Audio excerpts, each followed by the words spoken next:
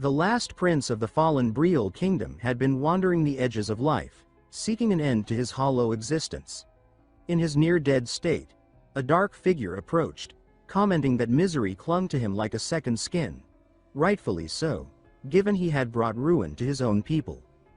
10 years earlier, Yuri Brioli had been lost in a blur of dice and cards.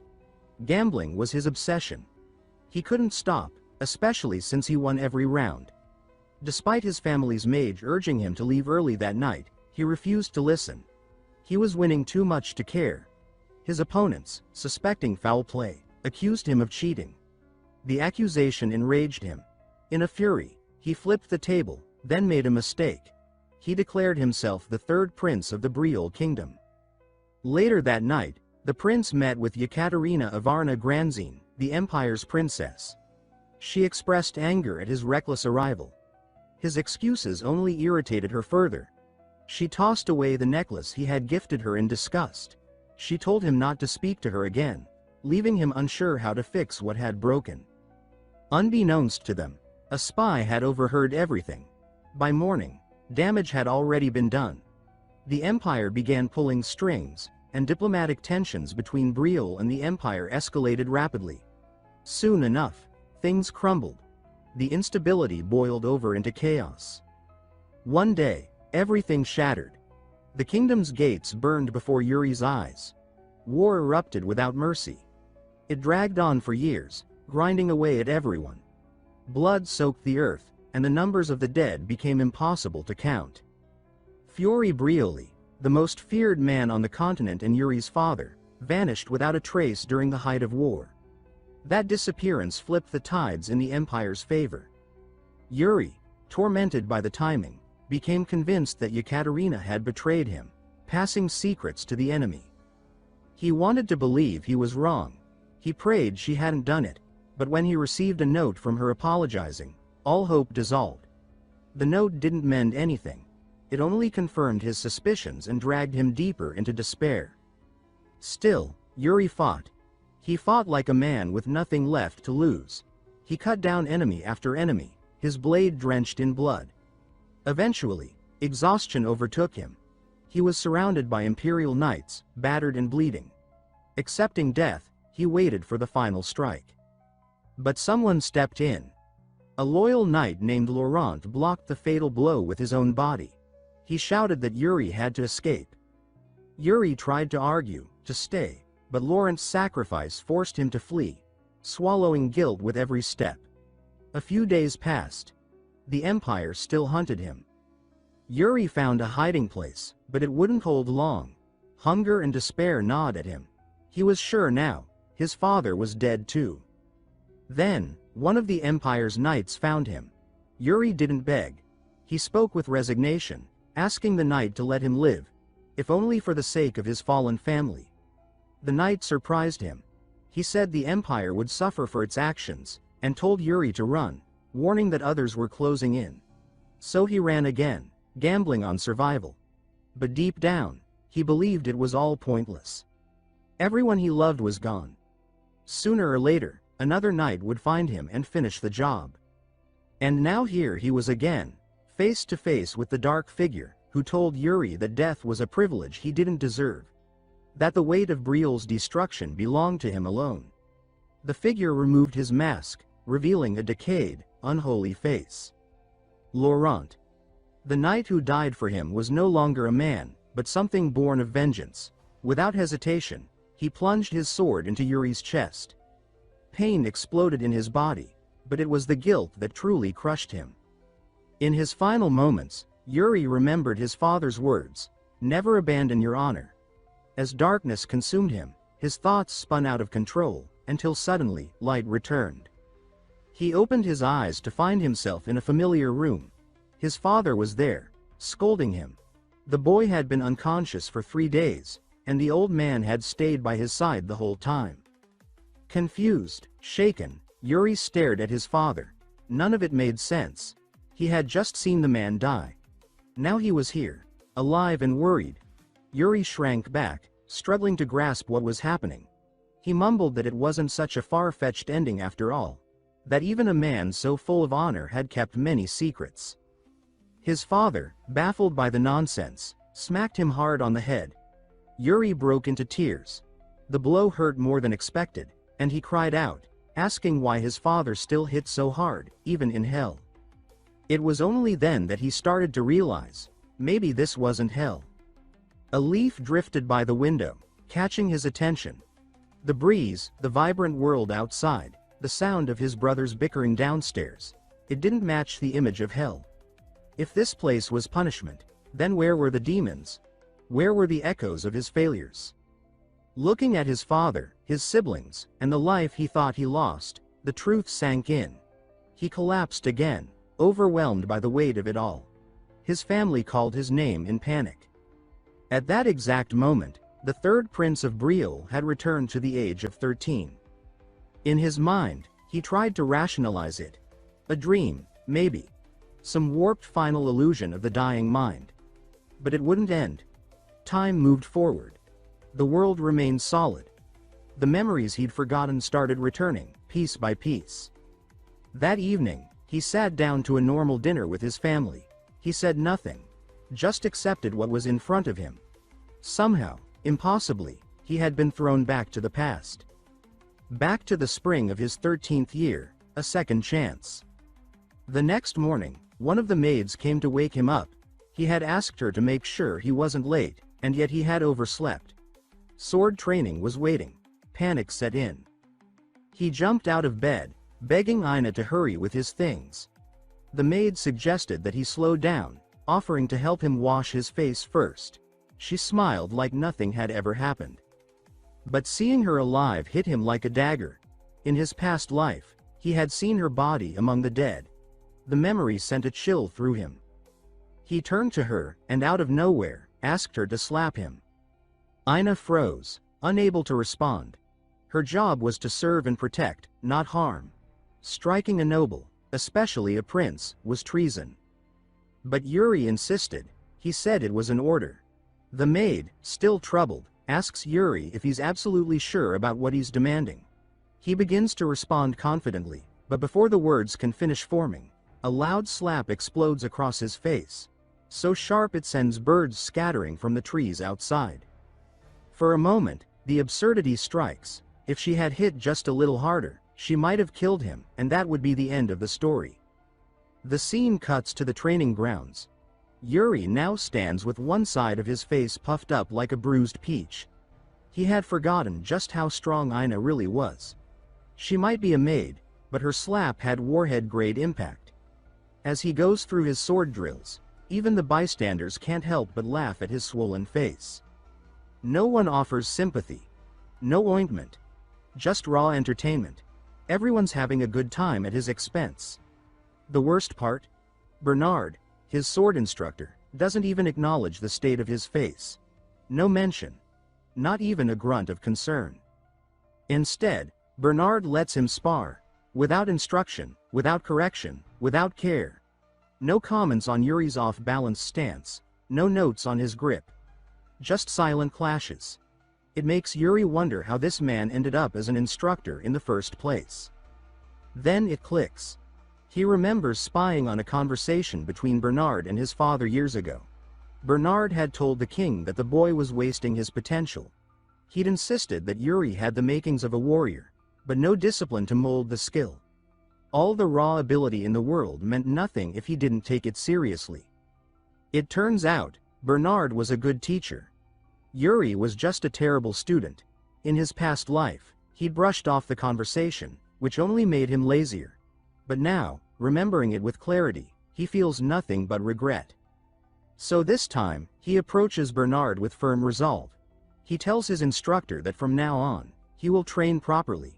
No shortcuts, no whining, no distractions. He says he'll give his full effort from this day forward. Bernard raises an eyebrow and smirks, asking what brought on this sudden change. But beneath the sarcasm, he looks genuinely pleased. Then something shifts. Bernard releases a deep blue aura, announcing that the real training starts now. He bolts forward with lightning speed and brings down his blade against Yuri's with devastating force. Realizing he may not have explained himself clearly, Yuri panics. This guy might actually kill him. Bernard eventually returns to his stance while Yuri stands frozen, drenched in sweat. He had forgotten something vital. Bernard wasn't just a sword instructor. He was once known across the continent as the Sword Demon. And now, that same monster was walking straight at him with glowing eyes and enough killing intent to rupture steel. The prince's face says it all. Pure dread. His knees practically shake. After a relentless session, Yuri collapses onto the ground, gasping for air. He's broken, battered, and nearly dead, but alive. He just got a real taste of what training under a warrior like Bernard feels like. And yet, beneath the pain, there's a strange spark of hope. The only reason he managed to keep up was thanks to the battle-hardened instincts he carried from his previous life as a mercenary. Despite the brutality, he's improving faster than he imagined. What's even more surprising is Bernard's reaction. The instructor stares at him, astonished. He can't believe the kid managed to block every strike. Something had awakened inside the boy mid-fight, an unnatural growth rate, almost magical. Their session is interrupted when Ina storms in, breathless, calling for the young master. Both Yuri and Bernard turn, alarmed. She informs them that Count Johannes has arrived, with his son. Yuri's eyes go cold. The name alone is enough to set him on edge. God Barkvar. The same boy who would grow up to betray the kingdom and open the gates for the Empire's invasion. And now, here he is again. This time, Yuri has no intention of letting that mistake happen twice. With chilling calm, he asks Ina where the bastard is. The next scene moves to the dining hall. The family is gathered for a meal alongside their guests. Count Johannes notes the maturity in Yuri's behavior and compliments him. The king, amused, agrees and jokes that Yuri must be eating something new. Johannes laughs and says they should feed Gott the same thing. The king returns the gesture, praising Gott's intelligence, though his father seems less impressed, pointing out his son's many flaws. Meanwhile, Gott is practically blushing while admiring Yuri's older brother, openly fangirling. Yuri, on the other hand, is locked in a silent death stare aimed right at Gott. The boy quickly looks away, unnerved. Yuri's brother picks up on the tension, asking if something happened between them. Yuri casually responds that Gott is the same kid who stabbed him in the back. His brother, ever the instigator, mocks him for letting someone like that walk free. He says that if someone betrayed him like that, he wouldn't hesitate to settle the score.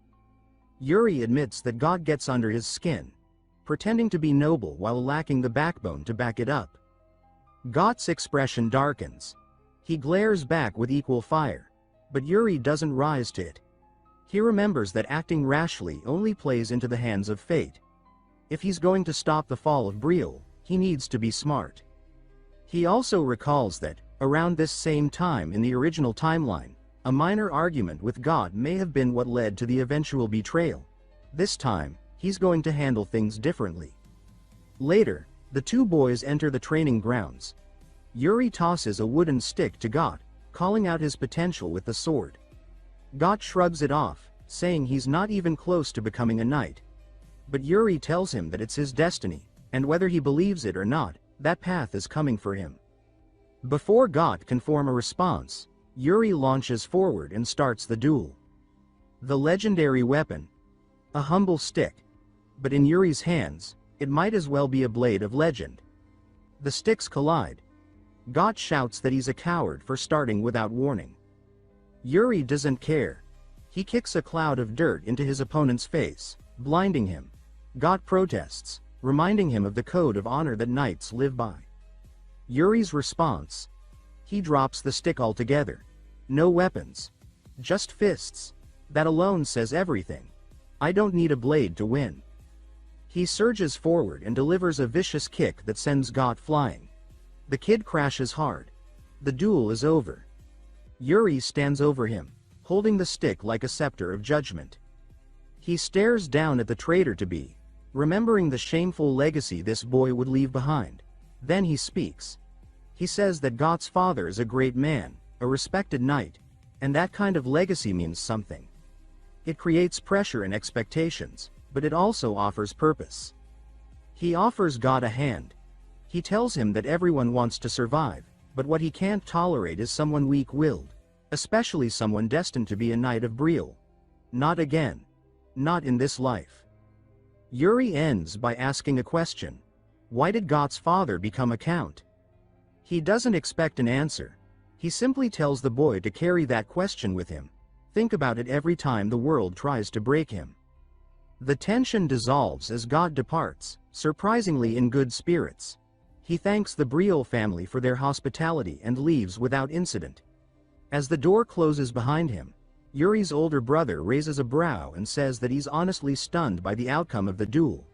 He admits that he had secretly hoped Gott would win, a statement that stings more than it should. Yuri immediately takes offense, but his brother doubles down, reminding him that, at this point in time, the third prince is known more for being a disaster than a warrior, an entitled gambler with a flair for chaos. It's not unfair, just honest. Yuri doesn't like hearing it, but he gets it. Still, he announces that things are going to be different. He says he's turning over a new leaf and warns his brother to stop teasing. His brother stares at him, baffled, mouth half open in disbelief. Yuri flashes a grin, clearly enjoying the confusion. Days pass. Training becomes Yuri's entire world. Each evening ends with him staggering back from the field, exhausted. Bernard shows no mercy. But as the sword becomes an extension of his will, Bernard decides it's time to move to the next step, mana training. When the instructor brings it up, Yuri lights up with anticipation, asking if he'll be learning Bernard's personal method. But Bernard quickly douses that hope, stating bluntly that Yuri isn't ready. Instead, he insists the prince learn the Briol Kingdom's official mana method. Yuri tries to hide his frustration. He already mastered that method in his past life. He knows it inside and out. There's nothing new to gain. He even reached its ceiling as a mercenary, nothing more to wring from it. Bernard notices the shift in his expression and asks if Yuri had something else in mind. After some thought, Yuri suggests that he'd rather be trained by someone else, specifically, a member of the Royal Guard. Not necessarily a master, but someone with natural potential, someone he can observe and grow alongside. He says there's still one technique he never managed to grasp in his last life. Bernard considers this. He closes his eyes, sifting through names, until one rises above the rest, Jared. That name hits Yuri like a jolt. He remembers the man. During the brutal years of war, Jared wasn't particularly impressive. In fact, he was more pathetic than promising. Undertrained, anxious, constantly on the edge of collapse. And yet, somehow, he survived. Back then, Jared had complained constantly, sometimes to Yuri himself. And still, Yuri suspects that underneath all that mess, Jared possessed something monstrous. Talent that had gone entirely untapped. Yuri realizes now that they had both wasted their gifts before the war tore their world apart. This time, he plans to do something about it. He decides to meet Jared in person and reawaken the talent that had gone dormant. The next scene shifts to the Royal Guard's training ground. Yuri walks in unannounced, prompting the senior knight, Sir Rosso, to ask what brings the third prince there. Yuri says he simply wanted to observe the knights, admire their efforts, and see how the Royal Academy is faring. The yard is alive with combat. Knights clash, bark instructions, sweat under the weight of their training. But when Yuri asks about Jared, the name alone causes Sir Rosso to hesitate. He points to a quiet corner of the grounds. Jared is there, training alone, if it can even be called that. The effort he's putting in is minimal, his form lackluster. Yuri lets out a sigh. He finally understands why Bernard looked so disappointed. Compared to the others, Jared is holding himself back. His routine is basic, barely stretching his abilities. No intensity. No ambition. At this rate, it's no wonder he ends up a washed-out knight in the grim future that Yuri remembers. Yuri turns to Sir Rosso and asks for a wooden sword. He says he wants to spar. Rosso lights up and asks who the prince would like to face. Without hesitation, Yuri points to Jared. Soon the courtyard quiets. The other trainees step back, giving space. Jared steps forward with visible reluctance. His fellow knights cheer him on, urging him to give it his best shot, but Jared just looks irritated, like he'd rather be anywhere else. Yuri steps into the ring and announces that he's heard of Jared's potential. He says that's why he's come, to test it for himself. Jared listens, unsettled by the seriousness in the prince's tone. The duel begins. Yuri lunges first, blade moving fast and sharp. Jared parries cleanly, without panic. Each step he takes is measured, his reactions precise. His peers watch in awe. He's far more capable than he appears. At the same time, Yuri's performance shocks the trainees too. For someone so young, his movements are far too refined. Every strike, every parry, calculated. Jared starts to feel it. This isn't a typical spar. This is a test. Yuri pushes forward, pressing the advantage. But he's not overexerting. His attacks are synced to Jared's pace, mimicking his energy. It's intentional. He's adapting in real time. The match drags. No flourish, no chaos. Just rhythm. Jared grows bored, confused by Yuri's restraint. Until, suddenly, the tempo shifts. Yuri crashes down with a crushing swing, heavy enough to knock the wind out of him. Even so, Jared blocks. The strength behind the swing surprises even him. Yuri acknowledges it silently. He says to himself that Jared's reflexes are frightening. But the fight isn't over. He whips his sword in a wide arc and pushes the knight back. Now, Jared starts to feel the pressure. Yuri's attacks are no longer accommodating. They're vicious, tactical. And for the first time, Jared stops holding back. He retaliates with his own force, and their swords clash with real tension. Yuri, panting, admits to himself that this was bound to happen. No matter how much knowledge he brings from his previous life, Jared is still a force of nature. Winning isn't even the goal, testing him is. But Yuri has one last move. He feints, then launches a sudden upward strike. Jared blocks, but the recoil is rough, leaving a gap. Yuri doesn't hesitate. He slashes through and lands a clean hit. The crowd gasps. Cheers follow. The prince, smiling, claims the hit proudly. Jared resets his stance. The match isn't over. Yuri questions aloud if he's still planning to hold back. Jared doesn't answer, but he's thinking hard. Even though he had control earlier, now it feels like he's reacting instead of leading. Driven by something deep and burning, Jared moves again. He barely dodges another strike. Yuri tells him to step up. Fight harder. Annoyed, Jared complies. In a flash, he channels mana into his blade. His weapon pulses with raw energy. Sir Rosso and the other knights shout warnings, telling him not to unleash such a technique against royalty. But Jared doesn't care. Not now. His blade tears through the air, slicing just past Yuri's neck. A little closer and it would have been real damage. Jared's fury evaporates the moment he sees the damage he's caused. His blade hadn't just grazed Yuri. It had sliced a shallow cut across the prince's head, even taking a few strands of hair with it. The reality of it lands like a hammer. He had actually injured a royal. The knights watching immediately break into a panic. Jared is berated for being reckless, accused of losing control in the middle of a sparring session. Sir Rosso rushes over in alarm, asking Yuri if he's all right. The third prince, however, doesn't seem shaken at all. He simply treats it like part of the deal, an inevitable risk in any real fight. Yuri calmly wraps the cut with a strip of cloth, sealing the bleeding with a tight bandage. Then he motions to Jared, telling him that they aren't finished yet. He wants the match to continue. Without hesitation, he launches forward. Their swords clash again, and this time, Yuri drives the tempo. Each blow he delivers pushes Jared back, surprising the rookie knight with the sheer difference in energy. This wasn't the same lazy prince everyone gossiped about. This was someone relentless, precise, and worse, having fun. Jared starts comparing them in his mind. He thinks about how he's spent his days barely scraping through training while the prince, who should have every excuse to coast on his title, is fighting as if the world's watching. There's no fear in Yuri's eyes, only determination and, somehow, joy. With every clash, Yuri pushes harder. He's not just matching Jared now, he's adapting, refining. He's building momentum. For every ounce of effort Jared uses to defend, Yuri answers with 2 more to press the attack. The duel balances on a knife's edge. And yet, Jared can't calm himself. He's never felt this kind of pressure, not even from more advanced knights.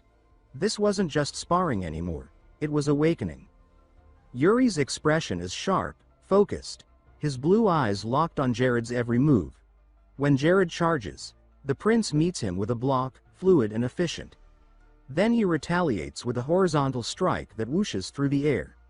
Jared ducks just in time, but not without cost. A few strands of his own hair flutter to the ground. Revenge served poetic. Stung by the humiliation, Jared roars and lifts his blade with both hands.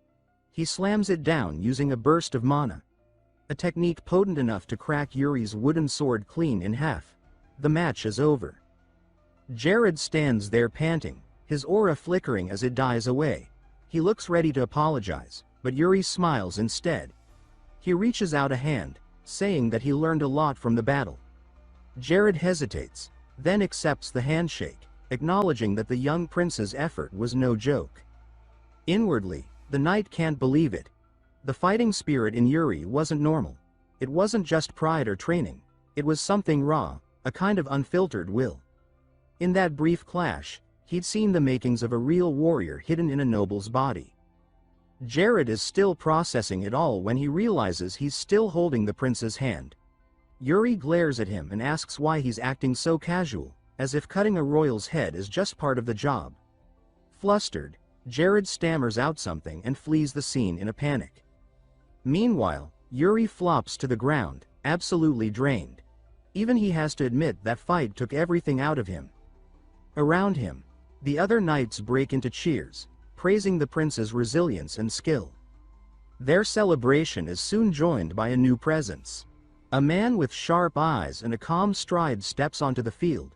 He bears a strong resemblance to Bernard, and he surveys the exhausted prince with curiosity.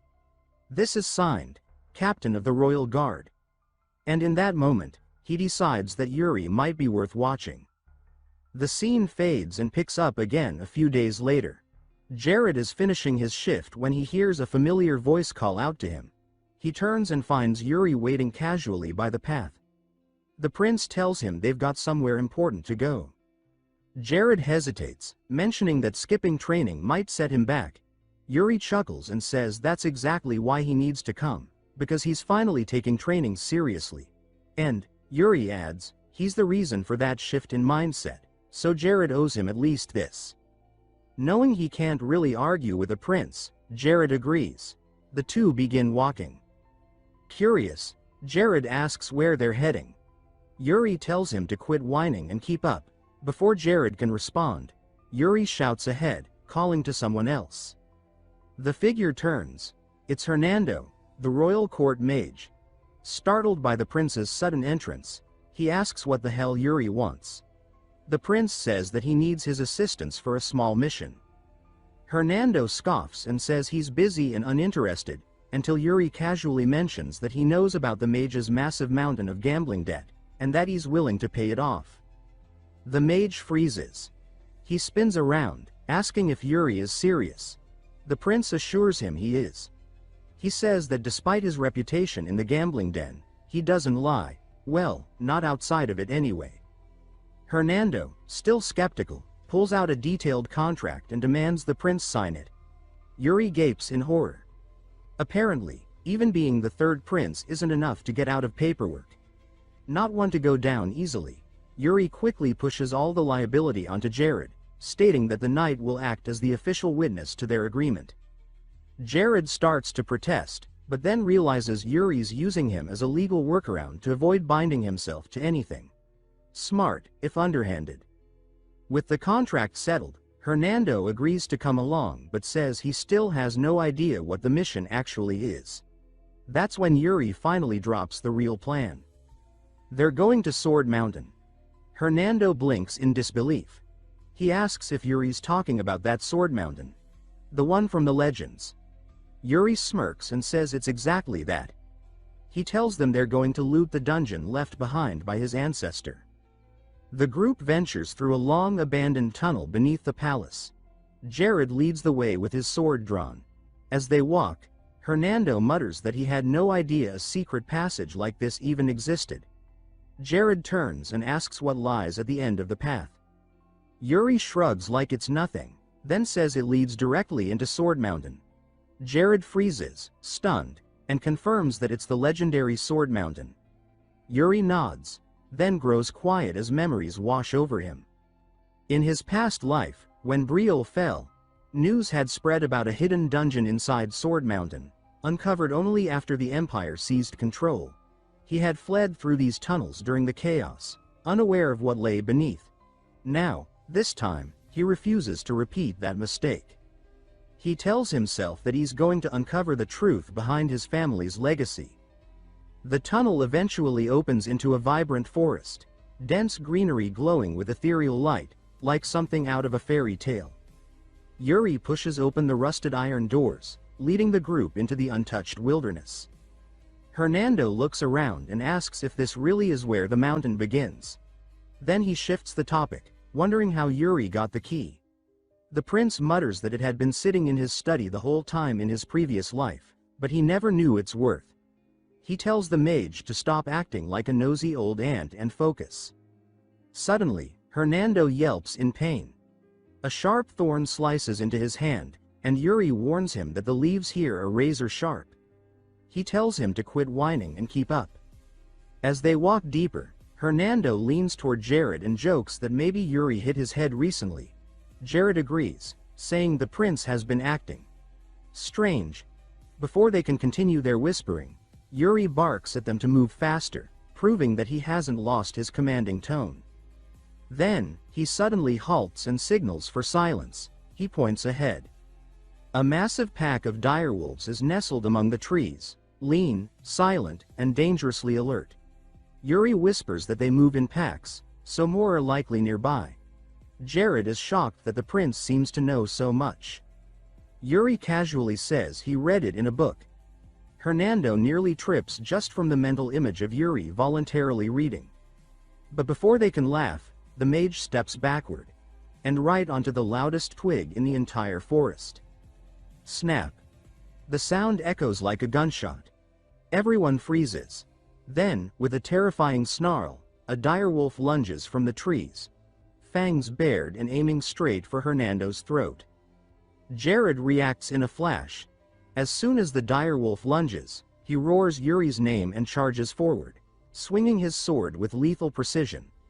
The blade slices clean through the beast's neck in a single devastating stroke. The wolf's head hits the ground a moment before its body crumples beside a frozen Hernando. Yuri, impressed, commends Jared's use of mana, pointing out that direwolf hide is practically iron wrought. But there's no time for praise. From deeper in the woods, a low, guttural howl tears through the trees. The alpha emerges, twice the size of the others, muscles rippling beneath scarred fur, eyes locked on Jared like he just found his next meal. The pack responds instantly. One moment of silence, then chaos. The wolves surround them in a blink, snarling, frothing at the mouth, circling like shadows preparing for a feast. Jared tightens his grip and commands the others to stay close as he channels mana once more. The wolves launch as one. But Jared doesn't falter. With eyes sharp and movements sharper, he slices into them like a storm made of steel. Each blow lands clean, his footwork fluid. Even Hernando, half hiding behind a tree, comments on the sheer elegance of the knight's technique. Yuri agrees. Jared's form is commendable, but he notes to himself that the knight's growth still has a long way to go. As more wolves pour in, Jared begins to lose ground. That's when Yuri elbows Hernando and says it's time the so-called battle mage put those highly advertised skills to use. Hernando rolls his eyes and mutters that the prince is definitely pushing his limits, then waves his hands dramatically to conjure a barrage of fireballs. At least 100 of them swirling into formation like an armada of flaming meteors. Jared, dodging claws and teeth, throws a confused glance back and asks what's happening, only to spot one fireball headed straight toward him. He leaps aside just in time as it explodes with bone-shattering force, vaporizing a chunk of the pack and turning the forest floor to cinders. Hours pass. Exhausted, bloodied, and bruised from relentless combat with every monster the wild could throw at them, the group finally reaches the peak of Sword Mountain. Jared collapses near the cliff's edge, panting hard and muttering complaints about the trip being more of a death march. He eyes the empty plateau suspiciously and asks if this desolate rock is really the place they've been seeking. Yuri, without hesitation, replies that it absolutely is. He begins examining the area with a veteran's eye, pacing until something catches his attention, a glint behind a rock. His eyes light up, and without waiting, he dives into the dirt to dig it out. Jared rushes over and scolds him, insisting that royalty shouldn't do grunt work. He tries to call Hernando over to help, but the mage grimaces in offense, calling physical labor a disgrace to his noble art. Eventually, the sword is unearthed, gleaming, ancient, yet oddly untouched by time. Yuri holds it up, awestruck. It looks ceremonial, valuable, and untouched by rust. Hernando squints at it and mutters that it doesn't look centuries old. It looks like someone left it there recently. Curious, Yuri inspects the hilt more closely and sees the word guilty etched into the base. Jared approaches, asking if this is truly the legacy they came for. Yuri isn't sure. His grip on the blade tightens. That's when the ground begins to tremble beneath them. Before anyone can react, the mountain splits open with a rumble, and the earth gives way. Jared screams like a tragic actor as all three plunge into the abyss below. They fall. And fall. Eventually, they crash land. Hard. Jared groans beneath the prince, having shielded Yuri during the fall. Yuri climbs off and comments that the knight must have reinforced his body with mana, calling it impressive. Jared tries to mutter a reply, then immediately blacks out from sheer exhaustion. Moments later, Hernando floats down gently, arms out like a smug sorcerer on vacation. He lands with barely a thud and remarks that the chasm was deeper than expected. Yuri glares at him and mumbles that saving his own skin clearly mattered more than protecting the prince, which Hernando denies, though not convincingly. Before he can explain, a strange sound echoes from the dark tunnel ahead. Hernando's face drops as he spots something approaching. He spins toward Yuri and, in rising panic, says that something cursed is crawling toward them. Yuri accuses him of just trying to change the subject, but Hernando swears he's not joking, he's dead serious. The creeping figure becomes clear. Clad in cracked armor, eyes glowing with undead fury, a death knight steps out of the shadows. Yuri's blood runs cold. He immediately recognizes the creature. It's a Withit, a knight reborn through necromantic power, stronger than they ever were in life. Yuri shouts for Jared to wake up, but the knight only groans. A swift kick gets the job done.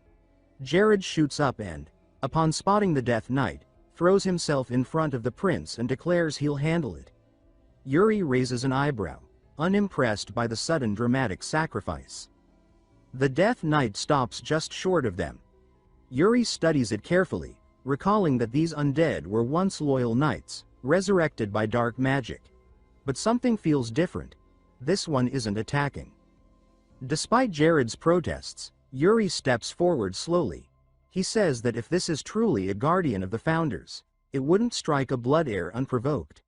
He announces his full name confidently. The Death Knight doesn't react at first, then slowly draws its blade. Jared and Hernando panic. The blade rises, and then plunges down, straight into the earth, taking a few hairs off Yuri's head. Hernando gasps and wails that the prince has been scalped. Yuri tells him to shut it while checking the top of his head. The knight finally speaks, saying Yuri carries the same arrogance as the last one. Sheathing his weapon, the Death Knight introduces himself as Briol. The name hits like thunder. Jared gasps. Hernando stares in disbelief and explains that this is the Briol, the war god of legend, the founder of the kingdom, the conqueror of the continent. Yuri straightens up. He asks if he's the first to reach this place. Eric confirms it, adding that only a true heir can draw the sword they found. That settles it. The blade really is the ancestral treasure. Yuri brings it closer to examine it again. Eric casually remarks that he used it once himself, which kills Yuri's excitement slightly. He mutters an apology for stealing the man's property. Eric responds in a more serious tone, asking what brought Yuri here. Yuri tightens his hold on the blade and declares his full name once more. He demands that the founder hand over his legacy. The Death Knight goes silent, then turns toward a glowing crystal embedded deeper in the chamber. With a heavy voice, he proclaims that the time has come and that he will fulfill his duty. He gestures for Yuri to follow. Yuri steps forward, sweat trickling down his back. Behind him, Jared stares blankly, trying to make sense of everything. One thing is certain. Being a royal guard is way more complicated than he ever signed up for. Yuri glanced back, shouting at Jared to snap out of whatever bizarre state he'd fallen into. The knight flinched as if waking from a dream, eyes wide, breath hitching. Something in him stirred. Images of memories that didn't belong to him, echoes from a past he hadn't lived. Confused, he scratched his head and muttered that he might be losing his mind. But he yelled that he was coming, and broke into a sprint after the prince. Ahead, the Death Knight approached the crystal, his joints groaning like ancient doors as he lowered himself onto its pedestal. The aura around him thickened, pressing into the air like gravity itself. He declared in a voice that boomed through the cavern that he hoped Yuri was truly worthy. The crystal ignited with a searing glow. Everyone shielded their eyes as light engulfed the chamber. Then, silence. Yuri opened his eyes to find himself in a desolate landscape, dry, cracked earth stretching endlessly, and a burning horizon that never seemed to move. He spun in place, disoriented, wondering aloud where the hell he'd landed. In the distance, a figure moved toward him. For a heartbeat, hope sparked. It could be the founder. But that spark vanished instantly as the thing closed in. It wasn't human. Not even close. It charged at him, sword raised high, blue light pulsing from an orb embedded in its chest. Yuri barely blocked the first strike and grunted from the force. He caught a better look. The orb in its chest pulsed in rhythm with its movements. As mana surged through the figure's transparent body, it funneled into its sword, lighting the weapon with eerie intensity. Then, it gestured, not to attack, but to demonstrate. Yuri blinked. He asked in disbelief if this strange being seriously expected him to copy its movements mid-fight. He muttered to himself that if this was the founder's training method, then maybe the guy had gone completely mad before dying. Still, as ridiculous as it seemed, the concept made a strange kind of sense. Forcing someone unfamiliar with mana techniques into a deathmatch just to teach them. Only someone with the privilege of a second life could think up something that unhinged. And maybe that someone was him. Yuri crouched low, focusing his energy into his palm. A soft glow responded. Mana. Real and alive in his grasp. He stared at the flicker of light, trying to piece together what the being was showing him.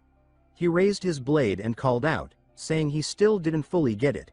He asked for another demonstration. The being grinned, lifted its blade, and moved. And in that moment, something clicked. Yuri realized there was no escape from this trial. Not if he wanted to be strong enough to change fate. If the Empire was destined to reveal its true face and come for Briol again, then this time, things would be different. He swore to himself. No more failures. No more regrets. Even if it cost him everything. He muttered that this was it. The swordsmanship of the Ancestor King. Then, with resolve solidified, Yuri dashed forward like lightning, striking with everything he had. He vowed to absorb every motion, every ounce of skill, and battle the faceless warrior with his entire soul. Elsewhere, Jared's eyes snapped open. He stood alone in a massive, unfamiliar space. A stone arena that echoed with silence. It resembled a training ground, but something felt off. Too real to be a dream. He scanned the area, tense, sword in hand, demanding that whatever was hiding come out and face him.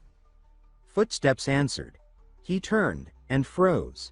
Standing across from him was a perfect replica of himself. Jared furrowed his brow and asked if this was the Death Knight's idea of a joke. He asked the copy its name and whether it was supposed to be him. The doppelganger smirked and replied that he should stop fighting fate. It asked if Jared hadn't joined the Royal Guards just for an easy ride, money, recognition, safety. It warned that the more he clung to the third prince's side, the more miserable he would become. Jared narrowed his eyes and listened quietly. Then, slowly, he looked down at his blade. He admitted to himself that maybe, in the past, that version of him would have agreed with all of it. But not anymore. His thoughts drifted to Yuri. Their duels, their progress. A grin broke across his face. He called the clone out for being bitter and muttered something poetic about blades. Once you swing one, the only thing that matters is the next. Looking back would only screw everything up. The fake Jared flared with mana and called him arrogant. With a burst of speed, it lunged forward. Jared blocked effortlessly.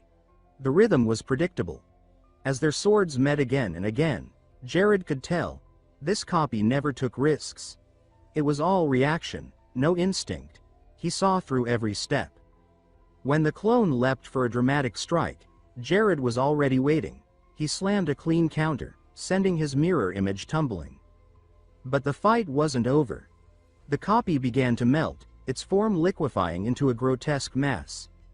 Jared stepped back, sword ready, as it twisted and expanded into a sludge-like monster. He muttered that it was just another oversized brute and sighed, praying that Yuri was doing all right.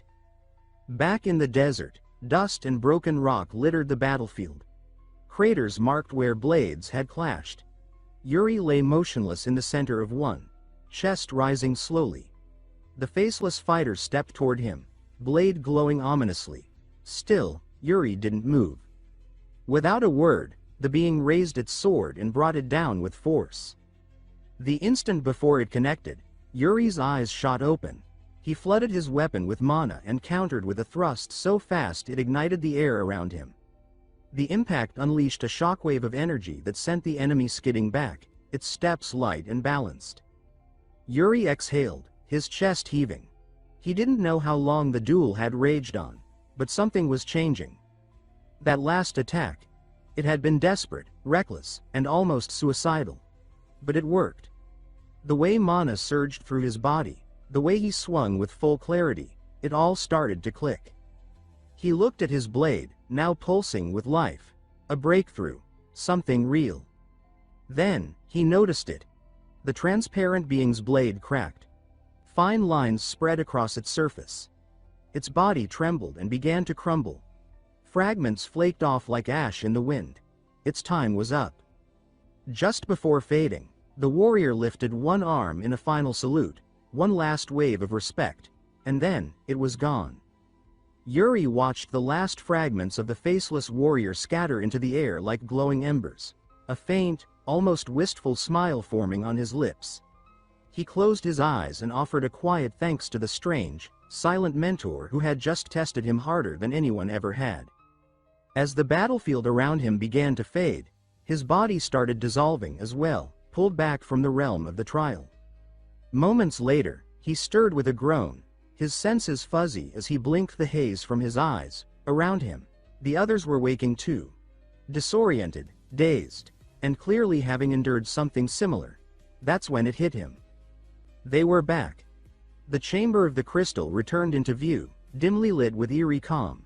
The Death Knight stood unmoving, and then chuckled, his voice dry and smug. He remarked that it looked like the group enjoyed their little dream. Yuri, still shaking off the mental weight of the trial, asked what exactly that experience was. The knight explained that it had all been part of the founder's design, his final contingency, crafted and left behind in the hopes that a true descendant of Briol would one day reach this place. Yuri's gaze darkened slightly. In his past life, Sword Mountain had been reduced to rubble by the Empire's forces. The legacy now within reach had been buried, lost forever in that timeline. No wonder no one in the royal line had ever come close to it before. Still not satisfied, He asked whether the founder himself used the mana method he had just witnessed. But the knight shook his head. The founder never used it himself. Instead, after traveling the world, he collected and refined every technique he deemed worthy and combined them into one final form: his legacy. And now, Yuri was the first to inherit it. Yuri looked thoughtful, even cautious, as he questioned why the founder hadn't just passed it down directly through the royal bloodline. The Death Knight answered that the dungeon only revealed itself when the time was right. If it had opened now, it meant that moment had finally come. As for what the timing signified, the knight made it clear, it wasn't his place to say. That answer, he said, Yuri would have to find on his own. The prince's eyes drifted toward the sword in his grip again, the weight of it unfamiliar and yet entirely his. He asked for its name. The Death Knight responded, Soul Severance. The name echoed in Yuri's mind with gravity, but before he could reflect further, the knight's aura flared. He stepped forward and instructed Yuri to kneel. There was no room for debate in his tone. Yuri, sensing the weight of the moment, dropped to one knee without hesitation. The knight placed a heavy, cold hand on Yuri's head and began the vow. He ordered the prince to never fear his enemies. Yuri replied firmly that he would not. The knight continued, commanding him to always follow his beliefs and to carry out Briol's duty to the bitter end. Then, his grip tightened, pulling Yuri's head back slightly as his voice deepened. He delivered the final truth. Briol never discards its honor, even if it means death. As the vow concluded, the knight began to fade, his form disintegrating into ash and mist. His final words whispered through the chamber, that this was the oath of Briol. Yuri remained silent, still kneeling, watching as the figure vanished completely, his thoughts heavy, his heart change. The next morning, sunlight pierced through the windows as the maid burst into his room and threw open the curtains. She called out that it was already morning and asked if he was feeling all right, noting that he returned incredibly late the night before. She warned him not to fall back asleep or he'd miss his next appointment. From under the covers, Yuri groaned and stretched. He explained, half yawning, that he had stopped by the royal archives. The maid raised a brow and asked why, and Yuri said he'd been digging through some family records. While looking through the archive, Yuri had found something strange, a forgotten record. It spoke of the founder's brother, a man who rejected his family's honor and disappeared from history. Staring now at Soul Severance resting beside him, Yuri mused that the Death Knight had to be that missing sibling, and that this blade was originally his. The maid interrupted his thoughts, reminding him to get dressed quickly. The king, she added, was waiting for him. Yuri's stomach dropped. She added, with a bit of sympathy, that she wasn't sure what happened exactly, but after Hernando's meeting with His Majesty, the king immediately called for Yuri. At that, the prince nearly choked. He cursed Hernando in his head as memories of the dungeon returned, especially the mage's smug face telling him he was definitely reporting every last detail to the king. Yuri had pleaded that it wasn't necessary, but Hernando had said it felt extremely necessary. Inside the Grand Royal Hall, Yuri stood stiff beneath a chandelier so large it could bankrupt a kingdom. He announced his presence, and the king, seated at the far end, rubbed his forehead in frustration, clearly unsure where to begin. The king said that Hernando had told him everything. Yuri, already guilty, admitted it was all true. The king scolded him sharply for sneaking off without permission and, more seriously, for discovering the founder's hidden dungeon and retrieving the ancestral weapon. When he asked if it was true that Yuri had brought back the founder's legacy, the prince simply nodded. His Majesty rose, walking slowly toward him. His voice changed, deeper, more intense. He said he'd heard that Yuri had changed recently. He began listing names: Bernard, Jared, Ina, even the knights, and finally Hernando, all confirming the same story. Yuri wasn't the same boy anymore. He placed a hand on his son's head and demanded to know why. What happened to cause this transformation? Yuri swallowed, his hand tightening on the sword. The king repeated his question. Did the boy have nothing to say? Yuri stammered that he did. It was just hard to explain. The king, frowning, asked why he was hesitating. The prince looked down and admitted that it was because His Majesty was clenching his fist the whole time. Realizing this, the king relaxed his hand and told him to speak freely. Yuri exhaled. He said that it had started with a dream. The word caught the king's attention. Yuri continued. He said that in the dream, he had committed an unforgivable sin. The king repeated the phrase slowly, then, using Yuri's full name, demanded to know what that sin was. Looking him directly in the eye, Yuri said it: he failed to protect Briol. He described the vision: the kingdom falling to war, the people slaughtered, the streets soaked in blood. He said he tried to fight back, but it wasn't enough. When Briol fell, he ran. He lived in disgrace, stripped of honor, dying alone and broken. He clutched his chest and added that when he awoke from that dream, the necklace his mother had given him was gone. So maybe it wasn't a dream at all. Maybe it was a warning. A message from her. The king's expression shifts subtly, disturbed, yet composed. He leans forward and asks Yuri what force was responsible for Briol's destruction in this so-called dream. Internally, Yuri panics. It's far too early to bring up the empire. There's still a chance, however small, that with the right timing and choices, the inevitable war can be delayed, or avoided entirely. So he plays it safe. He tells his father that the invaders were cloaked in darkness, a black army from nowhere, without banners or names. The king lets out a quiet breath, his stern gaze softening as he remarks that it was probably nothing more than a nightmare, a bad dream, maybe even a message from Yuri's late mother. But still, he says he's glad the prince is finally starting to grow up. Yuri doesn't argue, though his thoughts say otherwise. He knows exactly what he's fighting for. It's not growth. It's redemption. He's trying to earn forgiveness for the sin of abandoning Briol when it needed him most. But his reflection is cut short when the king straightens and says there's still unfinished business. With arms folded, he commands Yuri to draw his sword. The air thickens. Fury Briol, the legend, the monster with a blade, was once the sword's equivalent of a natural disaster. A man born to destroy, to dominate, to leave his mark carved deep across the continent. He had made it onto the top 10 strongest list in the world at a time when even earning a place on that list meant surviving legends.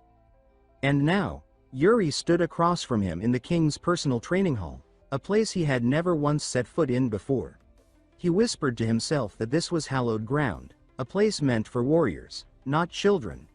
Fury calmly said he never expected any of his sons to be worthy of entering it. Yuri muttered back that he did have talent. The king exhaled slowly, repeating the word talent with thinly veiled disappointment. Then, without warning, he raised his blade and pointed it straight at Yuri's throat. The prince froze. Fury began listing the usual ingredients of a swordsman: speed, reflexes, instinct, and then posed the question: do those things make someone the greatest? Before Yuri could reply, he answered it himself. They don't. It's not about physical gifts. It's about the one thing deeper than duty, heavier than pride. The will that drives a warrior to surpass every limit. His eyes sharpened, and then something shifted. The glow in them turned red. Yuri flinched. The air changed. The presence that Fury now exuded was something primal, terrifying. It felt like facing death itself. The king lowered his sword and said that the sensation, the presence, it didn't have a name. So he just called it the sword's calling. Yuri blinked, confused. Was that supposed to mean destiny? Fury nodded faintly and closed his eyes. Yuri's mind started to spin. In his past life, he had never been destined for the sword. He was never chosen. Yet now, here he was, holding soul severance, standing in a hall that once terrified him, and facing the greatest swordsman alive. Fiore's voice cut through his thoughts. He asked whether Yuri should even be holding that blade. Could he hear its call? And more importantly, would he still carry it even when staring death in the eye? Yuri stuttered. He said he didn't feel anything, not really. But Fiore's eyes turned colder, and the pressure around Yuri intensified. He backed away instinctively, legs shaky. Then came the memories. Like floodgates bursting open, Images of war consumed his mind. Screams from comrades. Fire everywhere. Voices begging him to run. People dying around him. Civilians torn apart. The smell of burning flesh and the taste of smoke choking his lungs. Suddenly, he was back in the nightmare. No, the memory. Briol was burning again. Empire banners swarmed through the streets. The body of Hernando was stomped beneath enemy boots. A soldier pointed at him and shouted, calling him by title, the last prince of Briol. Yuri looked at his hands and saw them trembling. It was real. He was back in that moment, back where he failed. Enemy blades flashed. One lunged for him, but his instincts took over. He blocked, countered, and sliced. The attacker fell, but there were more. Always more. His men shouted for him to escape. They tried to hold the line, sacrificing themselves to buy seconds of his survival. And one by one, they died. It was chaos. Pain. Cowardice. Rage. Guilt. He questioned whether this was the fate of Briol. One that would never change. Trapped in helplessness. Condemned to repeat failure. But something inside cracked wide open. The flames licked the sky. The streets were rivers of ash and blood. And Yuri, the last prince, stood among it all, sword drawn, eyes wild. The enemy came for him again, convinced this was their chance to end Briol once and for all. But Yuri's grip on his blade didn't loosen. His knees didn't shake. Not anymore. He had made a vow. He would never fear his enemy again. As the Imperial troops swarmed, he met them head-on. His blade tore through armor and bone, cutting a path of destruction. Blood blinded him, yet he pressed forward. A spear grazed his cheek. He didn't flinch. He caught the shaft with his bare hand and drove his sword into the attacker's gut. Someone shouted that it was over for him, that death was near. But Yuri roared back with defiance. He screamed that Briol would never throw away its honor, not even in death. And then, with fury surging in his veins, he lunged forward like a beast unchained, vowing to carve their graves himself. From somewhere distant, the voice of a child whispered a promise. He said he would protect Briol's honor, no matter what. Fiore's voice broke through like a blade through fog, calling out to him. Loud, grounding. Yuri gasped and jolted upright. He stood in the training hall once more, the illusion gone. His father stood in front of him, eyes steadier now. The nightmare had ended, but sweat dripped from Yuri's face, and the tremble in his limbs betrayed the intensity of what he'd just relived. Fiore told him that what he experienced was no ordinary vision. The sword triggered something deep, a scar in the soul. He said that the sword reveals truths, and sometimes, memories not yet lived. Yuri looked up at him, shaken but steady. He said he understood now. He was ready. Then he paused, realizing his father was staring at him strangely, almost mournfully. The boy tugged on his father's sleeve and asked him to relax. Fiore blinked, caught completely off guard. Yuri grinned and declared he was a genius. Fiore twitched, then smacked him lightly across the head. Later that morning, under the warm brush of wind and sunlight, Bernard strolled past and spotted the young prince icing a bump on his head. He raised an eyebrow and asked whose bright idea that was. Yuri casually answered that it was his dad. Bernard chuckled, saying Fiore must be in a good mood today. But he warned the prince, training would be different from now on. No more soft handling. Yuri said he was ready for that. Then, curiosity got the better of him. He asked Bernard whether his decision to stay in Briol had anything to do with a duel with his father. Bernard confirmed it immediately. It had been a condition, one that nearly killed him. Yuri pressed further. If not for that condition, would he have stayed? Bernard replied with a flat no. Yuri called him heartless. Bernard laughed. But both of them knew the real meaning behind the question. Yuri wasn't just asking about the past. He was asking Bernard to stay, for the future. Bernard strokes his chin with a smirk and says that he might consider staying, if Yuri can give him a good enough reason. Anything with a hint of temptation will do. He adds, because these old bones are always looking for a fresh excuse to ignore responsibilities. Yuri freezes up a bit as Bernard suddenly shifts tone and asks him dead on whether he truly wants to pursue swordsmanship. The question hits deeper than expected. Yuri's not sure how to respond, and Bernard, catching the hesitation, tilts his head, clearly scheming something. The look in his eyes says he's testing the kid.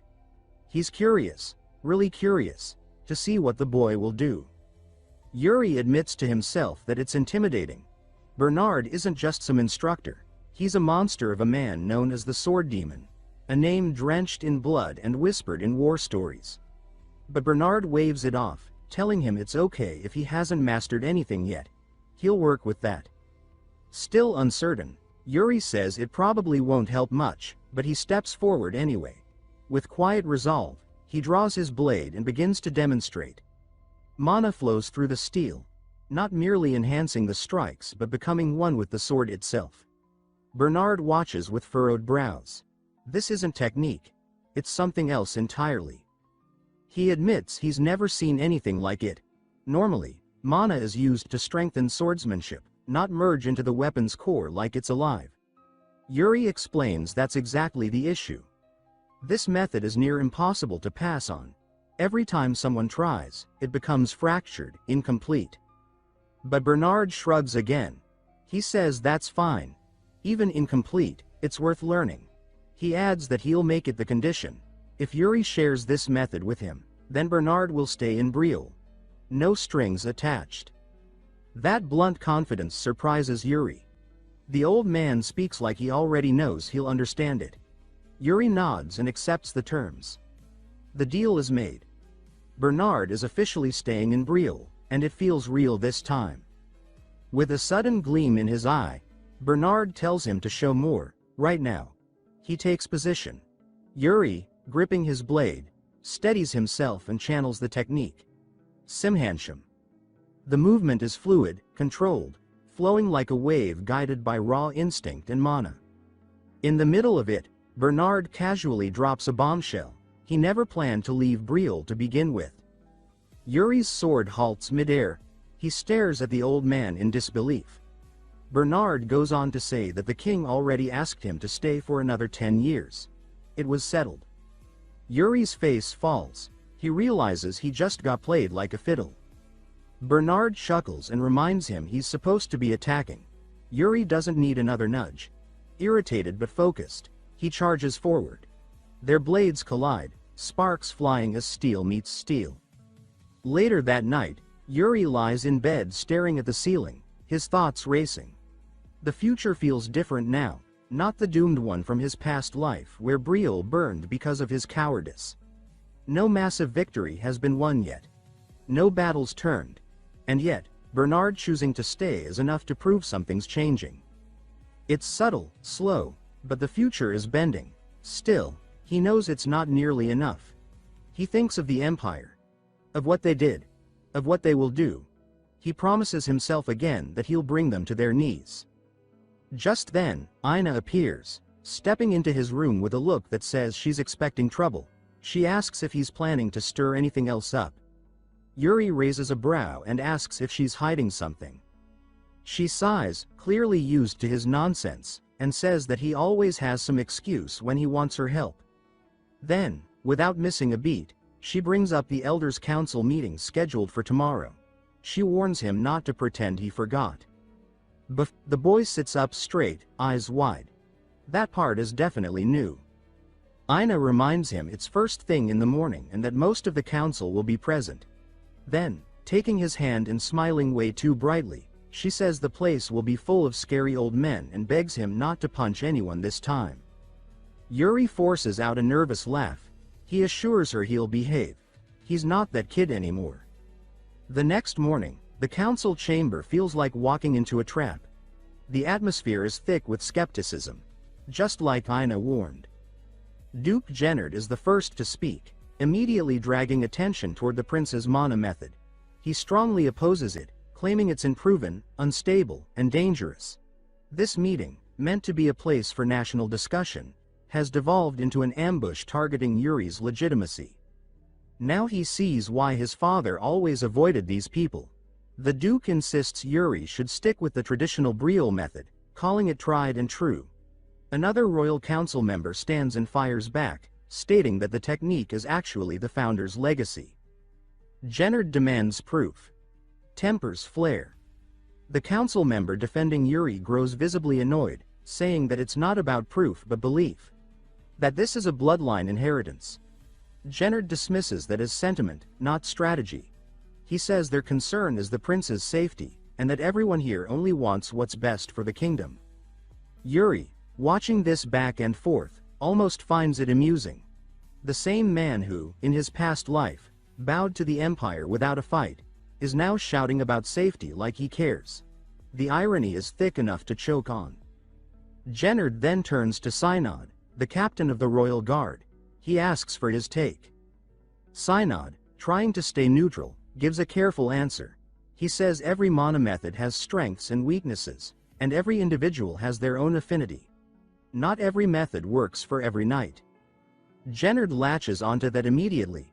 He says if even the royal guard isn't convinced, that's enough reason to shut the entire thing down. The logic is weak, but the momentum is shifting in his favor. The royal council chamber grows heavier with tension as a royal member steps up to counter Duke Gennard's argument. He says that Captain Synad's point was about each mana method having its own value, nothing more, nothing less. Gennard's lackey quickly joins in, trying to spin the conversation. He claims the Duke is only looking out for the prince's well-being, worried that using an unstable technique might harm him. Yuri feels the shift instantly. The tone in the room has changed, and not in his favor. What started as a subtle pushback has turned into open resistance. In a matter of minutes, he's found himself isolated in the center of the debate. If he hadn't already anchored Simonkim into his core, they'd be forcing him to rebuild from the ground up. But he stayed true to the founder's original vision, and that technique is now part of him. Even so, he finds himself frozen, unsure what to say as dozens of eyes burn holes into him. The weight of their judgment is suffocating.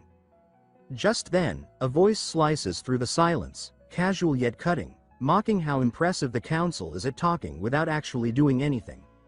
Every head turns as a man steps forward. Baron Calcio Urantia, smirking like he just wandered into a tavern brawl and couldn't be happier. He throws out a question to the room, asking who among them has ever fought an orc. The question lands like a thrown dagger. Blunt, direct, and unsettling. A few nobles whisper. Duke Gennard squints, clearly offended, and demands to know who this man even is and why he's speaking.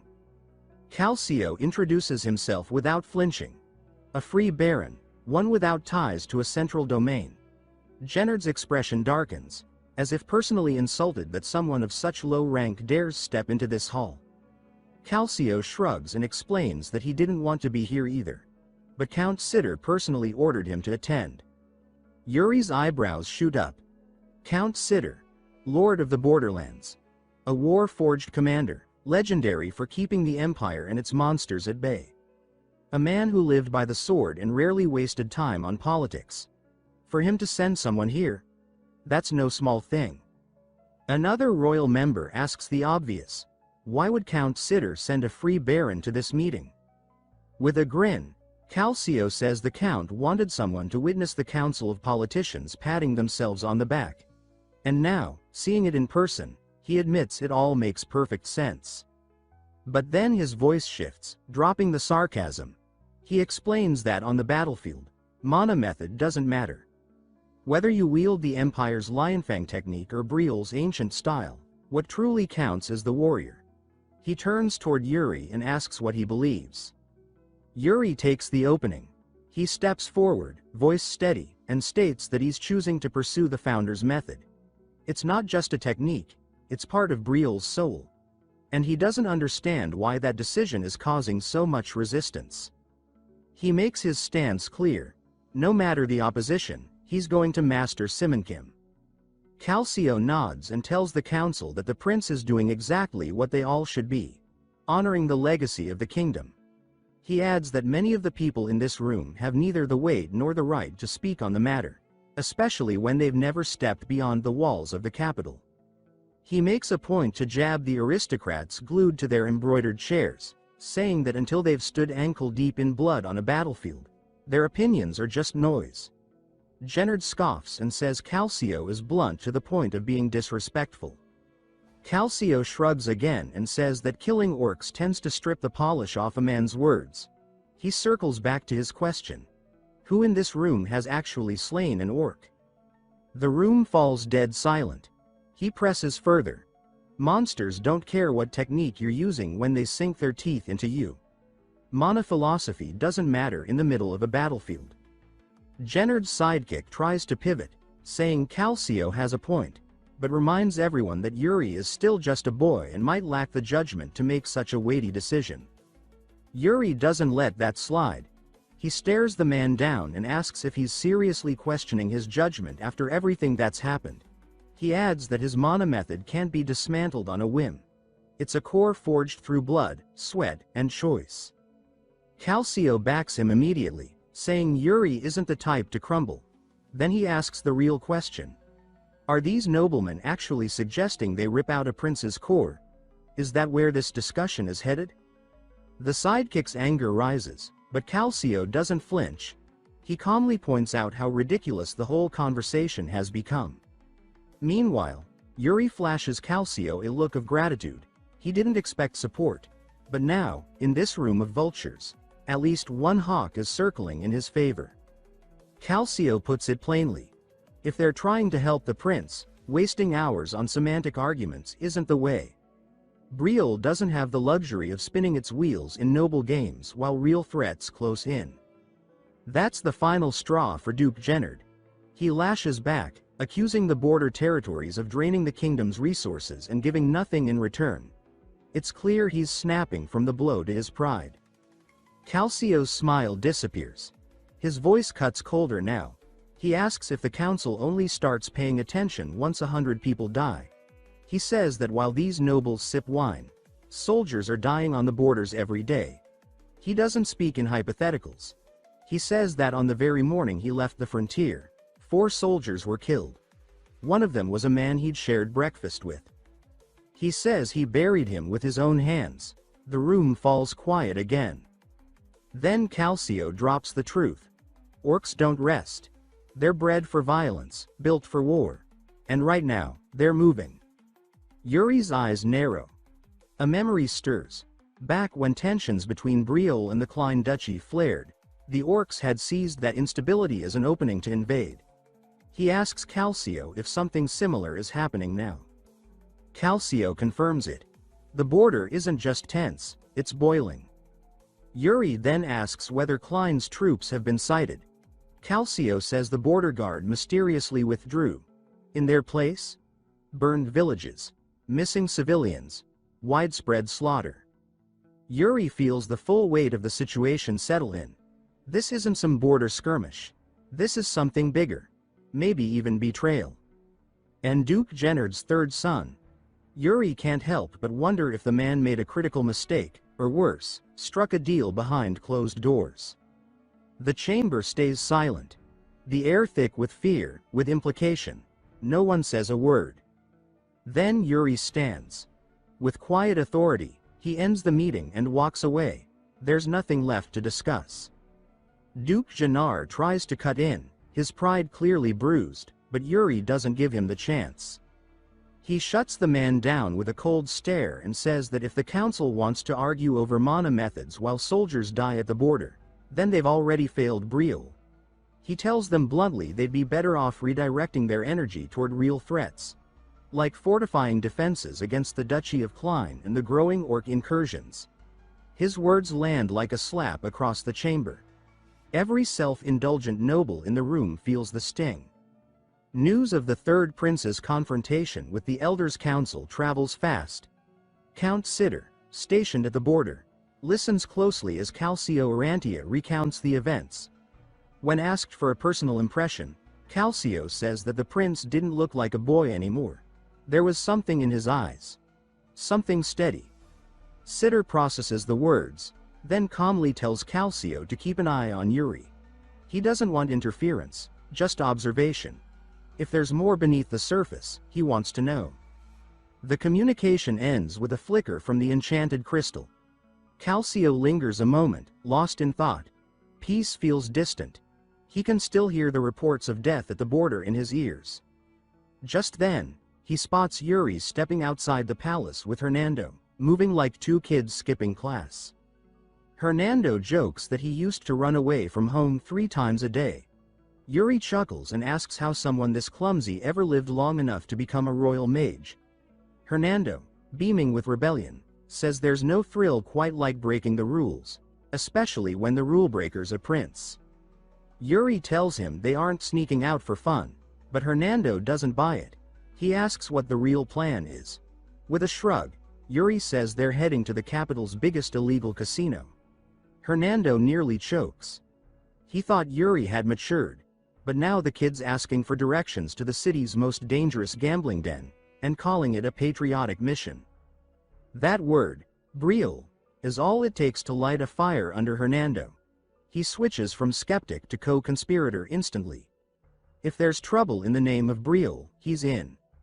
Yuri remembers the names that echoed through the shadows of his past life, people who shaped the city from behind the curtain. There was the king of the underworld, the man who ran Briol's black market banking system, and the infamous assassin who beheaded the old crime boss in broad daylight. That crime boss was Goryo. And now, Goryo stands in front of them, alive, smiling, and hosting them personally at his high-end casino. Goryo says it's an honor to welcome such distinguished guests. Yuri immediately understands that the man knows who they are. The welcome is no coincidence. Goryo's eyes are sharp. This is a meeting, not a game. Yuri tells him he's not here to gamble. The room shifts as Goryo drops the casual act and switches into business mode. Hernando, now realizing this isn't a night of card games, slumps in betrayal. He came for dice and drama, not debt and politics. Goryo asks if the prince needs a loan. Yuri says no, he's here to make an investment. The statement catches Goryo's attention. Most nobles don't touch his kind of money unless they're desperate. But Yuri doesn't look desperate. He looks calculated, hungry. Goryo presses, wanting to know what the money's for. Yuri tells him straight, he's planning to buy up Magranza, the rare mountain spice harvested only in Klein. He says the market's about to explode. The product is limited. The demand will spike. He intends to control it. Goryo frowns. Magranza is used in perfumes and alchemy, yes. But wars are looming. Civil unrest brews in Klein. The future is unstable. Still, Yuri speaks like a man with a map in his hand and fire in his eyes. Goryo senses it. This kid isn't guessing. He's already several moves ahead. Hernando, watching the exchange, feels like the floor is shifting under him. Yuri isn't bluffing. He's walking the line between noble and shark. This isn't a prince. This is a merchant king in the making. Goryo thinks it over. The risk is high, but the kid's confidence makes it harder to refuse. Eventually, he agrees to the deal and has the contract drawn up. Yuri signs without hesitation. It's a done deal. The future spice market belongs to him. As they leave, Hernando still hasn't recovered. He grumbles non-stop. How could the prince borrow that much money from Goryo of all people without telling him? And worse, they didn't even gamble. Not once. Yuri knew if he had told the mage the full plan, he would have dragged him back to the palace, straight to his father. That's why he kept it quiet. Because he's not done yet. There's one more stop. They arrive at a rundown shop on the edge of the district. Hernando scowls at the building and says that if Yuri's still serious about business, the guild would have been a better move. Yuri ignores him and pounds on the door, calling for someone named Iraine. A sleepy, confused voice answers, and the door creaks open. A young woman peers out. Yuri introduces himself and immediately offers her a job. Hernando explodes. He can't believe the third prince of Briol is trying to hire a nobody in a falling-apart trade shack to manage something as volatile as the Magranza supply. He demands to know why Yuri is putting so much faith in someone like her. But Yuri grins, wicked and certain. To the world, she looks like a nobody, but he knows better. Arain would. The name doesn't mean much now, not in this timeline. But Yuri knows better. In his past life, she became one of the most respected merchants on the continent, a legend in trade and contracts. While men like Goryo clawed their way through the muck using blackmail and extortion, Arain thrived by keeping her word. To her, a promise carried more weight than gold. And that was exactly the kind of foundation Yuri needed. He grins to himself, that eerie little smirk pulling at his lips. In the past, Arain had only made it as far as legendary status. But this time, Yuri plans to push her beyond that. This time, she'll become a myth, one carved into history. Hernando, trying to keep pace with Yuri's madness, finally asks if the prince is finished with all his nightly schemes. Yuri just shrugs and says there's one last stop. Of course there is. So the mage ends up chasing after him again, still grumbling under his breath, while Yuri's thoughts stay one step ahead. With the underworld's most dangerous loan shark and the future merchant queen both in his corner, all he needs now is the third and final piece. They arrive at a dirt-streaked alley where the stench of desperation hangs in the air. Children scuffle over scraps, and hopeless eyes scan the streets. Yuri scans the scene and quickly spots her. A woman crouched low, protecting a handful of filthy children. Among them, a sickly girl clings to her leg. Yuri steps forward without hesitation. He calls her by name, Asuna. In his past life, she had cut Goryo's throat and vanished into legend. An assassin born out of desperation, she had borrowed heavily from Goryo to pay for the sick child's treatment. When the debt drowned her, she sank with it, only to resurface in the underworld, blade in hand and blood on her name. Now, Yuri stands before her not as a prince, but as someone trying to rewrite fate. Asuna eyes him like a predator spotting bait, and Hernando stiffens beside him. But Yuri speaks calmly, assuring her he's not here to threaten or shame. He claims he's come to offer help to those who need it. With a quick nod, he signals Hernando, who groans as he reluctantly pulls out a heavy sack stuffed with coins. The mage doesn't want to part with it, but Yuri is insistent. He hands it to Asuna, saying nothing at first. He glances at the girl hiding behind her, the one whose illness had once cost Asuna everything. He knows she's the reason this woman walked the road to ruin. Without explaining himself, he tells Asuna to take the girl to the temple for proper care. When she asks what he wants in return for such a sum, Yuri simply smiles and says one thing. Remember his name, Yuri Briol, the third prince of the kingdom. They don't linger after that. The slums are still the slums, and there's no fairy tale ending here. But as they walk away, Hernando can't stop questioning why the prince would throw so much gold at a complete stranger. Yuri doesn't answer directly. But in truth, it's the best investment he's made all night. In just one evening, he's secured the future support of three of the most powerful people who will one day shape Briol's survival: Goryo, Arain, and Asuna. And there's still one more piece he needs. He turns to Hernando and asks a strange question. What vision did the mage see in the founder's tomb? With a half laugh and a crooked smile, Hernando says he spent the whole dream gambling away his soul in an imperial casino called Barthlegus. He says it like it's a joke, but Yuri knows better. For a man like Hernando, a gambling den isn't a joke, it's a battlefield. Yuri, satisfied, tells him to keep his mouth shut about everything that happened tonight. No king, no council, nothing. Hernando nods. He knows the stakes now. But even secrecy has its limits. Back at the castle, Yuri Briol, king of the realm, summons Hernando to the throne room. He's already caught wind that his son snuck out the night before, and he wants answers. Hernando doesn't even bother denying it. He admits that Yuri dragged him out into the city in the dead of night. When Yuri asks what they were doing, Hernando hesitates, then leans into the obvious. He tells the king that they went to the capital's biggest casino. That Yuri lost money. That he lost even more. He says it all with a painfully sincere expression. Like it's nothing more than two fools squandering coin at a card table. Yuri doesn't seem surprised. If anything, it matches what he expects from his son. To sell the story further, Hernando says he lent Yuri some coin, which the boy promptly lost. He talks about bad bets and worse luck. All lies, of course, but smooth ones. What he doesn't mention are the deals with Goryo, or the contract with Arain, or the sack of gold handed to a forgotten assassin in the slums. When asked what else they did, he simply says they walked the streets. That Yuri wanted to see how the people lived. That by sunrise, they were back in the palace. King Fury listened to the court mage's report with quiet calculation. He could tell Hernando was holding something back, but he let it go. Pressing the issue wouldn't yield anything useful tonight. Instead, he changed the subject, casually asking if Hernando would be attending the upcoming royal ball. The mage, with his usual cocky grin, replied that he would. That answer caught the king off guard. Hernando wasn't exactly the ball-going type, but people change. Maybe it had just been too long since the mage let loose on the dance floor.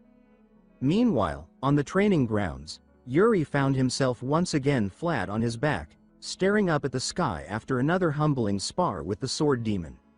Bernard had knocked him down clean, again. While catching his breath, Yuri noticed a stir nearby. A few maids lingered in the area, stealing glances at Bernard, whispering and blushing behind handkerchiefs. Yuri teased his mentor, pointing out the unintended fan club and suggesting he attend the ball for their sake. Bernard, unfazed, shot down the idea. He said he had no interest in such frivolous affairs. But what was on his mind, constantly, was the soul severance technique. Ever since he began studying it, it gnawed at him. He admitted that it didn't follow any recognizable form.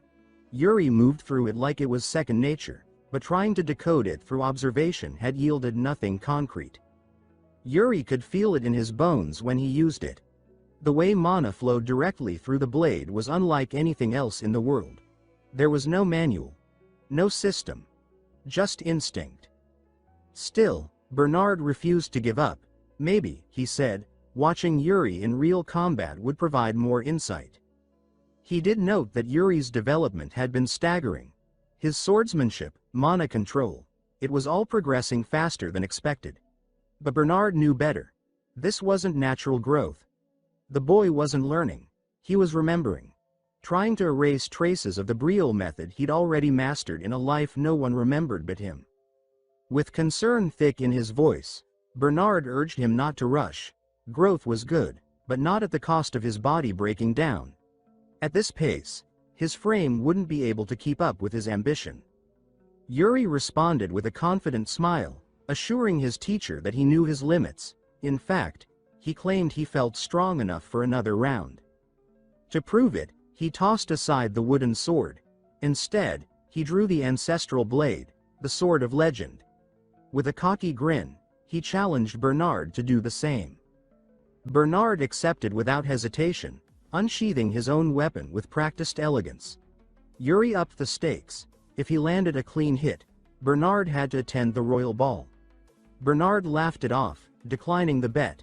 He said he had no intention of losing, and even less faith that Yuri would honor such a wager anyway.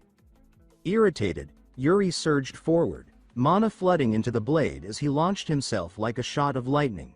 Steel clashed with steel, energy crackled, and laughter echoed between master and student. In the end, Yuri lost. Again. A few days later, hooves pounded against cobblestone. Noble carriages streamed toward the castle gates. The royal ball had arrived. Inside one of the most lavish coaches sat a tall, blond man clad in imperial armor. Second prince of the empire, Georg Avarna Granzion, peered out the window at the capital's skyline. Opposite him sat his younger sister, Yekaterina, the princess who had once unknowingly helped ignite the downfall of Briol. It had been years since she last set foot in this kingdom, and tonight, she had someone in particular she wanted to see. Elsewhere, the third prince was suiting up. Gone were his usual simple clothes. Tonight, Yuri wore something regal, tailored, embroidered with golden threads. It felt uncomfortable, too polished for his taste. Ina fussed over every detail, adjusting his collar, brushing invisible dust off his shoulder. She remarked that he used to love these flashy outfits. He muttered that times had changed. Just before she could leave, Yuri asked her for a dance. He claimed he needed the practice. No one else would pair with him anyway. Ina hesitated, suspicious. She suspected some trick, a stomped foot, a sudden spin into the wall. But he reached out, gently, and promised no games. Tonight, just a dance, as equals. Under the moonlight, they moved slowly, the soft rustle of their steps filling the quiet room. Ina's cheeks warmed, her nerves slowly melting as Yuri guided her in rhythm.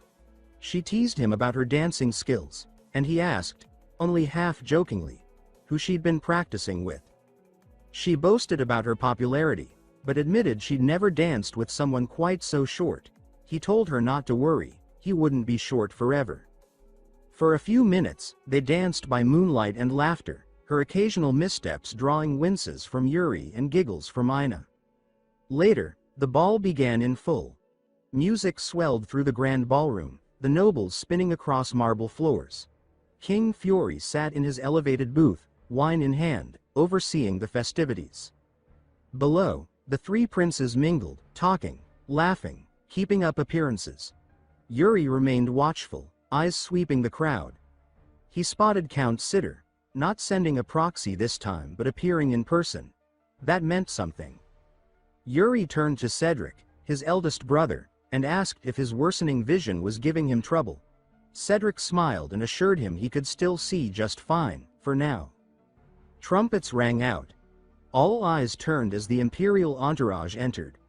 Prince Georg stepped forward, radiant and commanding, and made his way to the king. He paid his respects, and Fury welcomed him warmly. Then, Georg introduced his sister. Yekaterina emerged, and Yuri's heart dropped.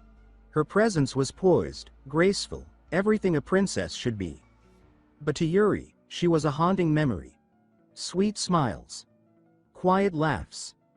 A friendship that blossomed into something more, only to be shattered by betrayal and war. He remembered the pigeon-delivered apology, soaked in guilt. He remembered the bodies, the fire, the fall of Briol. He swore in this life, they would not share a single meaningful word. From the edge of the ballroom, Yuri watched her, always staying out of range. Wherever she moved, he adjusted his path, never letting their eyes meet for too long.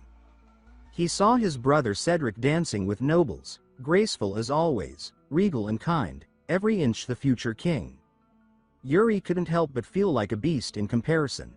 He couldn't even dodge a girl in a dress without looking clumsy. Thankfully, his second brother distracted Yekaterina with his usual charm, keeping her occupied. Later, Ina returned with a tray of cookies. Her smile, warm and effortless, helped Yuri breathe again. He asked if the event had tired her out. She joked that compared to serving him, this ball was a vacation. He took all the cookies on her tray and thanked her with a quiet grin. Then, his moment of peace was broken by a familiar presence. Prince Georg approached him with deliberate steps and an unreadable expression. In his previous life, Georg had become a military legend, commanding imperial legions and reshaping borders. Now, here he stood, looking Yuri over with curious eyes. Yuri bowed with impeccable form and introduced himself as the third prince of Briol. Inside, every muscle in his body tensed. The weight of old blood, old rage, churned under his skin. And from the look in Georg's eyes, it was clear. He was interested in him, very interested. Yuri stood in silence, his face calm, but his heart thrummed like a war drum. Across from him, Georg of Varna Granzion, the Empire's second prince, wore a smile too sharp to be friendly. The moment their eyes met, something shifted in the air. With the ease of a man used to wielding power, Georg let out a sly smirk. That smile twisted the air around him into something suffocating. Yuri felt it immediately, an invisible force, wrapped tight around his throat like coiling blades dancing against his arteries. Each breath felt like a warning. The second prince's aura didn't just pressure him, it dissected him. Georg calmly asked if Yuri had just turned 13 this year, but before Yuri could even nod, the man turned and walked off, already satisfied. He didn't need an answer. That brief moment was enough for him to assess Yuri's strength, potential, and threat level. Yuri clenched his fists in frustration. That wasn't just a test. It was a silent threat wrapped in curiosity. He realized just how dangerous Georg truly was. The man wasn't even in his prime yet, and already his presence was suffocating. If this was a taste of what the Empire's future looked like, then it was a terrifying one. Then it happened. A shattering crash. A wine glass exploded across the ballroom floor, and all eyes turned. Ina stood frozen, crimson wine dripping from her tray, staining Georg's white cape. A stunned hush fell over the room. Everyone knew what that cape represented. Georg didn't react with anger. No, he smiled, mischievously, darkly. Yuri's heart sank. He saw it. The bastard had tripped Ina on purpose. Without a word, Georg reached for his blade. The metal slid from its sheath with the cold whisper of death. He stepped toward Ina and pressed the tip of his sword to her neck like a butcher preparing to strike. He announced that such an offense, per the Empire's laws, demanded death. Yuri's stomach turned. It wasn't about the stain. It wasn't about protocol. Georg simply wanted to make a statement, and Ina was going to be the casualty. But before the blade could bite, fury rose from his seat. The king's voice cut across the ballroom with authority that could grind mountains to dust. He reprimanded Georg, reminding him this was Briol, not the Empire.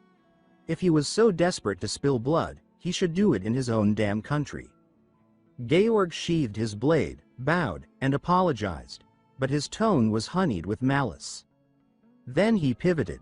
He brought up the name Gatinsha, a knight from the Empire, executed by fury on imperial land. No demands were made. No retribution sought. The Emperor had swallowed that disgrace in the name of peace. Georg implied that sparing Ina would be dishonoring that peace. He was cornering the king. Politely, eloquently, and with just enough venom to force Fiore's hand. Yuri stepped forward. He declared that Ina was his maid, his responsibility. Any punishment, then, should fall on him. He asked that, instead of killing her, Georg accept a duel trial. Let it be settled with swords, not slaughter. Georg stared at him, and then laughed. The boy had guts. He wouldn't forget this name now. Prince Yuri of Briol. Georg turned to the king and agreed. But, of course, he wouldn't sully his own hands. He offered a proxy. A knight from his guard, the youngest among them, someone near Yuri's level. Fury accepted with thinly veiled reluctance. He was watching his son walk into a lion's jaws, but there was no other way. Georg, now satisfied, left the ballroom. The tension fell away like a dying flame. Yuri rushed to Ina. She was still trembling. He tried to lift her, but her body was limp. Her eyes wouldn't meet his. She blamed herself for putting him in danger. The maids arrived and helped carry her out. Yuri turned and accidentally came face to face with Yekaterina. Gone was the warm smile from earlier. In its place, a distant coldness, shaded with uncertainty. Yuri closed his eyes and turned away. The past was dead. He wouldn't let it drag him down again. From the sidelines, Hernando watched, sipping wine, silently taking it all in. Later that night, in a quiet hallway, Yuri passed his older brother. Cedric stood leaning against the wall, his usual easygoing nature gone. He asked his little brother what he planned to do. Yuri confessed that he couldn't stomach the thought of Georg cutting Ina down like an animal. Cedric ruffled his hair, a rare show of warmth from the usually composed crown prince. He offered his help, his resources, his voice at court.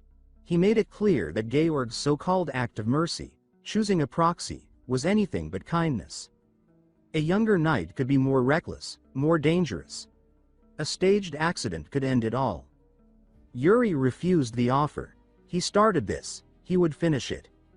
Cedric studied his little brother's face, and in that moment, he understood. This wasn't the same boy from before. He nodded and backed off, trusting him completely.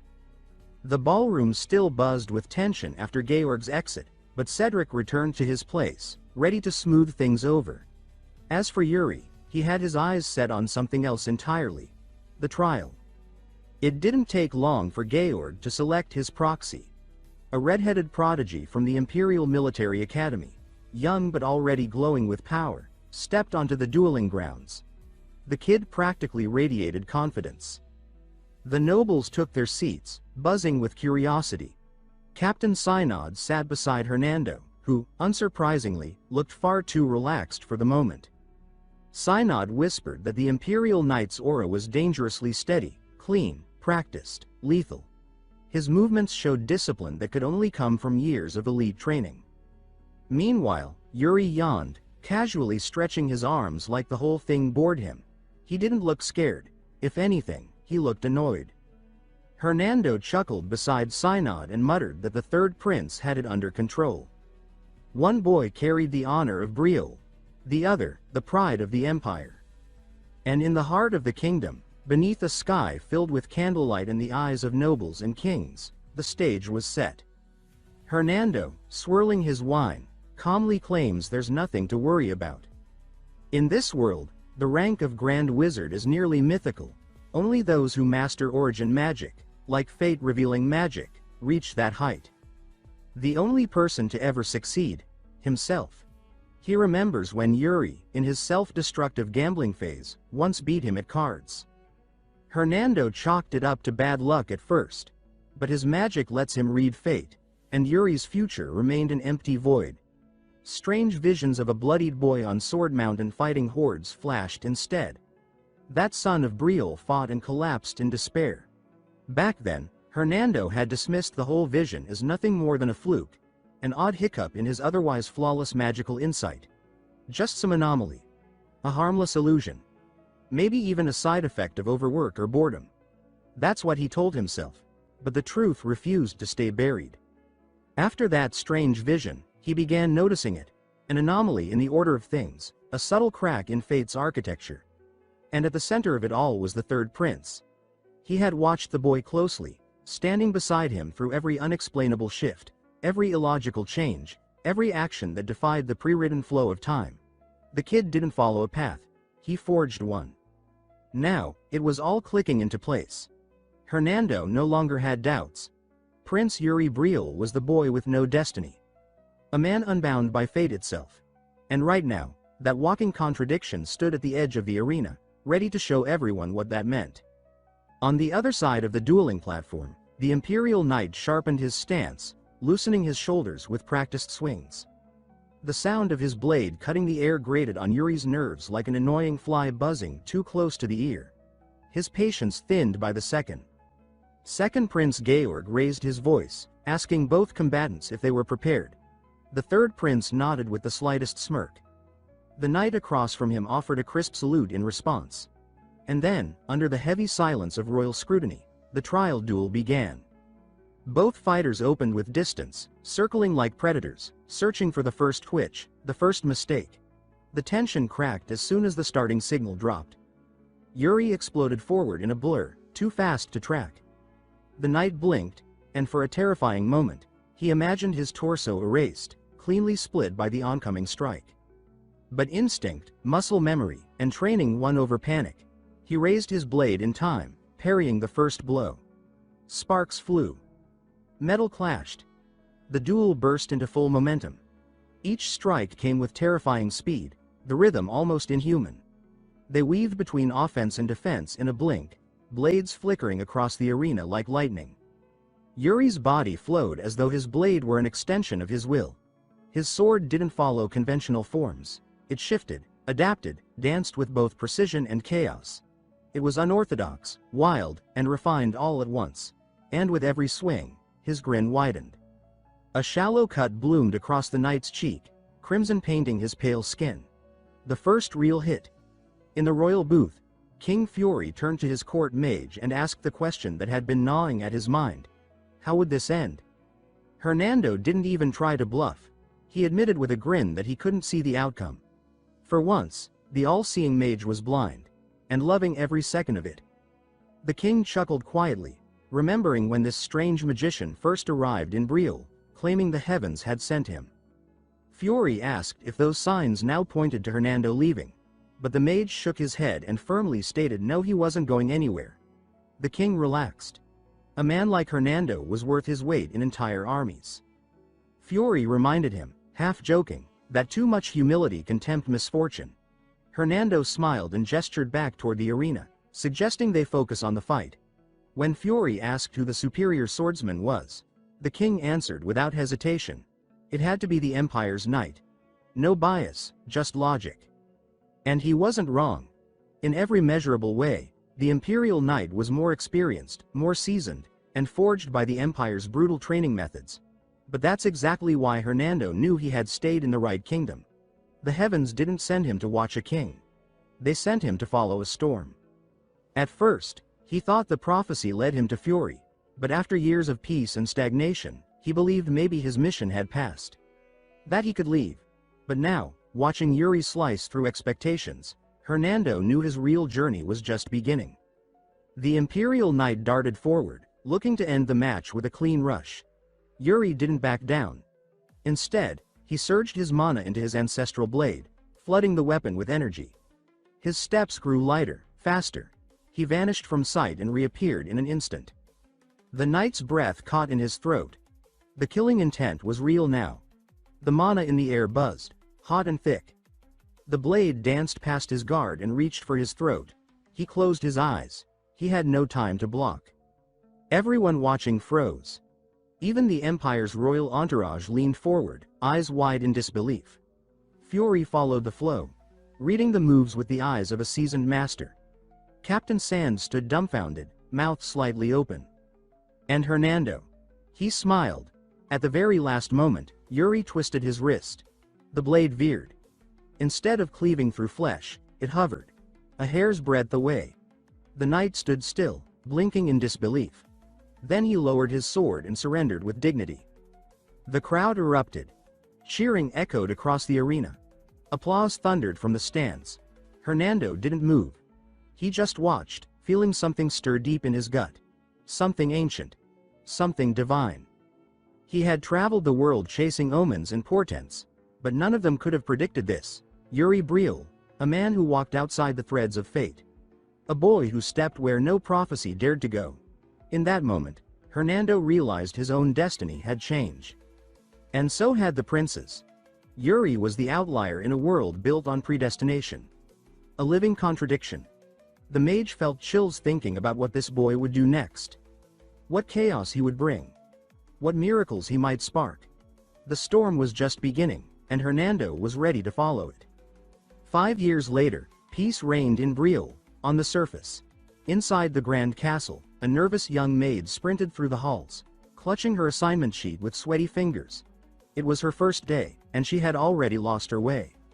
She turned a corner and froze. A dark-haired man stood before her, eyes cold, steps twisted. His presence was unmistakable. Royalty. But not the king. Not the crown prince. This one was dangerous. He stared her down, demanding to know why she was wandering without purpose. She tried to explain, but her words fumbled. He raised his voice, accusing her of ignoring protocol. Asked if she had some guidebook explaining how to avoid him. The poor maid wilted under the pressure, scrambling for a way to appease the intimidating figure.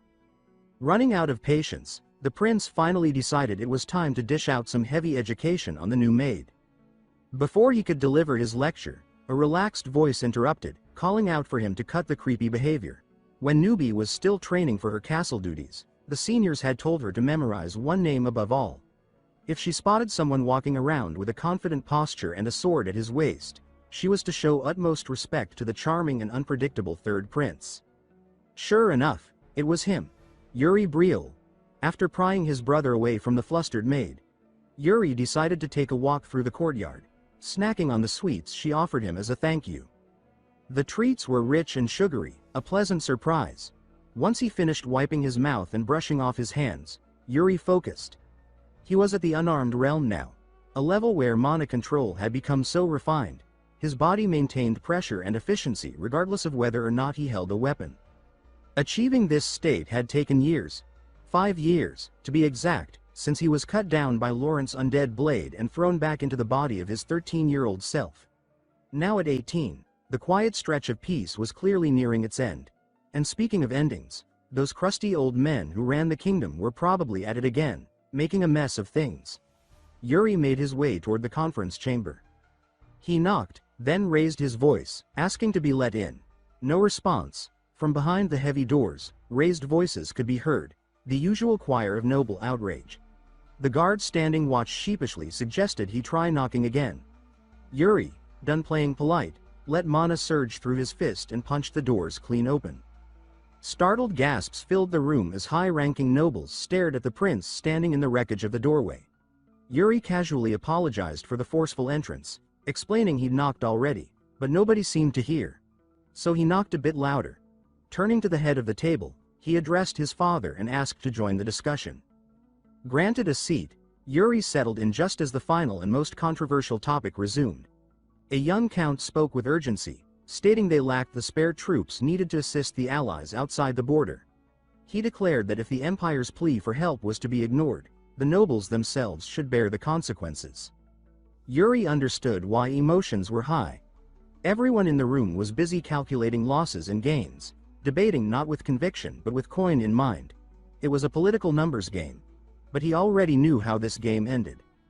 The Empire had called for troops to form a united allied front to face a massive orc threat from the east. Nations were expected to contribute forces in a show of unity. What none of them knew was that this effort would collapse. The orcs would break through the lines, shatter morale, and charge into neighboring lands. Curiously, they would avoid attacking the Empire itself. Only then would the truth be revealed. The letter, the raid, the so-called cooperation, all part of an imperial ruse. In that chaos, Briol lost legends, including Sir Leon Flandre, one of its brightest knights. Yuri clenched his jaw. This time, he was here. He would not let history repeat itself. As nobles argued over logistics and resources, he stood and declared that he would go. If Briol needed to show good faith to the world, he would serve as their symbol. He urged the gathered lords to act with dignity, to stop dragging the kingdom's name through the mud. The king, observing his son speak with unexpected clarity, couldn't help but smirk. His boy had arrived with exactly the right answer, one that satisfied duty, optics, and logic all in one strike. Later that day, Yuri returned to his preferred battleground, the training grounds. Bernard, his old sparring partner and mentor, was already there. As they warmed up, Yuri's obnoxious brother came sprinting into the arena, looking like he'd just heard the end of the world. He blurted out a question, asking if the rumors were true. Was his little brother really heading to the front lines? Yuri confirmed it. The second prince couldn't comprehend why anyone with royal blood would throw themselves into danger. Yuri calmly explained that protecting the kingdom was part of their job. His older brother sighed dramatically, then said that he finally understood the depth of Yuri's thinking. With tears practically forming in his eyes, he promised to guard the palace in Yuri's absence. Then, in his usual ridiculous fashion, he jogged away like a man possessed by clumsiness. Yuri hoped that the fool would at least avoid starting any fires while he was gone. He turned back to Bernard and asked if the old sword demon was worried. Bernard, ever the pragmatist, said that as long as Yuri didn't try anything suicidal, he'd be just fine. Coming from him, that was practically glowing praise. Still, Bernard reminded him to stay alert. Orcs weren't just big brutes. They were cunning, savage, and incredibly difficult to put down. He warned the kid to be on the lookout for orcs carrying tattered flags strapped to their backs. Those ones were different. They weren't just your average grunts. They were orc vols, a brutal breed of monsters that made normal orcs look like toddlers playing with sticks. Bernard emphasized that those beasts didn't just fight, they hunted, killed, and did it all with terrifying skill. They were born from carnage and raised in blood. Yuri, calm as ever, assured his mentor that he would be fine. He insisted he had his own ways of dealing with problems. Before Bernard could argue, the training hall door burst open and Ina stumbled in, panting heavily. Her face was flushed, and her hands were on her knees as she tried to catch her breath. She announced that Yuri's guest had arrived and brought along that specific item he had been waiting for. Whatever the third prince had planned for the doomed orc raid, it involved something very particular. Ina added that the guest was already in his office, sipping tea like he owned the place. Yuri made his way to the room and stepped inside to find Guillermo, the vice president of the Elaine Merchant Guild, standing up to greet him with practiced reverence. Yuri blinked in mild disappointment, having expected to see Elaine herself. Guillermo explained that his superior was currently traveling, as she always insisted on handling high-risk trades personally. It was what she claimed to do best. Still, Guillermo hadn't come empty-handed. He presented the ornate box Yuri had ordered with great care. When the third prince cracked it open, his eyes lit up. Resting inside was the 4-piece dagger set known as Elementarian. Guillermo had gone through hell trying to procure it. The price had nearly given him a heart attack, more than he'd ever spent on something that looked like wall decor. But these weren't just pretty blades. They were ancient magical artifacts laced with power from a forgotten age. As Yuri held one up, Guillermo watched the faint shimmer of mana gathering around the prince's fingers. When the blade responded like it recognized its wielder, Guillermo felt his spine lock up. Yuri, noticing the reaction, slowly moved the tip toward the merchant's face, just close enough to elicit a visible flinch. He pulled the weapon back with a small grin. Guillermo exhaled deeply, mumbling about how terrifyingly skilled the prince had become. Before the conversation could continue, something shifted in the corner of the room. A dark figure entered silently, a blur of shadow to most, but not to Yuri. He caught it immediately, while Guillermo, oblivious, kept talking. Yuri took that as his cue. He thanked Guillermo for the delivery and dismissed him, adding that he expected a detailed update on the Empire's preparations for the coming raid. Once the man was gone, the third prince collapsed onto the couch with a sigh and called out for the presence behind the curtain to reveal itself. Out stepped Asuna, dressed head to toe in her assassin's attire. Her presence radiated cold professionalism. First thing he asked was whether the Goryo situation had been resolved.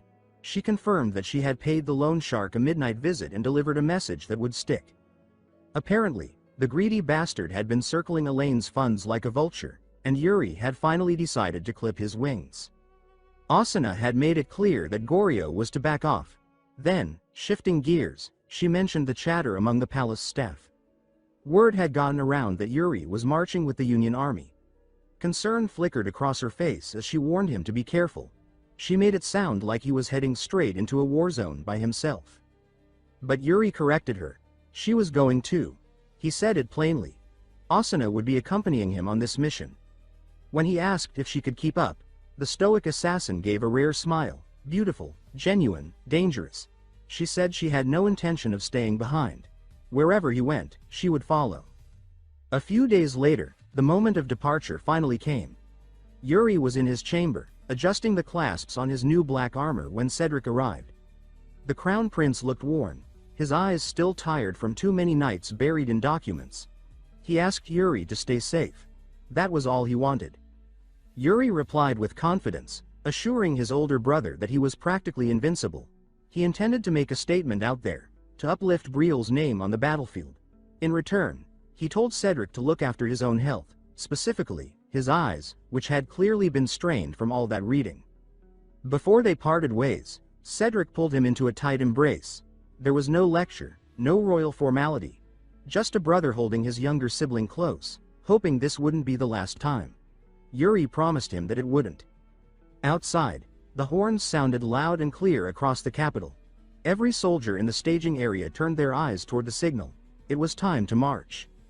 Up on the raised platform, King Fury stood tall before his people, his presence commanding silence as he lifted a hand to signal the formal commencement of the ceremony. The commander of the royal army stepped forward, his boots thudding with weight and authority as he ascended the carpeted stairs with unwavering confidence. The third prince of the kingdom stood nearby, his newly forged armor gleaming beneath the midday sun, casting a resolute aura that could not be ignored. Speaking not as a king, but as a father, Fury addressed his son with a knowing expression and asked if he was feeling the weight of nerves yet. He instructed the young man to turn around and look upon the men who would march under his command. Each soldier in the town square below, lined up with pride and precision, represented a life that now rested on his shoulders. Fury reminded him with gravity that, in the harsh reality of war, not all those soldiers would return. Some would fall. But the third prince, having lived through the carnage of a different lifetime, vowed within himself that they would not meet the same pitiful fate as before. For the final time, the king asked if his son was ready to carry such an immense burden. Before Yuri could even voice an answer, the air shifted, thickening into something sharp, hostile, and suffocating. The entire town square seemed to freeze as the young prince turned and faced the man now standing in front of him. Murderous intent surged in the atmosphere like a blade against his throat. Yuri felt his body instinctively lock in place. His hands trembled. Every fiber of his being screamed that the approaching presence meant to end him where he stood. It was no longer a man, but a force, death itself, cloaked in flesh, lifting a blade with the precision of finality. He knew. If he moved even slightly to the wrong side, he would die. There was no mistaking it. But Yuri Briol had not spent his life idly. He had shaped his core through trial and pain, his reflexes honed by countless battles. Summoning his inner strength, he activated the mana within and broke free from the terrifying grip of paralysis.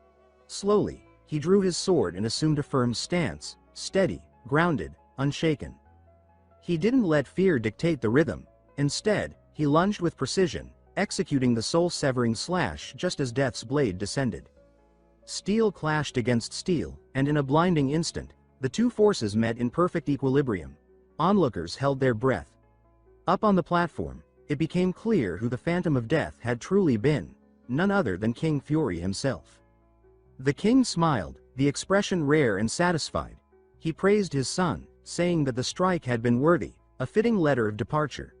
With that, the ceremony had ended. King Fury was not one to prolong such moments. He simply asked his son to return, alive. Like a man seasoned beyond his years, Yuri turned to face the army amassed before him. His men stared back with unwavering loyalty. He raised his blade high. Their cheers thundered through the square as they chanted his name. With calm conviction, he called on every soldier present to place their trust in him completely. They would walk through hell, but they would walk together. Swords were raised. The great banner of Briol was hoisted high. The soldiers of the kingdom began their march. Far from the capital, along the rugged border, the news of Yuri Briol's departure reached the ears of a man who had long waited for this moment. In the depths of a military dungeon, where captured orcs were restrained for critical research, Count Sitter, the unshakable bulwark guarding Briol's frontier, paused in thought. After 5 long years, the prince he had heard so much about was finally coming. A vivid sunset stretched across the sky, casting a warm, crimson glow over the dense forest below. Golden hues slipped between the trees while birds crossed the horizon in quiet formation. The air was still, broken only by the rustle of leaves stirred by the wind. Armored figures rested among the woods, gathered in loose clusters beside their tethered horses. One of them crouched beneath a thick oak, water pouch in hand, his focus unwavering. Yuri commented that they had traveled quite far. Addressing a knight beside him, he asked Sir Raymond how much distance they had covered. Sir Raymond, standing with confidence and holding a worn map, explained that they had reached the edges of Sitter. He added that after pressing on just a bit further, they would arrive at the borderland itself. From there, they would pass through God and then on to Bally Point, Bashard. Yuri then asked whether their current pace would get them there in time. Sir Raymond assured him that it would. A soldier approached and addressed the prince with respectful urgency. Yuri turned at the sound, only for the sight before him to drain the color from his face. His jaw tightened. The man who stood there in armor was unmistakable. Laurent Flandre, the very knight who had taken his life in the last timeline. Jean-Laurent Minori, Count of Frances, introduced himself with perfect decorum. He said that it was a true honor to meet the third prince. Yuri observed as Laurent knelt low, head bowed. The knight spoke his name, Laurent Flandre, with earnest reverence. Yuri, still shaken by the weight of memory, muttered a distracted acknowledgement. Laurent lifted his gaze with a trace of blush in his expression. He announced that there was something he had always wanted to say. Yuri, caught off guard, asked what it was. Beaming, Laurent declared that he had long admired him. Yuri blinked, stunned, and asked what he meant. With enthusiasm, Laurent explained that after hearing from his father about what had happened 5 years ago, he had looked up to the prince ever since. He said that the way Yuri had drawn his sword in defense of a maid was the very embodiment of knighthood. Their conversation lingered in an awkward silence. Yuri replied that he had heard much about Laurent through his father, Sir Lien, and said he looked forward to working alongside him. Laurent responded loudly that it would be his honor to serve. Sir Raymond announced that it was time to move. Yuri nodded. Raymond warned the prince with a note of caution. He said Count Sitter was not known for being warm and advised him not to take any coldness personally. As night blanketed the sky, stars emerged one by one. A grand castle rose ahead, towering over the terrain. A ceremonial banner fluttered in the wind at the gates, bearing the message, "We welcome the third prince." Soldiers assembled at the entrance, lined in precise formation. At their head stood a man who smiled politely and declared that it was an honor to receive His Highness. That man was Jaime Theodore, Margrave of Sitter. Yuri offered his thanks for the welcome. Jaime commented that someone so young serving on the front lines earned his respect. With a measured tone, Jaime asked if the prince had ever fought orcs before. Yuri began to say that he had, but then corrected himself. He admitted he had never fought them directly, though he had studied them. He explained that most of their current force lacked first-hand experience with orcs, so he thought it best to be prepared. Jaime acknowledged that and said he found the prince's diligence admirable. Lowering his voice, Jaime added that if it was acceptable, he wished to offer a gift. Yuri tilted his head in curiosity as Jaime motioned toward an enormous set of doors. Soon after, the prince stood before them. Jaime slowly released the latch. The iron doors groaned open. Torches lined the path ahead, casting long shadows across stone walls. Soldiers followed cautiously, led by Jaime. The echoes of armor clanked through the corridor. Jaime, gripping the torch, told the prince that what he sought was just ahead. Yuri and his group advanced with wary steps. The torchlight finally touched the edge of a vast chamber. Jaime and his men stayed behind, closing the doors with a hollow clang. Yuri's expression darkened. He demanded to know what this was. What did Jaime mean by this? Jaime, unmoved, urged him to remain calm. Flames flared to life, illuminating the space with harsh light. The sight ahead turned blood cold. A knight stammered in disbelief, unable to form words. Another cried out that they were staring at orcs. Behind thick bars, twisted and brutalized orcs snarled and snapped. The stench of blood hung in the air.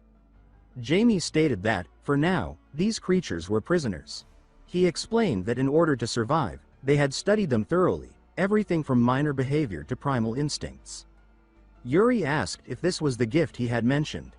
Jaime confirmed that it was.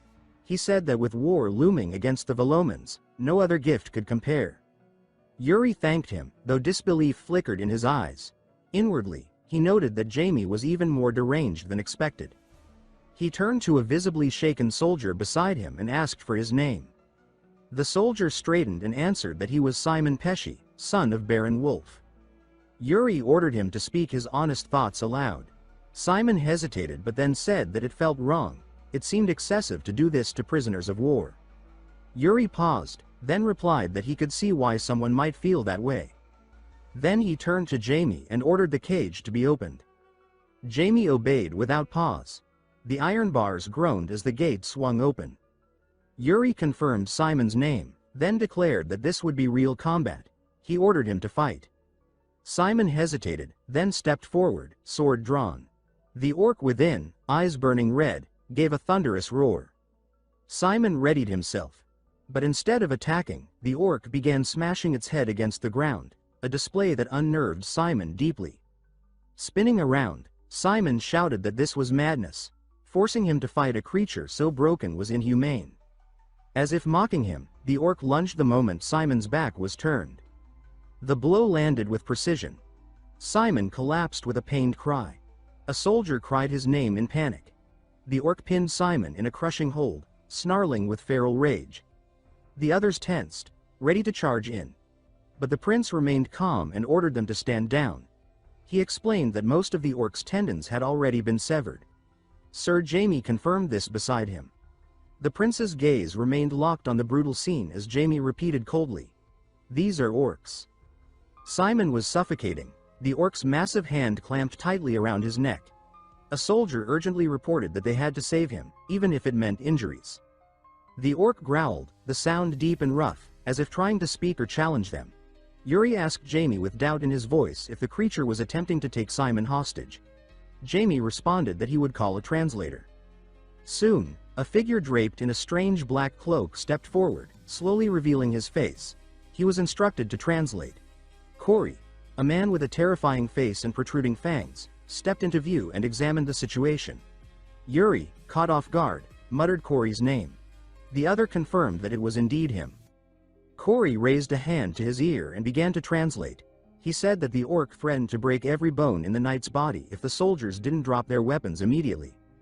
The vicious orc still held Simon by the neck, its grip unwavering as it growled out a threat. Hernando stepped forward, his stance firm, and began casting a spell. A stream of light surged from his hand as he concentrated. He extended his glowing hand toward the orc, a magical aura forming between them. He then shouted the signal. Yuri heard the command, swiftly turned to the back, and praised Hernando with a "well done," before rushing toward the orc. Yuri dashed to the creature and grabbed Simon, snatching him out of the orc's grip before it had time to react. With Simon rescued, the orc's rage erupted. It slammed its foot into the ground, eyes glowing red with fury, and let out a violent roar. They stared at the orc's menacing expression and sensed something was off. One asked Jamie if it was a normal orc. Jamie answered no. He added that despite its small size, its battle skills were exceptional. He explained that when they first captured it, it had been eating a knight alone. That same orc had taken many lives.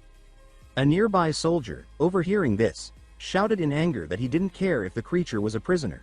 He wanted to kill it himself. Yuri quickly moved to calm him down. He asked the soldier to steady himself. He then explained that he wasn't stopping him out of pity, but told him to look behind the orc. Yuri pointed out the red eyes watching from behind and continued. He said they were all waiting for the right moment to strike. He stated that the orc in front of them was not special. He warned that the ones they would meet on the prairie would be far more terrifying. He patted the soldier's shoulder and reminded him that this was training and a chance to learn how to kill an orc. The massive orc still stood before them, bloodlust in its stance, prepared to attack the group. The knights raised their swords in unison, ready for battle. The orc, clutching a fire-infused box, lunged forward to strike. Hernando immediately raised a magical shield, forming a barrier that blocked the attack. The orc failed to reach Yuri and Jamie, who remained calm and observant. Suddenly, the orc coughed up blood, letting out a roar of pain. A knight had stabbed it with his sword. Yuri applauded the strike and praised the knight with a "well done," but the soldiers didn't celebrate. Their expressions were heavy with sadness and doubt. Yuri asked them if they weren't happy. He looked at the orc's lifeless body lying on the ground and answered his own question. He said it made sense. They had just passed a test against someone who couldn't fight back. But he added that this experience would raise their chances of survival in battle and told them to be grateful to Jamie. Jamie raised his hand, bowed slightly, and spoke. He said they might feel this went against the ideals of knighthood, but orcs didn't deserve their chivalry. He turned and continued walking, inviting them to follow. He stated that there was one more thing he wanted them to see. What they had just encountered was only a simulation. He explained that within the orc camps, far worse horrors took place. After a short walk, the group halted in front of another cellar. Jamie turned to Yuri and said what they were about to see was the result of those horrors. Yuri's expression grew serious, and he replied that he understood. A soldier gasped in shock and asked what they were looking at. They were half-orcs. Yuri frowned as he looked at them and remarked that there were more than he had expected. Jamie confirmed it, adding that creating them was no easy process. Simon, standing nearby, looked horrified at the sight. Jamie explained that orcs captured humans and treated them as toys, and what they saw now was the result of that so-called fun. Yuri then asked Jamie directly if he hated orcs. Jaime's eyes shifted, his tone hard with hatred. He said that he did, and would hate them until the day he died. Yuri, his expression unreadable, silently watched Jamie. He touched the sword at his side and thought to himself that Jamie seemed calm, as if used to this kind of horror. He reflected that everyone had an enemy they could never forgive. For him, it was the Empire. For Jamie, it was clearly the orcs. He had heard that Jamie once found his son's corpse in an orc village. That image must still haunt him, just as Yuri could never erase the image of his kingdom's destruction. Morning soon broke, sunlight spilling across the castle. Yuri stood admiring the view when a report came. Jamie arrived, and beside him stood Corey. Jamie said that Yuri should take Corey along. Yuri recognized him and said that Cory was the one he had seen in the basement the day before. Jamie confirmed it and introduced Cory by name. Yuri acknowledged that speaking the orc language was a valuable ability. Cory then nervously stepped forward and said he had something important to say. But Yuri raised a hand, signaling him to stop. He said that he already knew. Cory was caught off guard, confused by the statement. He responded with uncertainty. Yuri handed him a glove and told him not to worry anymore, saying he hoped Cory would do his best from now on. Cory held the item in confusion and began to say something about its value, but Yuri cut him off and called for Mr. Raymond. He asked if the border was ahead. Raymond carefully replied that it was, and mentioned that there would be many monster packs, but assured that there was no need to fear an ambush. Yuri smiled and disagreed. He said the monster packs were just as much a threat as the orcs. He stated clearly that they needed to be wiped out. Meanwhile, deep in the forest, a group of people carrying supplies suddenly stopped. The sound of horse hooves echoed closer. Something was approaching. A group of horsemen came into view, grinning cruelly. One of them, holding a blood-soaked sword, stood before the people. His expression was vicious and merciless. Then he raised his sword and began slaughtering them. Blood flew in all directions. Elsewhere, Yuri's group continued walking through the forest. Yuri glanced back, his expression thoughtful. He looked at Cory and considered the problem it would cause if the unit discovered he was a half-orc. Still, he reassured himself that assigning Cory to Hernando had been the right move. He believed Hernando could manage it.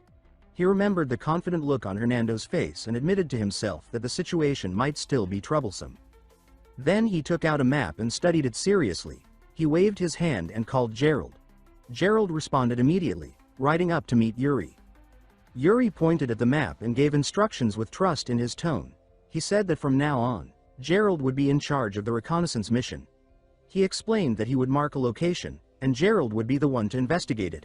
Upon hearing this, Gerald's expression turned uneasy and concerned. He pointed out with hesitation that the area was full of bandits. He furrowed his brow and said that just his unit's presence would scare them off. He then asked if Yuri was seriously planning to hunt them all down. Yuri replied calmly that they would have to chase them regardless. He added that they were interfering with merchant activity near the border. Then, with a teasing smile, Yuri questioned if Gerald was lacking confidence in his own abilities. Gerald stood in silence, clearly overwhelmed by Yuri's words.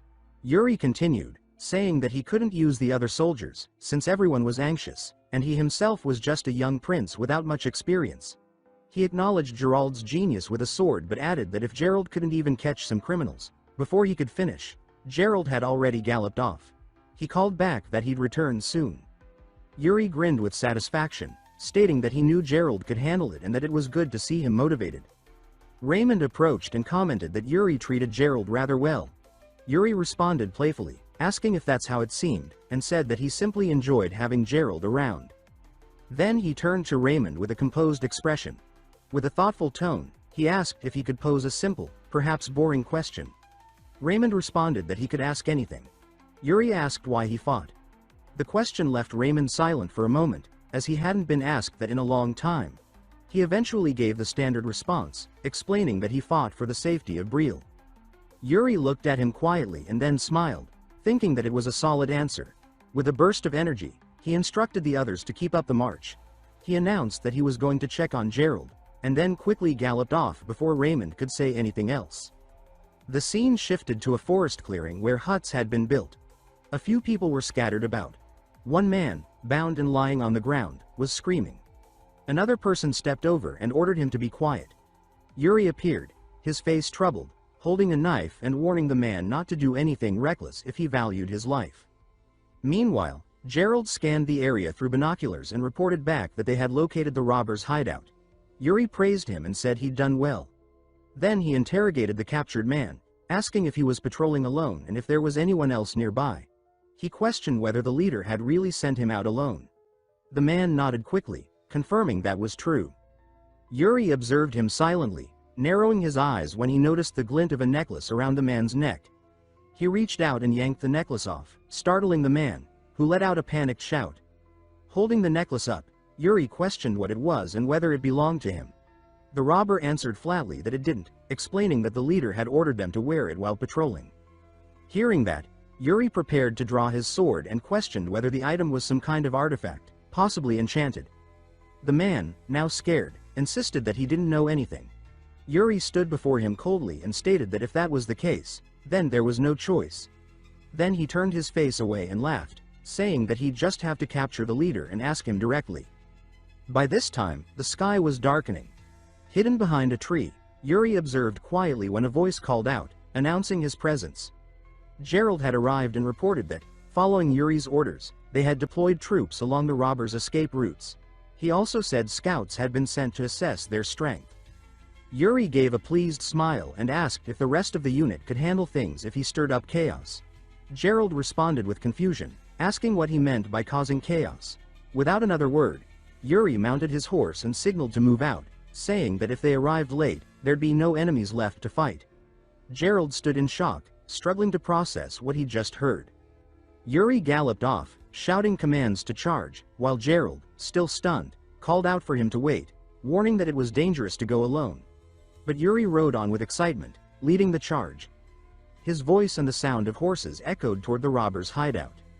Inside, the robbers heard the commotion and looked at each other in confusion, asking what the noise was. Another man carrying food looked alarmed. Moments later, Yuri, sword in hand, burst in on horseback, charging through the group of robbers with force. As the robbers stood frozen in shock, Yuri addressed them with a smile and a sharp tone, identifying them as robbers. That evening, Gerald and the other soldiers arrived and were stunned by the sight before them. Yuri was calmly sitting on a captured robber, lighting a fire. He greeted them by saying they were late. Gerald rushed over, clearly worried, and asked Yuri not to act alone again, pointing out how dangerous it was.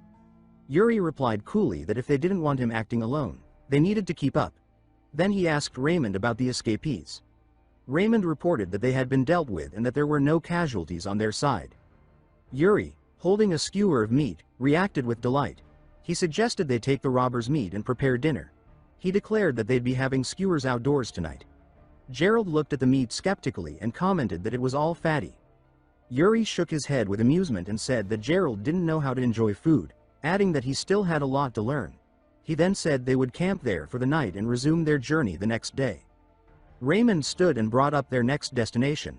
He reminded Yuri that they would be heading to Gid before reaching the Allied forces at Balshad. He noted that they might encounter armies from other nations in Gid, since they all used the same roads. Yuri picked up the pace and asked which country he meant. Raymond answered that it was the Holy Nation. Yuri reacted calmly, remarking that it was a country known for holy magic. He added that if they were friendly, they could help treat their soldiers later. Then, narrowing his eyes, he remarked with doubt that friendliness wasn't guaranteed. He explained that he'd heard the commander of the Allied forces was the princess of the Holy Nation.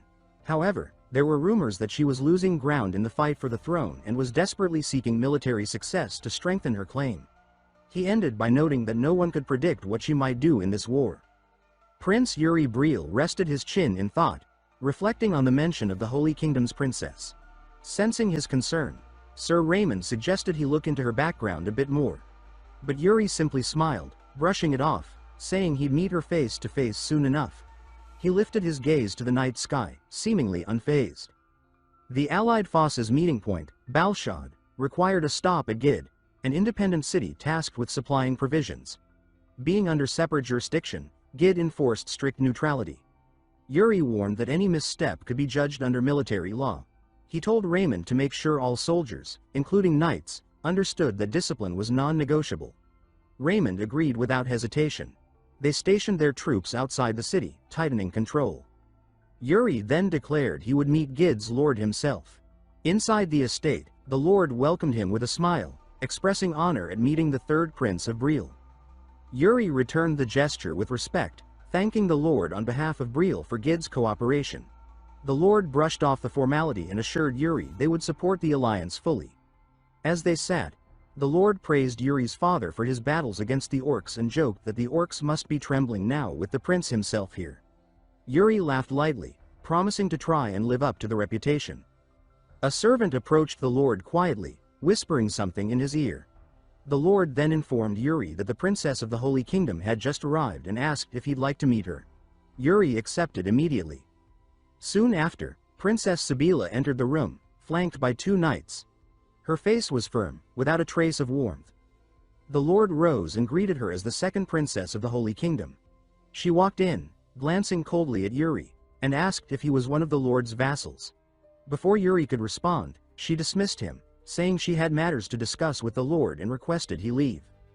The Lord, clearly taken aback, tried to clarify, but before he could finish, one of the princess's knights barked at Yuri. He demanded to know how Yuri could sit in front of royalty and not rise. But Yuri, calm and amused, revealed his identity. He was the third prince of Briol. The room went still. Shock and embarrassment hung in the air. The knights who had been rude quickly bowed, offering profuse apologies. Yuri laughed it off, joking that it was his fault for dressing like a local rogue instead of a prince. Their discomfort only deepened. Later, over tea, Yuri jokingly asked the Lord if he truly looked that shabby. The Lord chuckled and said he didn't. Princess Sibila apologized for the misunderstanding and pleaded that they move past it. Yuri teased her again but then extended a proper greeting, introducing himself and offering a handshake. She shook his hand and replied politely. Then, casually, Yuri asked her age. Sibila looked surprised but answered that she was 20. He responded with a grin, saying he was 18 and that 2 years was nothing, so they might as well drop the formalities. The Lord laughed and said it was good to build friendships before facing orcs. He asked Sibila if she was fine with that, and she hesitantly agreed. Once formalities ended, Yuri asked Sibila about her forces. He noted that he hadn't seen any troops en route. She confirmed they would arrive the next day, as her knights had gone ahead. Yuri held his chin thoughtfully and said he hoped nothing would go wrong. His remark irritated her. She sharply stated that the Holy Kingdom's order and discipline were not something to worry about. She then asked if he was suggesting there would be conflict. He clarified that he meant external threats, not internal. He explained that orcs sometimes crossed borders and could ambush without warning. The Lord nodded, agreeing that orcs were surprisingly cunning for their size.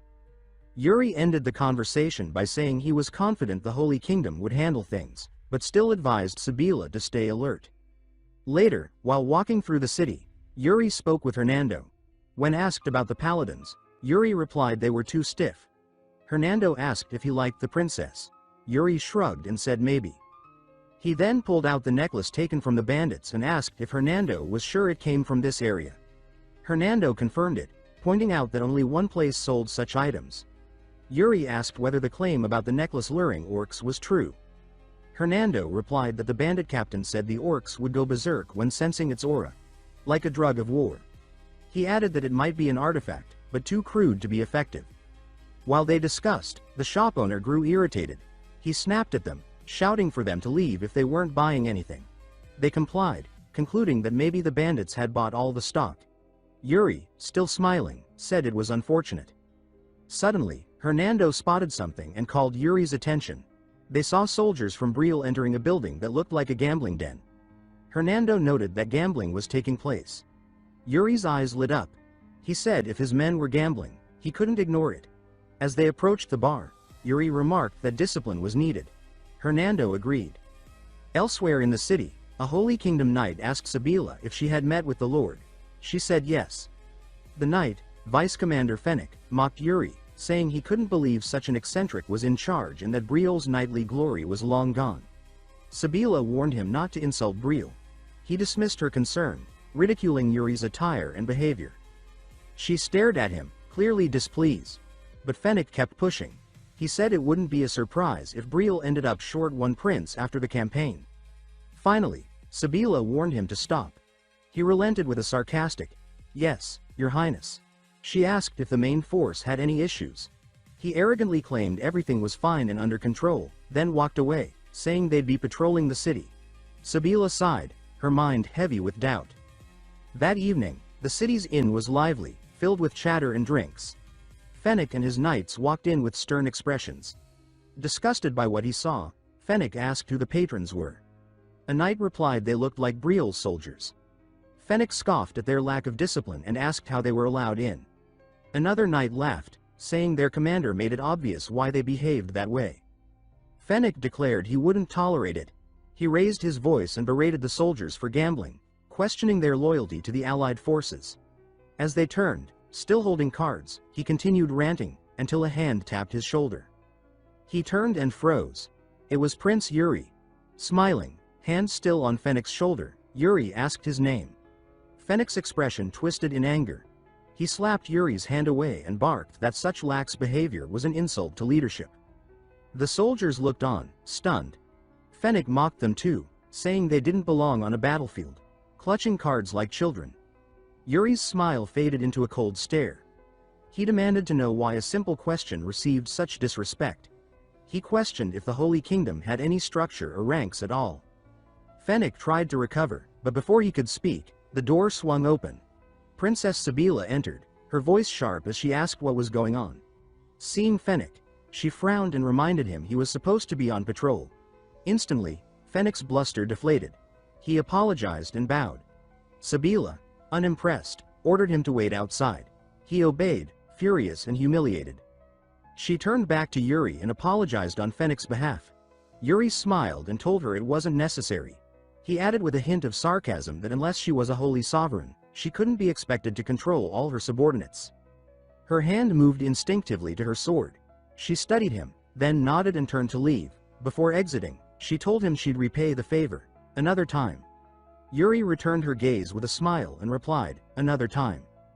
As she left, his expression darkened. Raymond's words echoed in his mind. The princess was in a precarious position in the struggle for the throne, desperate for military success. Now, he understood. Still, Yuri shrugged, muttering that it wasn't his business. He turned and rejoined the soldiers, diving into their game as they welcomed him with laughter and shouts, eager for their commander to play. Yuri laughed heartily, telling the next soldier eager to challenge him that he liked his confidence. Meanwhile, tension simmered elsewhere.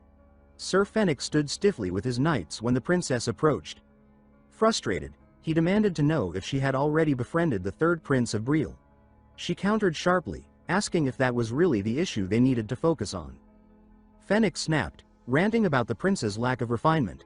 But before he could say more, a panicked voice cut through the air. Both he and the princess turned toward the source. An approaching soldier on a blood-stained horse, armor dented and streaked with dirt. The soldier dismounted and dropped to one knee, apologizing for his appearance before delivering grim news. The main force of the Holy Kingdom had been ambushed by orcs. The princess's expression turned pale but firm. She suited up in full battle armor, mounting her horse with swift determination. The Lord of Gid, deeply concerned, asked if she was leaving immediately. She confirmed it with a nod, but before she could ride out, he cautiously proposed requesting support from the Briol army. He emphasized that it wasn't about pride, but about protecting allied forces. However, Fennec erupted again, scoffing that the Holy Kingdom needed no help and questioning if the Lord believed their knights would fall to orcs. The Lord tried to smooth things over, but the princess interrupted calmly.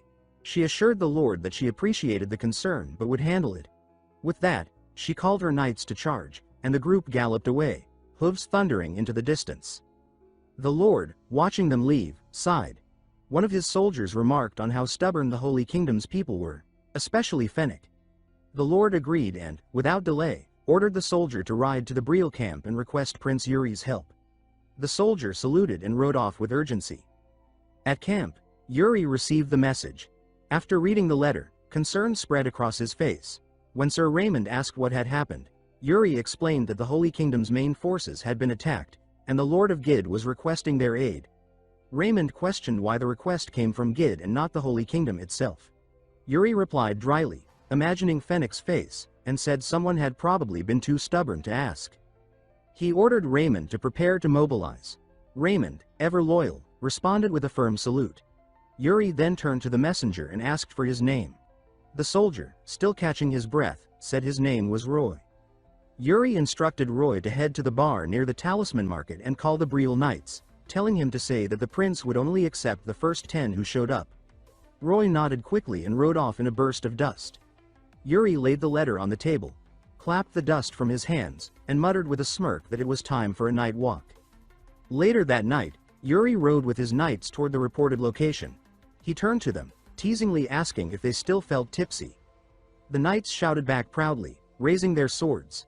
Seeing their energy, Yuri laughed again, then turned to Jared, who looked pale and drained. He joked that Jared looked awful. Jared muttered that he was fine, though clearly he wasn't. Then Loran galloped up to Yuri, glowing with enthusiasm. He called out to the prince, praising him for his kindness and restraint toward the Holy Kingdom's paladins.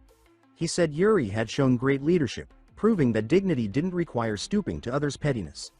Yuri laughed awkwardly, not sure how to respond to Loran's passionate admiration. Privately, Yuri wondered when Loran became this devoted. It was a striking contrast to how he had known him in his past life. But he admitted that he, too, had changed. Loran, eyes shining, thanked the prince for acknowledging his loyalty. Yuri gave him a nod, still trying to reconcile this new version of Loran. As they rode on, Sir Raymond called out, spotting something ahead. Upon closer inspection, they confirmed it was the Holy Kingdom's paladins. Before engaging, Yuri addressed his knights with a steady voice. He reminded them that this would be their first battle against orcs. He declared that he would enter the battlefield first and be the last to leave. As he spoke, his body shimmered with a glowing blue aura, pulsing with power and calm authority. He looked over his troops and gave one final command. He told them not to get hurt. Then, gripping his reins tightly, his horse cried out. His voice rose over the thunder of hooves as he shouted his order to charge. A while earlier, the battlefield boiled with chaos as the holy knights surged forward. The princess, heart pounding beneath her armor, cursed herself for being too careless. She admitted inwardly that she should have expected an ambush. Yuri's earlier warning echoed in her mind, and she thought grimly that ignoring it was a mistake she couldn't afford. Ahead, shadows moved violently within the haze of battle. As she drew nearer, the grim silhouettes sharpened into forms, her knights, locked in combat, surrounding each orc with multiple blades. Relief momentarily washed over her when she saw the Holy Kingdom's flag still flying. She turned to Sir Fennec and told him they were heading straight for the enemy commander. He responded with affirmation and immediately barked out the command for their formation to charge.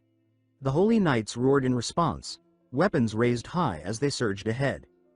The princess clutched her cross tightly, her breaths shallow. Her voice shook as she whispered a prayer, begging the Lord for strength, admitting they were afraid. Her horse began to glow with a gentle white radiance. She lifted her sword and commanded the charge to quicken. As they rode, they passed a skull embedded in the earth, covered in web like silk. The moment they approached, the skull floated upward, glowing red in its sockets and releasing a malevolent purple aura. Suddenly, a magic circle lit up beneath their horses, bright and ominous. The ground collapsed beneath them. There was no time to react. One after another, riders fell into darkness. The princess realized too late that they had ridden straight into a trap. Her body tumbled, her armor scraping rock and earth. Doubt gnawed at her thoughts. Had she made the wrong choice again? Her mind drifted to the past. She recalled the moment she first received her holy powers as a child. Praise surrounded her. Warm, proud voices called her amazing. Determined to prove herself worthy, she pursued swordsmanship too. But a sharp memory cut through, her sword clashing with her older brother's. She remembered the day she broke his blade. That moment, she realized chasing both holiness and martial prowess was her greatest mistake. Her brother, feeling his claim to the throne threatened, sent her to the battlefield. He spoke of divine will, that fighting here would purify her soul. She now knew it was a lie.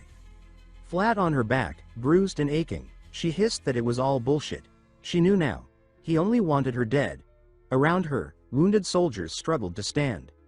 She gave a command to focus.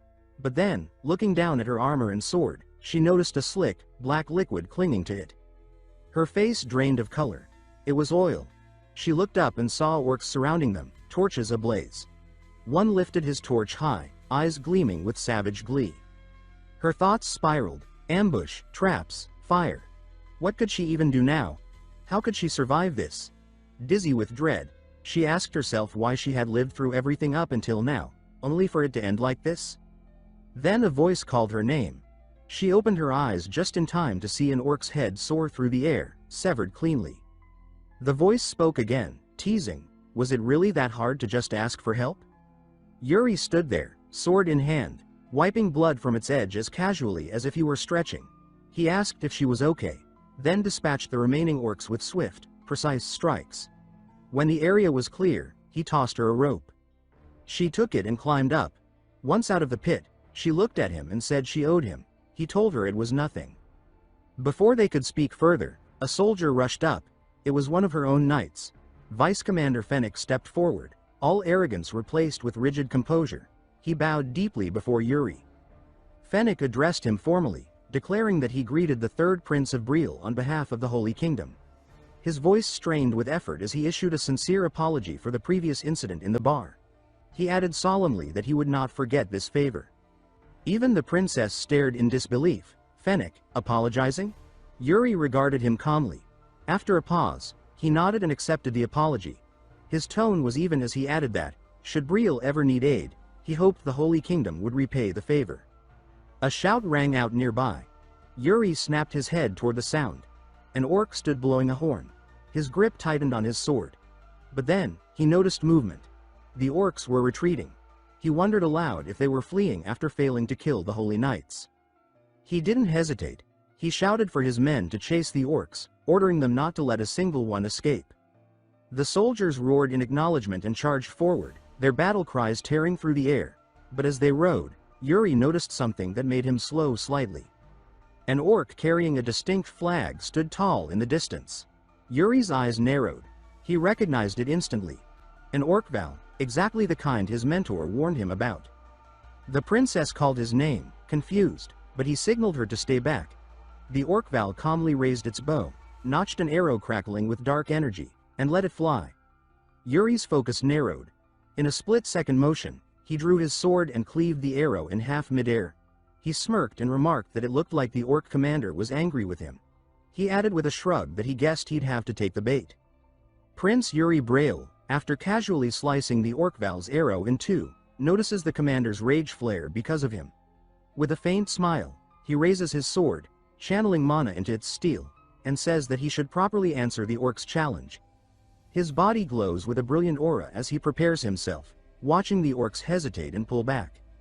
He strides forward, each step measured and confident. Once at a fair distance, he drops into a strong stance, declaring that he will return soon.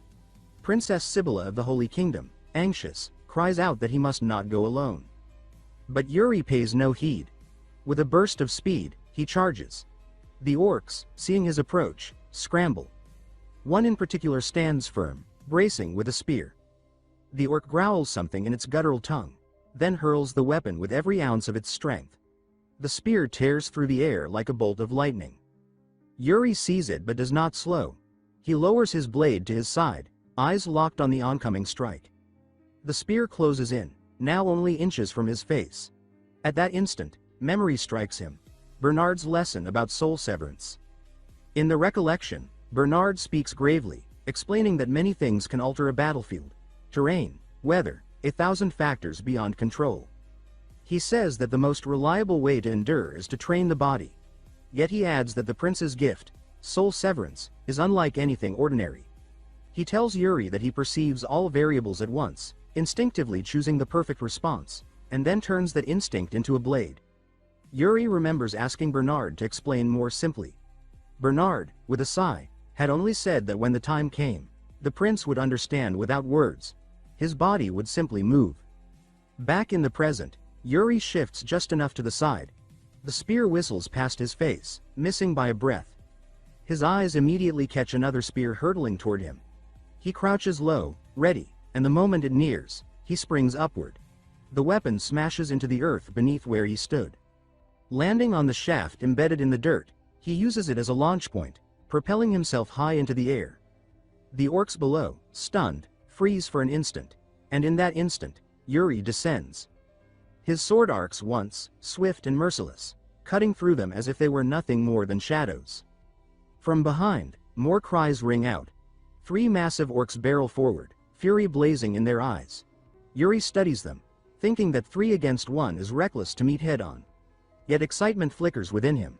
He says that it has been far too long since he has stood on a battlefield, and he refuses to let the chance slip away. He steadies himself, slipping into the stance of his past life. His gaze sharpens, and in that instant the world alters.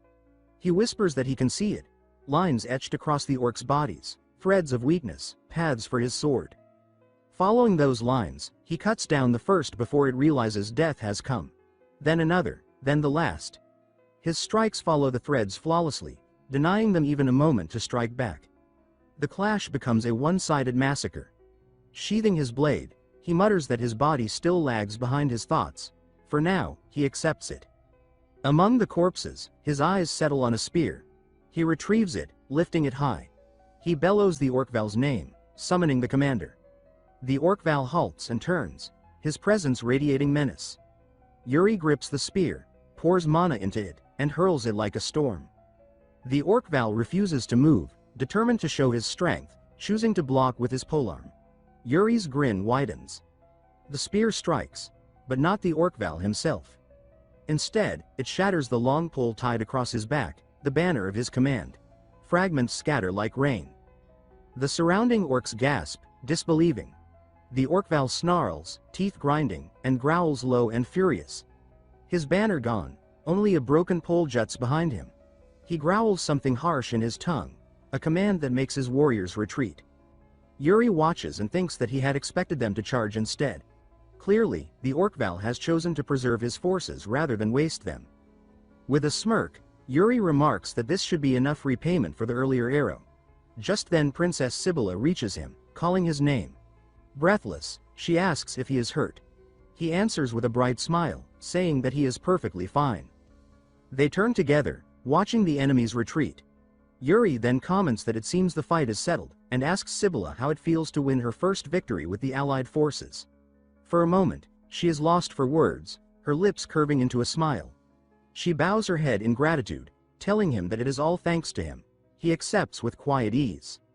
Meanwhile, deeper in the forest, the Orkval trembles with rage. He slams his fist into a tree, splintering bark. The other orcs freeze behind him as he utters something cold and venomous. With his tusks jutting, his monstrous features twisted, and his single eye glowing crimson, his wrath radiates like a storm. That night, in the city of Gid, soldiers gather at a tavern. Outside, some sit drinking, while inside the hall is loud with knights and men at arms drowning themselves in ale. Sir Jared is at the center, recounting the forest battle. He insists that the prince had charged forward, even seizing the torch flung into the pit, describing the moment with grand sweeps of his arms. The men listen in awe. One soldier remarks that rumors had claimed Yuri was useless, nothing more than a gambler living off his winnings, though admittedly skilled at cards. Loran, a knight who had fought beside Yuri, flushes with indignation. He declares that such slanders are nonsense. Placing his hand to his chest, he insists that the king's bloodline shines brightest through Yuri. With passion he begins listing the prince's feats, promising to recount each in detail. From the corner, a hooded figure eats in silence, Yuri's personal assassin. She listens, thinking that the prince is far too extraordinary for mere royalty. She muses inwardly that he even saw through her assassination technique, one she had hidden her entire life. Now he strides alone into battlefields as though he walks ahead of fate itself. Sometimes, she reflects, it feels as though he knows the future. She calls the innkeeper, telling him that she seeks a man with dark brown hair, a sword at his waist, and uncommon skill.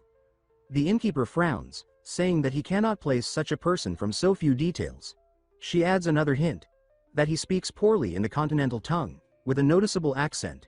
At that, the innkeeper nods and recalls a man who ordered risotto without spices, and asked for directions to Balshad.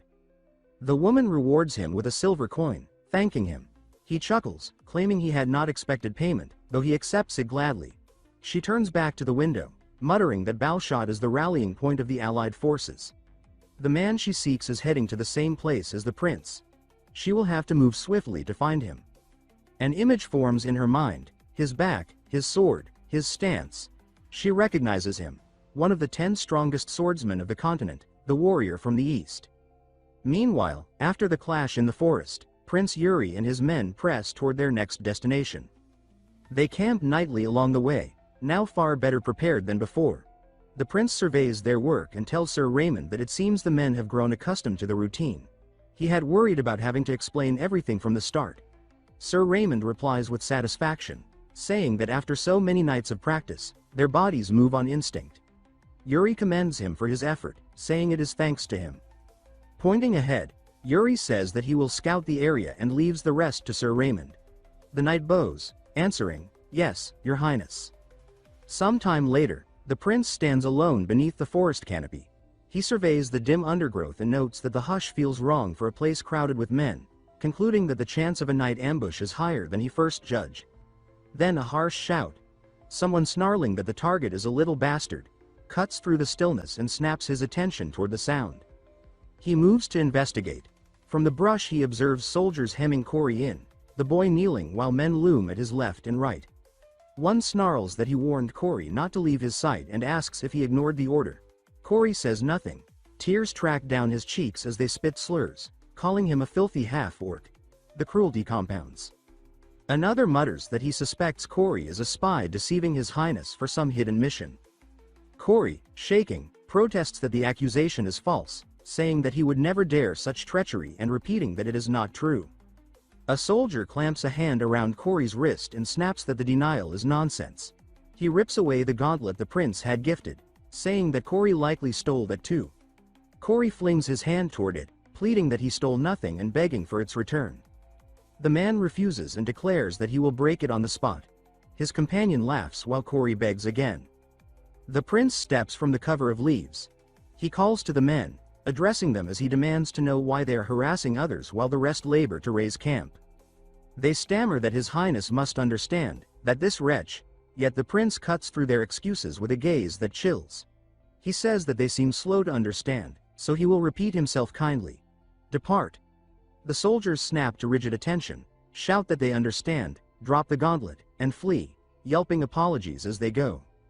Yuri turns to Cory and asks if he is unharmed. Cory only stares, stunned, before reclaiming the gauntlet and pressing it to his chest with closed eyes. He says, voice small but steady, that he is all right and thanks His Highness. The prince sits beside him and asks if he should reprimand those men formally. Cory, with a faint smile, says that it is not necessary. Adjusting his hood, he adds that such treatment is near inevitable, since people cherish what is fair and despise what is ugly. He continues that if the prince shields him, he will be comfortable for a time, but such comfort would push him farther from his dream. The prince asks what dream he means. Cory hesitates, then confesses that he wishes to live among ordinary people after earning their recognition. The answer startles Yuri, who thinks that such a wish is difficult to realize. He reflects that, for now, Cory can remain within the ranks as an interpreter of the orc tongue, but once this raid concludes, his thought breaks off as he simply lifts a hand and ruffles Cory's hair, leaving the boy wide-eyed. He asks if Cory is assigned to Hernando at present, and Cory answers that he is. Yuri then delivers a quiet directive that startles him more. He tells Cory to learn magic from Hernando. With an encouraging grin, he adds that to live openly among people, Cory will need skills unlike any other. Night falls under a clear sky. The Briol soldiers finish the camp, the routine smooth and practiced. In a lamplit tent, a council convenes. Someone asks how much preparation has been made for a nocturnal assault. Sir Raymond reports that all depots are shrouded in flame-retardant cloth and that lookouts ring the palisades and barracks. Jared, skeptical, asks if such measures are truly necessary, noting that the prince has assigned more men than usual. In answer, the prince indicates a position on the map and says that they are operating deep in orc territory. Nothing would be surprising if it occurred tonight. He adds that the enemy may repeat the fire tactics used against the Holy Kingdom in the last engagement. As if summoned by the warning, a soldier stumbles in, breathless and pale. He declares that there is urgent news. The orcs have launched an attack. Tension snaps taut across the tent. They spill into the night. Flames claw up palisade stakes. Men grapple with shadowed figures in a roar of smoke and steel. The prince judges aloud that the situation is worse than anticipated. A barrel streaking dark energy arcs over the melee and slams down behind him. The blast hammers the ground and turns breath to heat. He takes in the writhing fire and admits with a sigh that he is at a loss for words, then asks if the orcs have somehow mastered gunpowder. Hernando replies that it is no powder at all, that the blast reeks of warped mana, sorcery. The prince remarks that the brazenness is astonishing, that he scarcely knows what to say and finds the whole thing tiresome. He still asks for a countermeasure. Hernando studies the flare and flow of mana and states that the enemy is likely hurling pre-made sorceress bombs. He says that the only answer is to stop the throwers. Yuri considers, then calls sharply to Jared and Sir Raymond, issuing orders. He tells them to disperse and assume command of their units. He floods his blade with blue mana and adds that meanwhile he will go meet the architect of this spectacle, letting the radiance race across his limbs until he stands sheathed in azure light. He asks Hernando which direction the sorcery originates. Hernando thrusts out a hand, points, and says that the source lies that way. The prince stamps once, the ground booming beneath his heel, and says that he will return. He launches forward on the shock of his stomp, driving himself like a blast through smoke and heat. When he reaches the source, disbelief flickers across his face. Ahead stands the Orkval with its banner re-lashed to its back, the very same he had humiliated before. The crude splints of wood and knotwork around the pole sting his pride. Fury sharpens his stride. He barrels in, momentum fueled by rage. The Orkval does not move. Its stare remains carved from stone. That defiant stillness goads him further. He calls the creature's name in a voice heavy with hatred and narrows on it like a spear of blue light. He says that he demands to know whether it orchestrated the chaos. The thrust drives in, but the Orkval's arm snaps back, fingers clamping its axe. With speed that shreds expectation, the blunt edge swings up to meet the blade. Steel strikes steel, and a flare of sparks explodes outward. The Orkval rolls the clash into a wide horizontal hew that shoves both fighters apart. Yuri slides, breath ragged, fingers shaking as the truth of the Orkval's raw power lands cold in his bones. He notes the gleam in its eye and recognizes a veteran's poise hidden in each movement. This foe is not ordinary. The axe rises again. Yuri calculates fast and decides that distance is needed, even if he dislikes yielding ground. The next blow falls with a roar, and he slips by it by the breadth of a breath. Strikes rain in relentless succession. He refuses to meet a single one head-on. Wearied by the dance, the Orkval gathers strength for another sweeping cut. This time escape is impossible. Yuri plants his stance, funnels mana, and arrests the swing with a growl pressed between clenched teeth. He does not merely hold. He converts the force into a counter and lashes a horizontal strike of his own. Light bursts white at the collision, and both recoil once more. He studies the Orkval with a new respect edged in caution and concedes inwardly that this opponent stands on another tier entirely.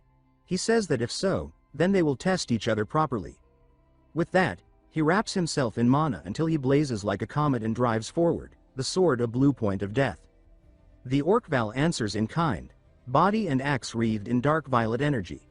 It strikes first, a brutal arc, but Yuri vaults over, the blade humming as the swing slices empty air. He lands in a slide, momentum dragging him close. As he lifts his head, shock breaks across his features. The Orkval manipulates mana with control. That means it has learned a formal mana method. Step by step, the hulking figure advances, shrouded in a sinister purple haze, gaze fierce and stride implacable. Yuri holds his ground, curiosity and caution braided tight, and admits that he should have realized it when he heard the enemy could employ sorcery. He recalls asking whether they used gunpowder and hearing Hernando answer that the blasts were twisted mana. The conclusion clicks. If orc sorcerers wield mana, then orc warriors can adopt the method as well. A genuine smile, bright with perilous delight, edges his mouth. He says that this makes the foe an elite. He brightens his aura to a hard blue glare, levels his sword, and narrows his focus until his perception cuts deep. He declares soul severance, and the world resolves into lines, bright pathways etched across the Orkval's body, every stroke inviting the cut. The Orkval strikes first, its axe a blur meant to split him in two. Yuri drops under the blow with practiced economy, rising with eyes lit by focused mana. A smoky sheen ripples along his sword as it moves at impossible speed, and he thinks that the opening is his. Metal meets flesh, sharp, decisive, and he drives the point into the creature's throat. Yet the Orkval does not fall. It clamps a blood-slick hand around the embedded blade, its gaze burning a furious, dark red, and holds the steel fast, pinning Yuri in place. He braces and tries to force the sword deeper, only to feel it refuse to move. He realizes with a cold jolt that the brute has flooded its throat with mana to blunt the wound, and he concedes inwardly that this bastard understood where to harden. The creature rumbles with a mocking laugh, still choking on his blade, and lifts its axe high to hew the prince down while he is fixed. Yuri twists. The edge bites the orc's palm. He wrenches hard, the sword carving through knuckles, and the fingers shear away. The grip loosens, the steel comes free. The Orkval howls, but it does not relent. It swaps the axe to its other hand and hacks in a wild, murderous arc that nearly takes Yuri's head. He slips aside a heartbeat late and notes a thin line of blood seeping across his shoulder from the passing edge. He ignores the sting and lets a confident smile rise. deciding that a middling assault will never topple this foe. He says that if that is the case, then they will fight in earnest. He settles into a forward-leaning stance, blade low and ready to thrust for momentum, and across from him the Orkval crouches as well, its dark mana pulsing as it prepares a brutal surge. They launch, blue comet against purple meteor, and their auras collide in a riot of color. The impact detonates with a deafening report, gouging a crater and flooding the night with blinding light. When smoke thins, a lone silhouette stands, shrouded in a fading purple haze. A jagged shard of a broken axe juts from the ground. Yuri Briol fixes his gaze on the Orkval as it drops to its knees, strength finally spent. He advances without hesitation. He raises his sword for the finishing plunge and says that this ends now. He drives the blade down, the strike punching through flesh, blood fans across the churned earth. The Orkval sprawls flat with Yuri atop it for an instant before he steps away, his heel dark with gore. He rips the sword free. Another rush of blood trails the steel. The creature's limbs tremble, proof of a flicker of life. He studies that shiver, and a new calculation takes shape. He decides that an elite must carry knowledge, and he judges it wasteful to end that knowledge here. As he wipes a streak of blood from his cheek, his knights reach him, voices tight with alarm. Sir Raymond asks if he is hurt. Jared stammers at the sight, naming the Orkval with disbelief. Yuri says that he is fine and immediately asks for the state of the camp. Sir Raymond says that most of the enemy has been cleared. Relief loosens the prince's shoulders. He says that is good, then orders Raymond to gather the surviving orcs and to bring the Orkval along. He looks down at the defeated brute with cool disdain and says that from this moment they will begin a thorough examination of their foes. The camp whirls into motion. Firepots flare against the dark as units reform their lines. A low platform is set, a place for the prince to oversee what comes next. Hernando stands behind him and traces the shallow cut along his shoulder with clinical care. He advises that the arm must be stretched regularly if they wish to avoid lingering damage, and a soft green glow blooms around his hands as he mends the wound. The prince holds still but angles his head, saying that he has no patience for needless nagging and that the cut came from the orcs they just fought. Hernando lets a teasing smile slip and remarks that even orcs can push him around. Yuri's eyes narrow. He begins to answer with a low growl, but the healing light fades before the argument forms. Hernando withdraws and says that the treatment is complete, adding with bright relief that it is nothing serious. Yuri rolls the shoulder once, satisfied, and says that very well, then pauses as Hernando lifts a hand.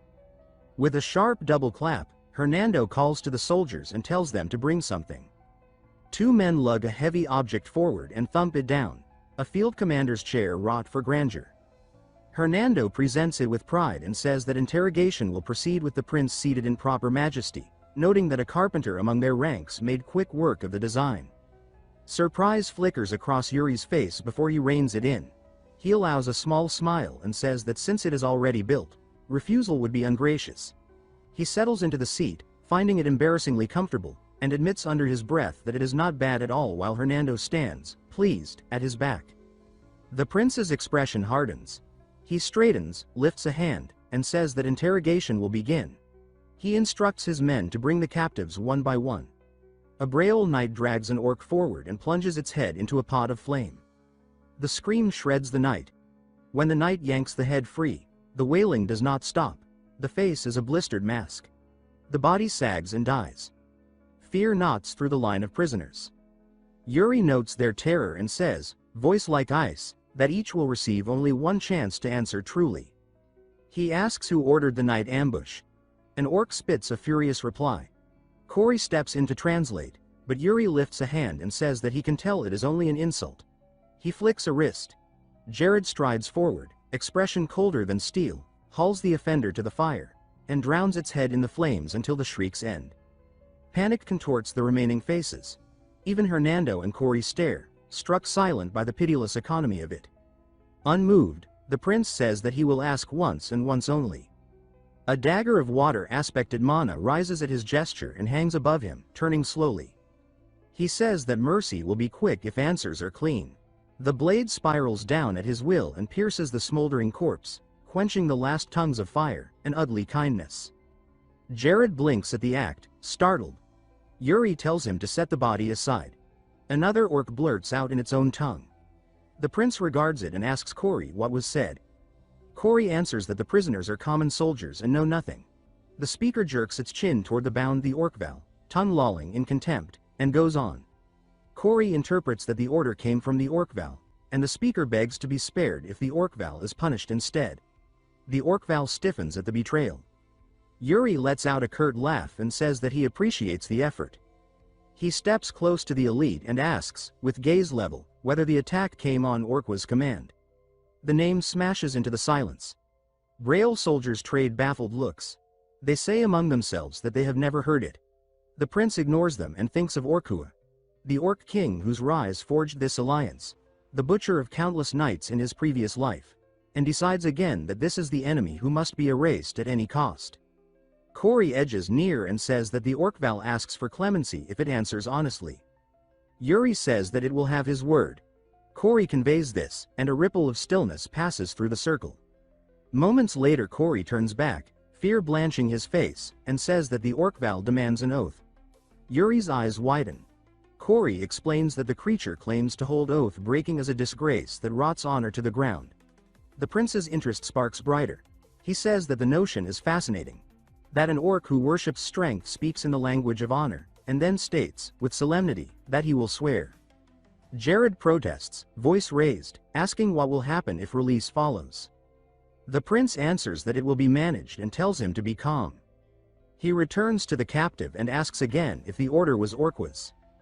Kori says that it was, more precisely conveyed by the orc-val's tribal chief after receiving Orqua's directive. The prince asks how the enemy learned the allied route. Kori reports that the orc-val claims Orkua has a method, though it does not know how.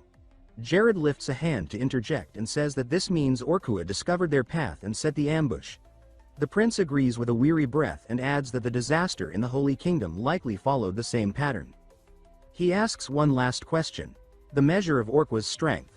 The orc-val stares, then grins, the expression blooming into unhinged laughter. It rattles out a reply that leaves Kori trembling. Kori says that even a dozen elites such as this would be nothing before Orkua, and adds, voice fraying, that the orc-val swears Orkua is fiercer and stronger than any living thing. Nerves fray among the soldiers. The prince sees it and speaks to them, saying that Orkua may be formidable but knowledge of that fact is power. He slides a hand into his pocket and says to the captive that humans are more vicious and more cunning than it imagines. He draws an artifact and lets its glow play across the orc's eyes, a wicked smile tilting his mouth. He repeats that humans surpass the creature in malice and guile. The orc surges against its bonds, the line of soldiers shouting that it is breaking free as steel flashes from scabbards. The orc-val stomps for purchase and hurls itself forward, fist cocked.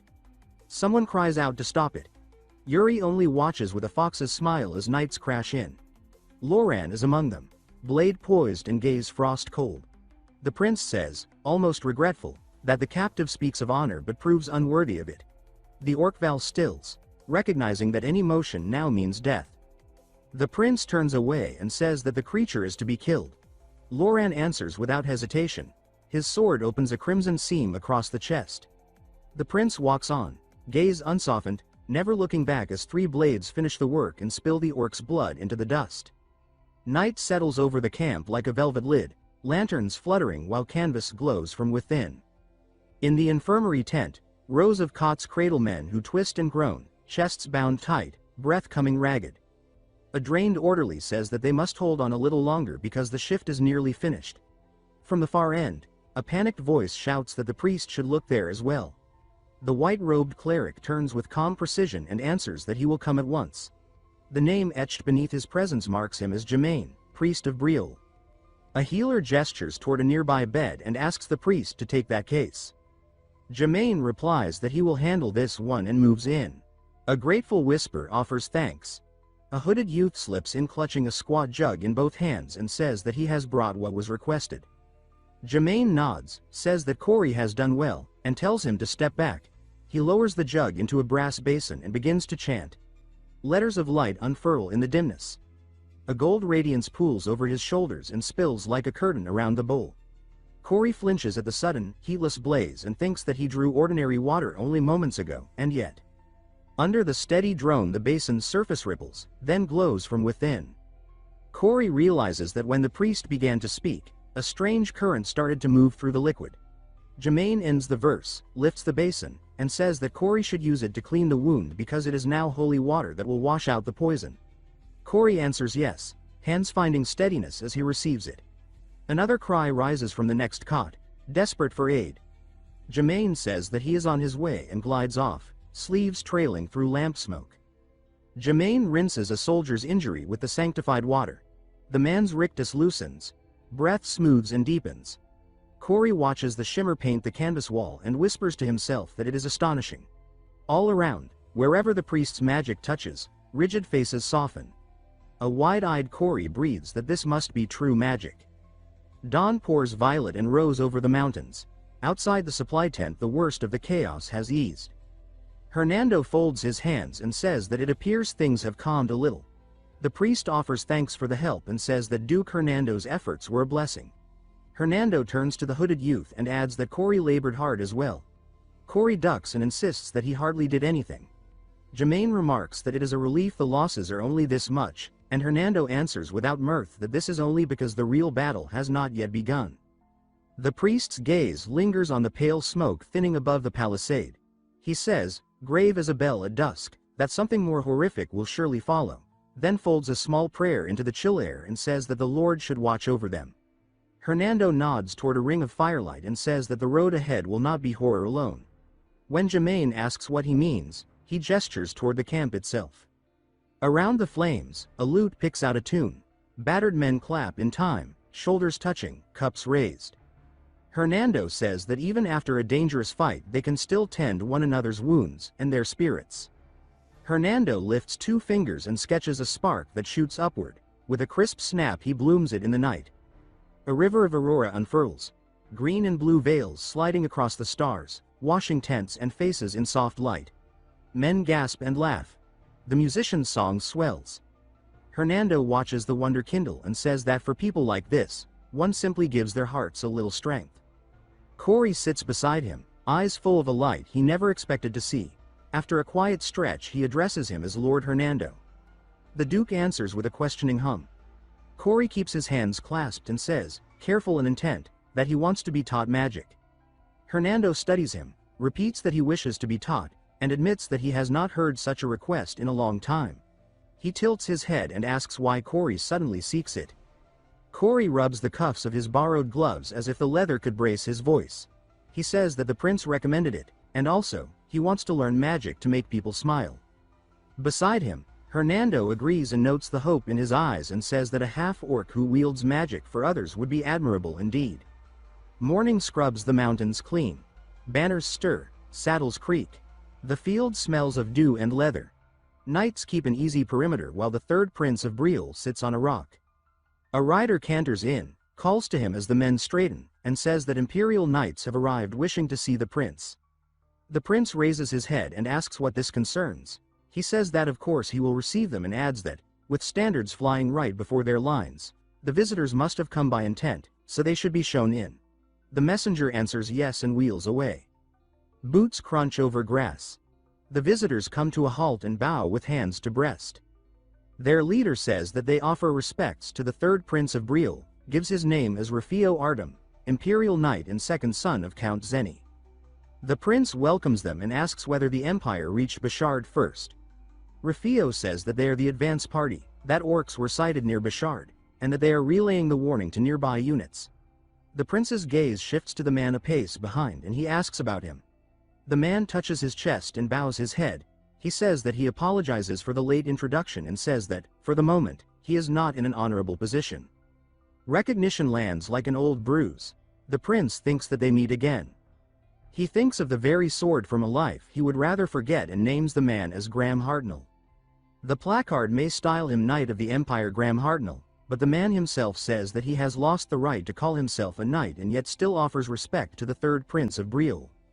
Memory climbs from the dark. In his last life, just to keep breathing, he clung to rank and pitiful station and begged this man for mercy. Now he steadies his voice and says that it is good to see him again, addressing him as Sir Graham. Graham flinches and says that he should not be addressed with that title because at present he is no knight. The prince asks whether, having lost rank, he serves as a common soldier. Graham says yes, shameful as it is. Rufio moves at once.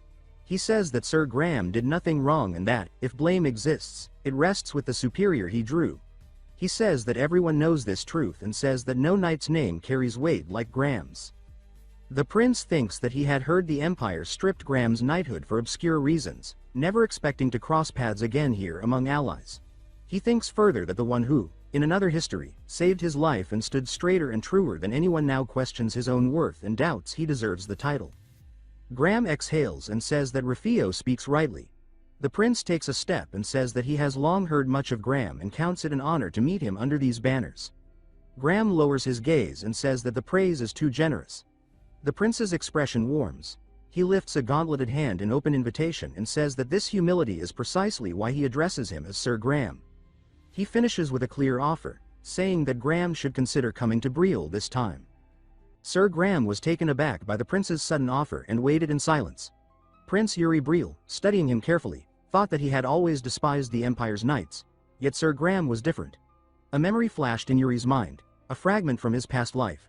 Sir Graham had once spared him, letting him escape when no one else would.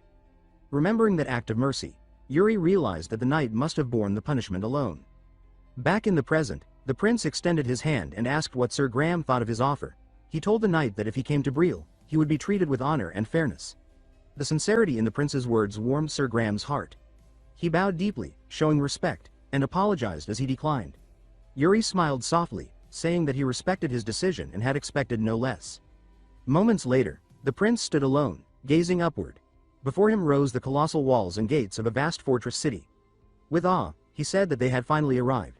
From this height, the city stretched wide across the plains, a stronghold of the allied forces known as Balshad. Turning to Hernando with excitement, he remarked that the place was far larger than he had imagined. The prince admired the towering walls and wondered aloud whether they had been built through magic, noting how immense they were. He said that the Duke of Balshad's family must have been mages for generations. Hernando confirmed this, explaining that every generation had produced exceptional sorcerers. As they rode through the gates, Hernando warned him to stay alert. The prince frowned, asking what he meant. Hernando, with a sharp, uneasy look, said that if the prince let his guard down, he would be devoured. Perhaps not by beasts, but by the mage duke himself. Yuri thought about it, imagining some pompous old man with too much pride and magic, and muttered that he had a bad feeling about it. Still, he spurred his horse onward, saying that he would find out soon enough. Inside Balshad, in a grand banquet hall where a golden horse statue gleamed at the center, nobles and soldiers mingled in polite conversation. The doors opened, and a woman with flowing red hair entered, introducing herself as Mary Rose Entree, Duke of Balshad. Prince Yuri, seated at his table, turned to Hernando with surprise and said that this was no old man. Hernando leaned close and whispered that there had been a recent change in leadership. Mary Rose approached the prince, expressing delight to meet him and his knights. Taking a seat, she asked if he was indeed the third prince of Briol. He simply nodded, replying that he was the commander of Briol's forces, his face calm and unreadable. Mary smiled playfully, brushing her hair back as she said that he was as handsome as she had heard. She asked his age, and he answered evenly that he was 18. She leaned closer with interest, saying that she was only 4 years older and that they might have much to talk about. He replied that he was not sure about that. As she tried to draw him in with her beauty, the prince regarded her silently, thinking that she was skilled at using charm to manipulate others. He recalled bitter memories of people like her and told himself that whatever her motives were, he could not look at them kindly. He told her that age meant little, that friendship depended on shared values, not background or gender. Mary feigned surprise, then smiled slyly, biting her lip as if amused. She asked if that was truly how he saw things, then rose suddenly, calling for everyone's attention. With a bright smile, she gestured toward the prince and his men, announcing that these were the prince and knights from the nation of Briol, who would soon fight beside them against a common enemy. She suggested that they all take some time to get acquainted. Jared whispered to Hernando, wondering why she was making such a scene. Hernando chuckled softly and said that it was probably nothing serious, that she simply enjoyed making friends. Jared, still puzzled, asked about Bruzan, the nation she mentioned. The prince replied that Bruzan was a small country near the ocean, known for its sailors, stubborn and strong people. As they talked, a group approached the prince. One of them, carrying a wine bottle, addressed him as the Prince of Briol and introduced himself as Jonathan Eagle, commander of Bruzan. Jonathan poured wine into the prince's cup, saying that he wished to serve him a drink. The prince thanked him with a smile, though he eyed the wine with quiet suspicion. He said that this was unexpected and asked if it was truly wine, then added mockingly that such fine liquor hardly suited a rural place like Bruzan. His remark stunned the Bruisen soldiers. He continued, saying that it was good they were aware of their status. The tension rose immediately. One soldier, furious, tried to rush at the prince, shouting that he was mocking them and demanding to be released so he could teach the arrogant prince a lesson. Another held him back. Jonathan stepped forward, motioning for calm. Staring at the bottle, he asked if the prince's words should be taken as an insult to Bruisen. Yuri, still smiling with quiet defiance, asked what he would do if it were. His knights, Laurent and Jared, tensed, ready for trouble. The prince went on, asking if they expected him to apologize. Jonathan surprised everyone by laughing and saying there was no need. Then, glancing toward Mary, who watched quietly while sipping her drink, he said that there were two possibilities. Either the third prince of Briol was truly the reckless scoundrel that rumors described, or he was testing them to see whether they were fit to be his allies. The angry soldier from before shouted again, saying that he would show the prince his worth himself. The prince rose slowly, smiling, and said that nothing was more dangerous than an unreliable ally. Looking Jonathan in the eye, he asked if he could prove himself. Jonathan met his gaze and replied confidently that a knight proved his worth through his sword. Mary clapped her hands, drawing all eyes toward her. With a radiant smile, she offered to lead them to the training grounds so they could settle matters properly. Moments later, under the clear sky of Balshad, the two sides gathered, tension sharp as steel, anticipation heavy in the air. At the center of the training grounds, two knights stood facing each other, one from Briol and the other from Bruisen. On the raised platform above them sat Prince Yuri Briol, Commander Jonathan Eagle, and Lady Mary Rose and Trey. Even here, Mary held her glass of wine delicately, swirling it as she turned to the prince. She asked if he had intentionally provoked a fight. Though her tone was teasing, she admitted that the commotion had provided her with something entertaining to watch. Yuri avoided looking at her, asking dryly if she was pretending to be innocent now. He said that she was the one who had arranged this duel from the start. Mary merely smiled and replied that he had been quick to take advantage of it regardless. The prince ignored her after that, focusing instead on the match below. Inwardly, he reminded himself that proving Bruisen's strength was important, but there was something else he needed to confirm. As he studied the Bruisen knights, he thought that in the years to come, one among them would be recognized as one of the 10 strongest, an honor reserved for those who stood among the mightiest on the continent, much like his father once had. He decided that it would not hurt to know such a person ahead of time. Below, the two knights stepped forward to shake hands and introduce themselves. The Bruisen knight identified himself as Froin. The Briol knight, as Laurent. With a mocking grin, Froin said that his respect ended there and that they should make the match enjoyable. He called Laurent, boy. But Laurent only returned his stare silently, his expression sharp and unreadable. Commander Jonathan watched intently, his focus unwavering. Yuri observed just as closely, curiosity flickering in his eyes. Across the field, someone remarked that they looked forward to learning much from this duel. Across the continent, countless warriors sought recognition, but few ever earned the title of the 10 strongest. Those who did commanded respect beyond borders and served as living symbols of deterrence amid constant wars. Prince Yuri, seated above the field, mused that if he could forge connections with such promising figures now, they might one day become invaluable allies. He reminded himself that friendships between men often began with a fight. Down below, Laurent Flandre stood composed and ready. His opponent, Froin of Bruisen, approached with an arrogant laugh. Froin said that he had heard of Laurent, the so-called prodigy with a few noble tournament victories to his name. He dragged his blade along the ground as he closed the distance, mocking those events as shallow displays for the upper class. Froin lunged forward, dismissing Laurent's swordsmanship as that of a sheltered noble. But Laurent moved with perfect control, his eyes fixed on every motion. When Froin's blade struck, it cut through an afterimage. Laurent had already shifted behind him. Froin's confidence wavered for a heartbeat, though he quickly masked it with a grin. He admitted inwardly that Laurent's technique was flawless, yet he claimed aloud that it was too predictable. Gathering his strength, he shouted that he would take the first win.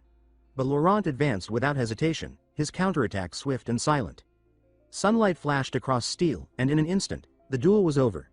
Jonathan rose from his seat in disbelief while Mary covered her mouth, murmuring in surprise.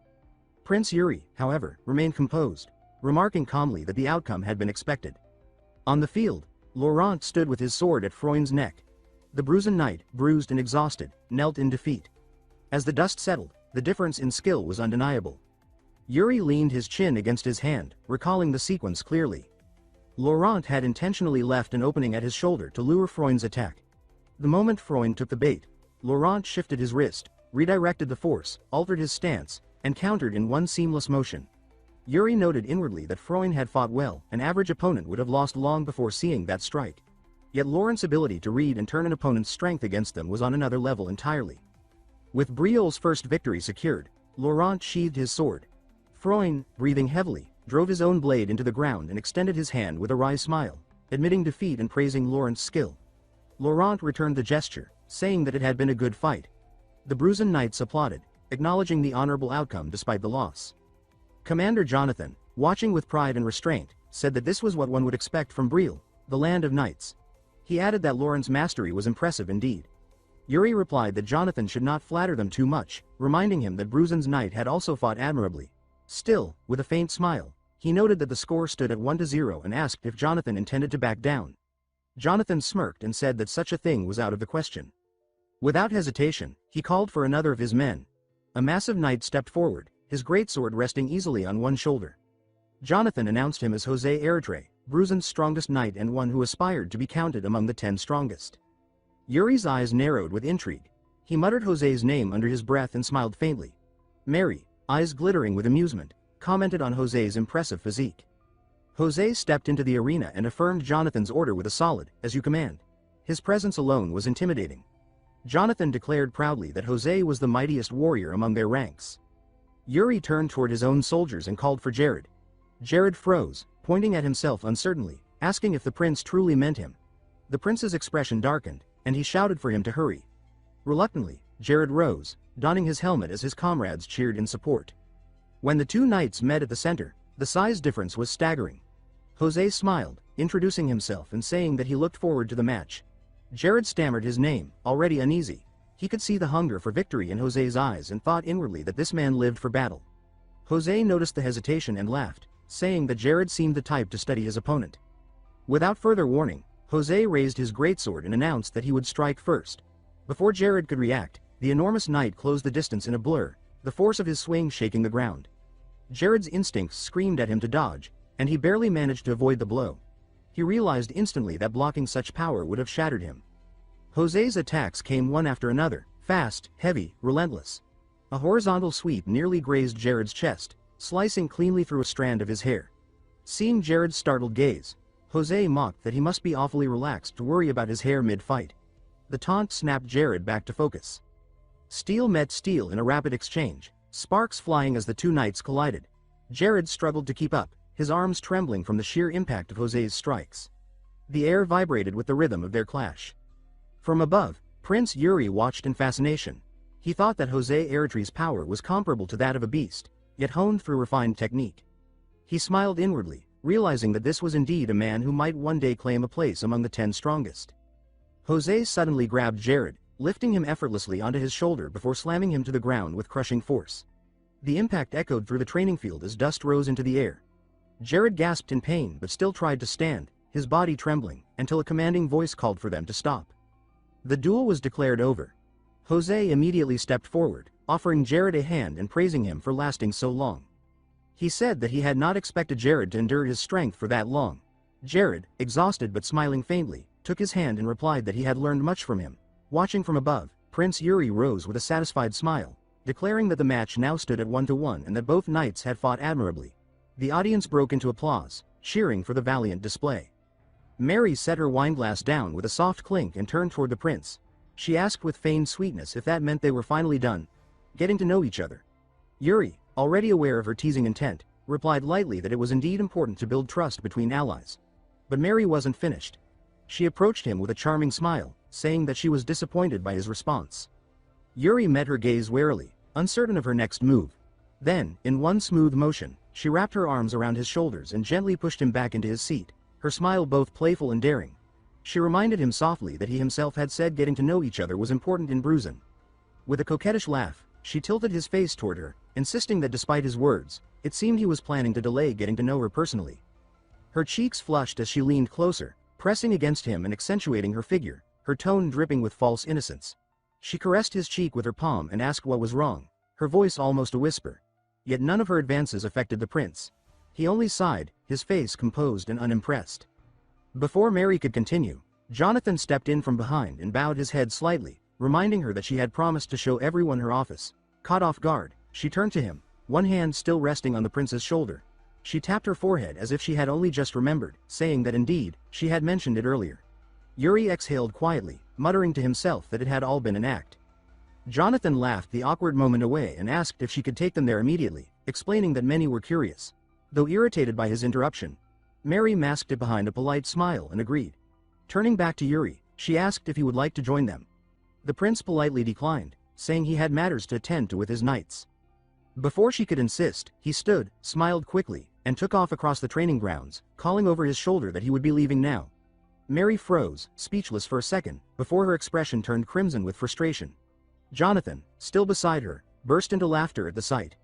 Unable to contain herself, Mary clenched her fists and shouted in anger that Prince Yuri was utterly infuriating. Jonathan, genuinely puzzled, asked what was wrong, but she ignored him completely. Not long after, the allied forces began to gather at Balshad. Flags from every kingdom waved in the air, and the arrival of the Empire's supreme commander, clad in gleaming armor, sent ripples of excitement through the camp. Each faction began to size up the others, measuring strength and potential. Only the Knights of Briol remained calm. Prince Yuri stood in an open field, gazing down at his sword in silence. Hernando approached carefully and asked if it was wise for them to focus solely on training while others discussed strategies and alliances. Yuri confirmed without hesitation, explaining that those so-called alliances were bound to be shallow. Hernando blinked in surprise, repeating his words in disbelief. The prince clarified that each nation had sent its strongest, and none of them possessed the humility to truly cooperate. Every commander believed themselves superior, so words alone would achieve nothing. Hernando nodded slowly, beginning to understand. Yuri's eyes reflected the gleam of his blade as he thought that, in the end, the only true language between warriors was strength. Turning toward one of his knights, he smiled and asked if they should spar. Laurent stepped forward confidently, sword in hand, saying he would be honored. Yuri pointed his sword at him, warning him not to hold back. Laurent smiled, lowering his gaze as mana began to surge around him. He said that he wouldn't dream of it. The air crackled with energy as both men took their stances. Yuri watched intently, feeling the pressure of Laurent's pure, concentrated mana, and thought that this was exactly what he expected from him. He mirrored the stance, excitement flashing in his eyes, thinking that Laurent truly was the perfect training partner. In the next heartbeat, Laurent dashed forward at incredible speed, his sword slicing through the air with precision. The impact rang out like thunder as Yuri blocked the blow. Sparks flew, scattering in bright arcs across the ground. Laurent pressed forward, stomping hard to gain momentum, his sword now glowing with mana. He swung again, faster, harder, but Yuri dodged, his movements clean and deliberate. Laurent didn't relent. His sword became a blur of motion, stabbing and slashing in a relentless barrage, each strike sharper and more precise than the last. Yuri evaded narrowly, one thrust grazing close enough to slice through a lock of his hair. He noted inwardly that Laurent's attacks were perfectly controlled, each trajectory measured to leave no room for error. It was exactly how he remembered him, pure, disciplined, deadly. A sudden memory flashed before Yuri's eyes, his past life, the moment when Laurent had killed him. Even then, his blade had remained clean, his strikes driven not by anger but by purpose. Returning to the present, Yuri smiled faintly, his eyes alight with determination. He thought that if there would ever come a day when he entrusted his life to Laurent's sword, then it was his duty to stand proudly before him now as his equal. With renewed resolve, Yuri met Laurent's next strike head-on. He parried, deflected, and countered in perfect rhythm. Their blades clashed again and again, each impact ringing out like a symphony of steel. Laurent was driven back by the impact of the clash, his boots scraping across the dirt before he steadied himself. The moment he halted, he lunged forward again, eyes burning with focus. Their swords met once more under the sunlight, every strike sharper, faster, and heavier than the last. The fight grew fiercer, both warriors pushing beyond their limits as the thrill of combat lit their faces. Steel rang in rapid succession, their blades flashing so closely their reflections merged. The soldiers of Briol erupted in cheers, shouting for both their prince and his challenger. Watching from a distance, Jared muttered irritably that the two were far too intense for a simple spar. Behind him, a deep voice agreed, remarking that the Prince of Briol possessed remarkable skill. Jared turned and froze, disbelief twisting his face when he saw the towering knight smiling down at him. It was Jose of Bruzan. Jared stammered his name, and Jose greeted him with a nod and a grin. Jose then called across the field, saying he had a request for the prince. The clash halted immediately. Both Laurent and Yuri turned as Jose stepped forward, declaring that he wished to spar. Yuri's grin widened. Resting his sword on his shoulder, he said that if Jose wanted a match, he wouldn't refuse. With a teasing tone, he added that he would lend Jared instead. Jared's eyes widened as he cried out in disbelief, but before he could resist, Jose effortlessly lifted him onto his shoulder. Announcing that it was time to go, he started walking off while Jared struggled helplessly, reaching toward the prince. Yuri simply waved and told him to have fun. When the laughter faded, Laurent approached and bowed, thanking Yuri for the opportunity to learn. The prince told him that he had done well and that he looked forward to their next bout. With a nod, Laurent departed, leaving Yuri standing quietly in thought. After a few minutes, Yuri walked to the large tree at the edge of the field. Its broad branches offered shade, and he sank down beneath it, leaning against the trunk with his sword still in hand. As fatigue began to settle, he softly asked if there were any results. From the shadows beneath the tree, a figure stepped forward, Asuna. Yuri greeted her and remarked that her stealth had improved. She replied that perhaps it had, though she remained better suited to the open plains. He nodded and asked what she had discovered about the foreigner. She reported that she had found traces of the man's movements. Yuri's gaze sharpened as the image came to mind. The foreigner, one of the 10 strongest of the continent, a warrior from the eastern lands. He remembered that in his past life, this same man had stood alone against Orkua.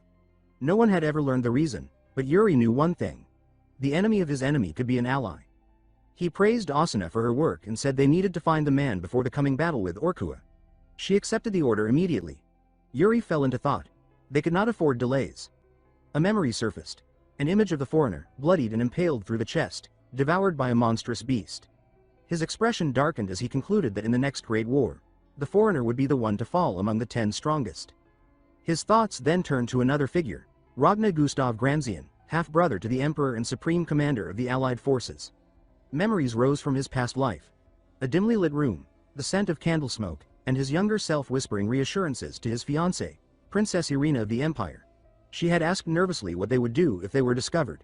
He had smiled and told her not to worry, promising to take responsibility. As their lips drew close, a rough voice interrupted, telling them to find a better place for their antics. They froze and turned to see Irina's uncle, Ragnar Gustav, sprawled lazily on a couch. Irina, face flushed, stammered his title. Ragnar rose slowly, scratching his head and muttering that their noise was bothersome. He waved Yuri over and asked, half seriously, if he truly liked Irina, saying he seemed far too composed for someone in love. Irina protested in embarrassment, while Yuri stammered that he did. Ragnar sighed, calling the matter pointless, and turned toward the door, saying that Yuri would manage on his own. With a casual wave, he left them standing there, speechless. Even then, Yuri had sensed that Ragnar Gustav Granzian was no ordinary man. Now, in the present, those memories faded as the war council chamber of Balshad Castle came into view. Around the enormous table sat commanders from various allied kingdoms, their voices low with anticipation as they awaited the arrival of the supreme commander. Some whispered that he was the emperor's half-brother. Others used his title, the Lionheart Prince. Many spoke eagerly of forming ties with such a figure. Yuri watched in silence, noting that even on the brink of war, men still found time for politics and flattery. Then, without warning, a calm voice behind him remarked that they seemed to be enjoying themselves. Yuri froze, a chill running through him. Ragnar stood there, smiling faintly, before walking past to take his seat. Yuri's eyes followed, stunned that he hadn't sensed him approach. Ragnar clasped his hands together, elbows resting on the table, and swept his gaze across the room. He said that if the atmosphere grew any more relaxed, it would become troublesome. As he spoke, he tapped the armrest once, then again. On the second tap, a crushing pressure filled the air. The commanders stiffened, their breath catching under the invisible weight. Even Yuri felt sweat forming at his brow. In that instant, he understood why they called him the Lionheart Prince of the Empire. Ragnar Gustav Granzian didn't just hold authority, he embodied it. Ragnar's eyes hardened as his voice cut through the silence. He declared that he despised cowards and warned that anyone who attempted to flee would be struck down by his own hand. Those who stood firm, he said, would be honored as true knights and rewarded for their courage. The force of his presence filled the chamber, the air growing so heavy that every breath felt strained. When he finally asked if anyone had questions, the tension snapped like a released bowstring. No one spoke, until Yuri raised his hand. Ragnar nodded for him to proceed. Meeting the commander's sharp gaze, Yuri asked what the Empire's current assessment was regarding the orc's strength. For a moment, Ragnar only studied him, then a faint grin touched his lips. He asked who this bold young man was. Yuri introduced himself as Yuri Briol, commander of Briol's forces. Ragnar chuckled, saying that he had heard of him from George and that it was a sharp question indeed. Standing, he crossed the room and placed a firm hand on Yuri's shoulder. He explained that the Empire had confirmed the rise of an orc named Orkua, who had united the 3 great orc tribes under his rule. Ragnar said that Orkua's growing power was quickly becoming a grave threat to the continent. He then gestured toward the large map on the table, pointing to several marked locations near Balshad. The orc vanguard, he said, had already established camps dangerously close. In 2 days, Their armies would face each other in their first major battle, and he announced that Briol's troops would lead the charge. Fixing Yuri with a steady look, he asked if he would accept command of the vanguard.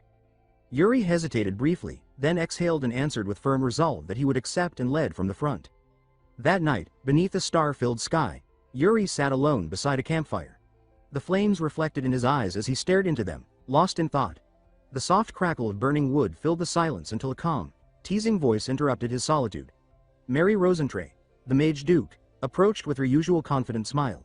Taking a seat beside him, she remarked that although he had won the vanguard position, he did not seem pleased about it. Yuri, still gazing at the fire, asked what had brought her to the camp. She said that curiosity had led her there, that she wished to understand the man everyone now spoke of. He replied that she seemed unusually interested in him, and she answered that he gave her few opportunities to learn anything about him. Her tone softened as she said that the lives of Balshad's people rested in his hands and that she needed to know he was someone worth trusting. She asked him, sincerely, to give her an honest answer instead of that distant, troubled look he wore. She added with a small smile that if he did, she would assist him in the coming battle. Yuri asked how she intended to do that. In response, she lifted her hand over the fire, and flames sprang to life at her fingertips. She reminded him that she was the Mage Duke and assured him that she would be far more useful on the plains than his knight Hernando. Yuri watched the flames dance, silent for a long moment, before saying quietly that many of their men would die in the coming fight. She blinked in surprise as he continued, explaining that the vanguard always bore the heaviest losses. The men laughing around the campfires tonight, he said, would be the corpses on the battlefield tomorrow. He had accepted that responsibility, and he would not look away from it. His words left her silent. Then, with sudden emotion, she clenched her fists and declared that his resolve was admirable, so admirable, she admitted, that it frustrated her even more that he thought of his soldiers before her. Smiling despite her words, she extended her hand and pledged that she, Mary Rosentray, Mage Duke of Balshad, would fight beside him. Yuri accepted her vow with gratitude, saying that he looked forward to her aid. 2 days later, the first great battle began. In the dark forests around Balshad, ranks of armored orcs advanced in formation, their guttural war cries shaking the trees. Some rode monstrous beasts whose snarls made the ground tremble. On the opposite side, the allied armies gathered behind wooden fortifications hastily built from logs and earth. From a tall watchtower, Supreme Commander Ragnar Gustav Granzian observed the field with the Mage Duke standing beside him. Below them, Prince Yuri Briol stood at the head of his troops, his knights arrayed behind him. His voice rang strong and steady as he ordered his men to ready their weapons and prepare for battle. The banner of Briol unfurled in the wind, its colors catching the morning light. From above, Ragnar glanced at Mary and remarked that the time had come for the vanguard to move. He asked why she remained beside him instead of withdrawing to safety. She replied calmly that she had been told to stay where she was. He frowned, repeating her words in disbelief, but she simply nodded. Moments later, the lookout horns blared. The orc army had been sighted. Yuri mounted his horse and rode to the front, raising his sword high as his command echoed across the ranks. He called out to all allied units, demanding to know if they were ready, and their thunderous shouts of affirmation answered him. With a sharp pull of the reins, he spurred his horse forward. The ground thundered beneath the charge of his vanguard as the orcs surged to meet them. Watching from above, Ragnar muttered that the prince's recklessness bordered on madness and that such bravado would surely get him killed. Before he could say more, Mary began to chant. Fire gathered around her staff, swirling into a massive sphere that burned brighter with every passing moment. She asked Ragnar's permission to act, her eyes gleaming with determination. He called out in alarm as the blazing sphere grew immense, the air warping with heat. She said calmly that this was the task Prince Yuri had entrusted to her. With a sweep of her staff, she sent the inferno hurtling toward the orc lines like a falling star. The orcs roared in panic, scrambling to escape as the fire descended. Yet Yuri and his soldiers pressed forward without hesitation. Ragnar's expression darkened as he realized the spell's trajectory. He warned that the explosion would engulf their own men as well. Mary only smiled faintly and said that this, too, was part of Yuri's plan. On the battlefield, Yuri rode into the chaos, his spear flashing as he cleaved through an orc with a clean strike. The ground shook as his horse barreled ahead. Then the fireball struck. A massive explosion tore through the forest, consuming everything in a sea of flame. Before the blaze could reach his troops, Yuri lifted his sword high. Mana burst from the blade, and a surge of water materialized from thin air, forming a protective barrier that enveloped the vanguard. Within the inferno's glow, he stood unflinching at the forefront. As his horse charged through the burning battlefield, streams of water spiraled around him, shielding his soldiers from the flames. His command rang clear through the roaring fire, ordering them to strike again. The vanguard advanced, cutting down the scattered and blinded orcs before them. When another wave of enemies appeared, Yuri leapt from his horse, planted his spear in the ground, and dashed forward. In one fluid motion, he seized the weapon again and hurled it with deadly precision. The spear soared through the air and pierced straight through an orc's skull. The orc released a final, guttural scream before collapsing, its body thudding heavily into the dirt. The reptilian beast it rode lunged forward in a frenzy, but Prince Yuri remained composed, eyes steady and unflinching. Before the creature could strike, one of his knights galloped past and cleaved its head cleanly from its body. Without slowing, Yuri pressed onward, carving his way through the chaos and driving deeper into enemy ranks. Across the battlefield, Jose of Bruzan watched with a wide grin. He commented to his men that the Knights of Briol truly lived up to their reputation. Then, laughing, he launched himself high into the air, his greatsword spinning as it cut down a cluster of orcs in one sweeping motion. Elsewhere, the Princess of the Holy Kingdom commanded her forces to protect Briol's vanguard. Her soldiers obeyed instantly, surging forward to reinforce the front lines. Hours passed in a relentless storm of steel and blood until a soldier cried out that the enemy formation had broken. Another shouted for them to show no mercy, and the battlefield erupted in renewed ferocity. From his vantage point, Ragnar Gustav Granzian observed the fight with rare satisfaction, rubbing his chin thoughtfully. He murmured that the Allied army's performance was remarkable, beyond expectation. The troops' morale, he noted, had soared because Prince Yuri Briol had charged from the front himself, shattering the orc lines through sheer will. He added that the combination of the Mage Duke's fire with Yuri's water magic had secured victory, though he called the tactic dangerously reckless. Turning to Mary beside him, he asked if she had gone along with such a plan knowingly. Mary answered with a small, unapologetic smile. She admitted that she had initially tried to dissuade the prince but now found herself grateful that he ignored her. Straightening her posture, she brushed a lock of hair from her face and remarked that he had fought with admirable style. Her gaze softened as it lingered on Yuri still battling below. She said quietly that he possessed something rare, an intriguing spark that set him apart. Ragnar sighed, though amusement flickered in his eyes. For a first engagement of the Allied forces, he thought, it was an impressive start indeed. By dusk, the battle was over. Orc corpses lay in heaps, and the flag of Briol waved proudly atop a mound of the fallen. That night, Balshad Castle glowed with the warm light of lanterns. Inside her quarters, Mary sat at her desk, pen scratching across parchment as she recorded the day's events. A faint smile touched her lips, until the quiet was broken by a soft disturbance. Her hand froze mid-sentence, eyes narrowing. She remarked that it was fortunate the prince had triumphed, then asked sharply who had dared to enter her chambers without permission. The air shimmered, and Hernando appeared, dissolving his concealment spell with a quiet chuckle. He told her not to sound so harsh, reminding her that he had once been her teacher and suggesting she might at least ask after him. Her expression turned cold as she replied that a true teacher would never have abandoned his pupil. Hernando took a seat casually, waving off her accusation. He said he had only come to see how far his old student had progressed. Mary crossed her arms and accused him of lying, saying he was truly after her research on the transcendental interpretation formula. She explained curtly that progress had indeed been made. The spell aimed to link languages through shared meaning, and recently it had begun resonating faintly with ancient magic. Hernando's stern expression softened, a rare warmth surfacing as he said that he was relieved to hear it. He asked her to inform him if her work advanced further. She smirked, asking why she should. His tone grew deliberate as he told her that it was because the matter involved Prince Yuri. Her eyes narrowed. Regaining her composure, Mary asked whether Yuri's destiny truly mattered that much to him. Before he could answer, she reminded him of the grand laws forbidding wizards of his rank from interfering directly in human history. Hernando nodded, admitting he was aware, but added that many were already entangled in the prince's fate, including the Empire's own supreme commander. At dawn, the Allied camp stirred beneath the first pale light. In the Supreme Commander's tent, Yuri stood before Ragnar, who sat behind his desk studying a map spread wide before him. Ragnar informed him that he would be leading a reconnaissance mission. Yuri frowned slightly, questioning whether such a task suited him. Ragnar smiled, assuring him that it did. Later that evening, the camp had quieted, yet Ragnar's tent remained lit. Yuri returned, seeking confirmation of his orders. The commander leaned over the same map, tracing a finger along the eastern plains. He explained that the army would advance into Orc territory the following day, and ambushes were to be expected. Yuri asked if he intended to form a detached unit to guard the army's flank. Ragnar smiled faintly and said that Yuri had guessed correctly. After a pause, Yuri replied respectfully that while he appreciated the commander's faith, Briol's forces had already borne the brunt of the vanguard in the last battle. For fairness' sake, he said, another nation should lead this time. Ragnar scoffed, saying that fairness had no place among commanders obsessed with titles and pride. He stated that he trusted only what he had witnessed firsthand, and of all the Allied armies, he trusted Briol's strength the most. As he began to formalize the order, Yuri interrupted with a calm smile, addressing him formally as His Highness.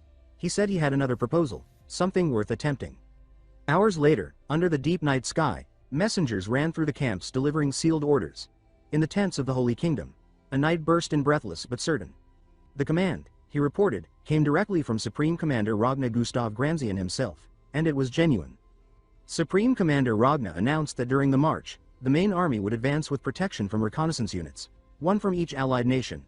At the Bruisen camp, Commander Jonathan read the official order aloud, explaining that the Supreme Commander wasn't simply calling for volunteers but intended to select the units through direct competition among the armies. That night, Jose laughed quietly, saying that the commander clearly wanted to spark some excitement in the ranks. Rolling up the parchment, Jonathan smiled and said that Ragnar was right to demand only the strongest. He added that it had been too long since he had felt this kind of fire in his blood.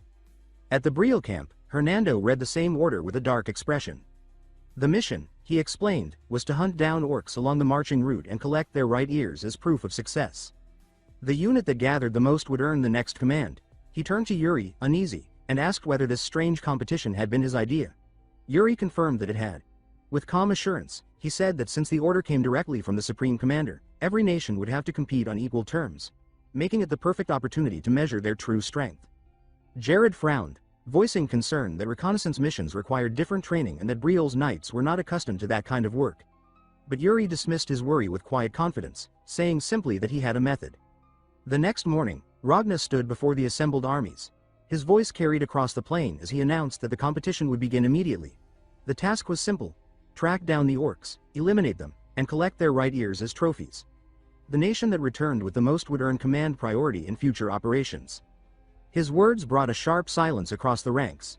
Among those listening intently were the second princess of the Holy Kingdom, Commander Jonathan of Bruisen, and Prince Yuri Briol.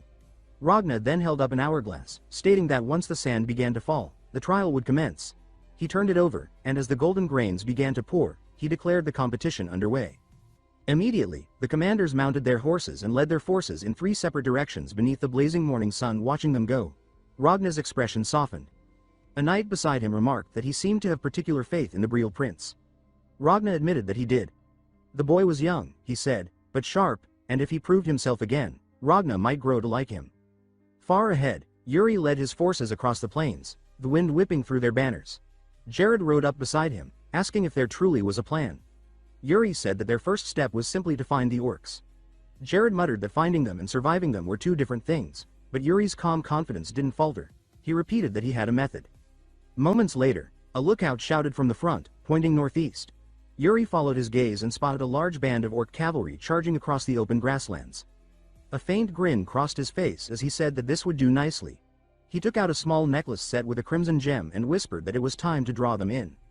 The gem pulsed with a rhythmic red glow that shimmered across the plains. In the distance, the orcs' eyes began to flare crimson one after another. Consumed by the gem's influence, they turned as one and roared, galloping straight toward Yuri's position. Raising his sword high, Yuri reminded his soldiers of their task. Their trophies would be the orcs' right ears. His knights shouted in unison, their weapons gleaming beneath the sun. Jared exhaled heavily but unsheathed his blade nonetheless. Yuri's grin widened. He told his men not to overdo it, then gave the command to charge. The earth quaked as the 2 forces collided. Jared leapt from his horse mid-gallop, slicing clean through an orc's neck before landing lightly on the corpse. Blood sprayed as he tore his sword free, immediately joining the fray again. Briol's troops fought with ruthless precision, their formation disciplined and efficient. The orcs fell quickly, their disorganized frenzy no match for the knights' coordinated assault.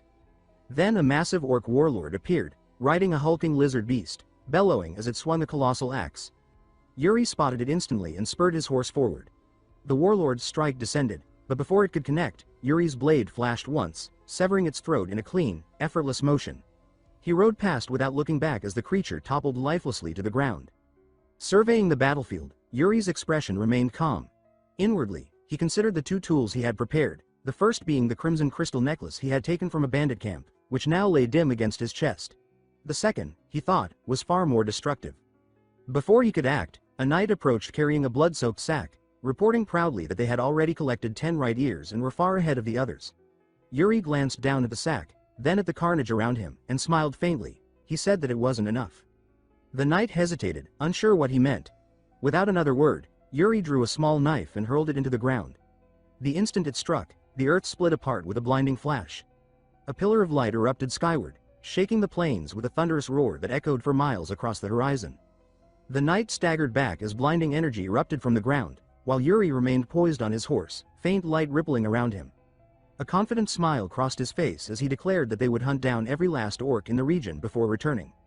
The technique he had used, soul severance, was a rare and perilous mana art said to manifest differently depending on its wielder's will. Yuri studied the dagger lodged in the earth, explaining that it resonated with the planet's pulse through a sword technique built upon seismic vibration. By merging that frequency with soul severance, he could extend his perception across the terrain, sensing every living presence that touched it. Focusing, the color drained from his irises until they turned misty and distant.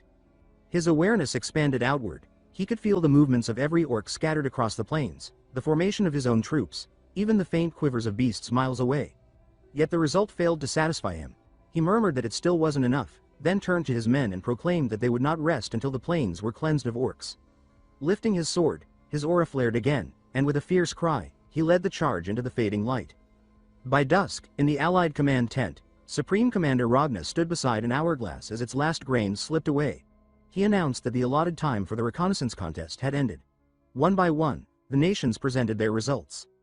The first group stepped forward, but when Ragna overturned their pouch, not a single orc ear fell out. His face hardened as he reminded them that the mission had been reconnaissance, not a leisurely stroll. Disgusted, he tossed the empty pouch aside and called for the next. Yet each nation followed with the same outcome, empty hands and lowered heads. When the last soldier approached, Ragna's patience broke.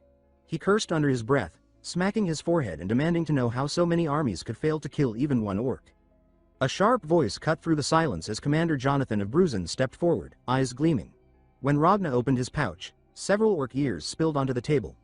Murmurs filled the tent. Ragna nodded approvingly, commending Bruzen for their 6 trophies. The highest count so far.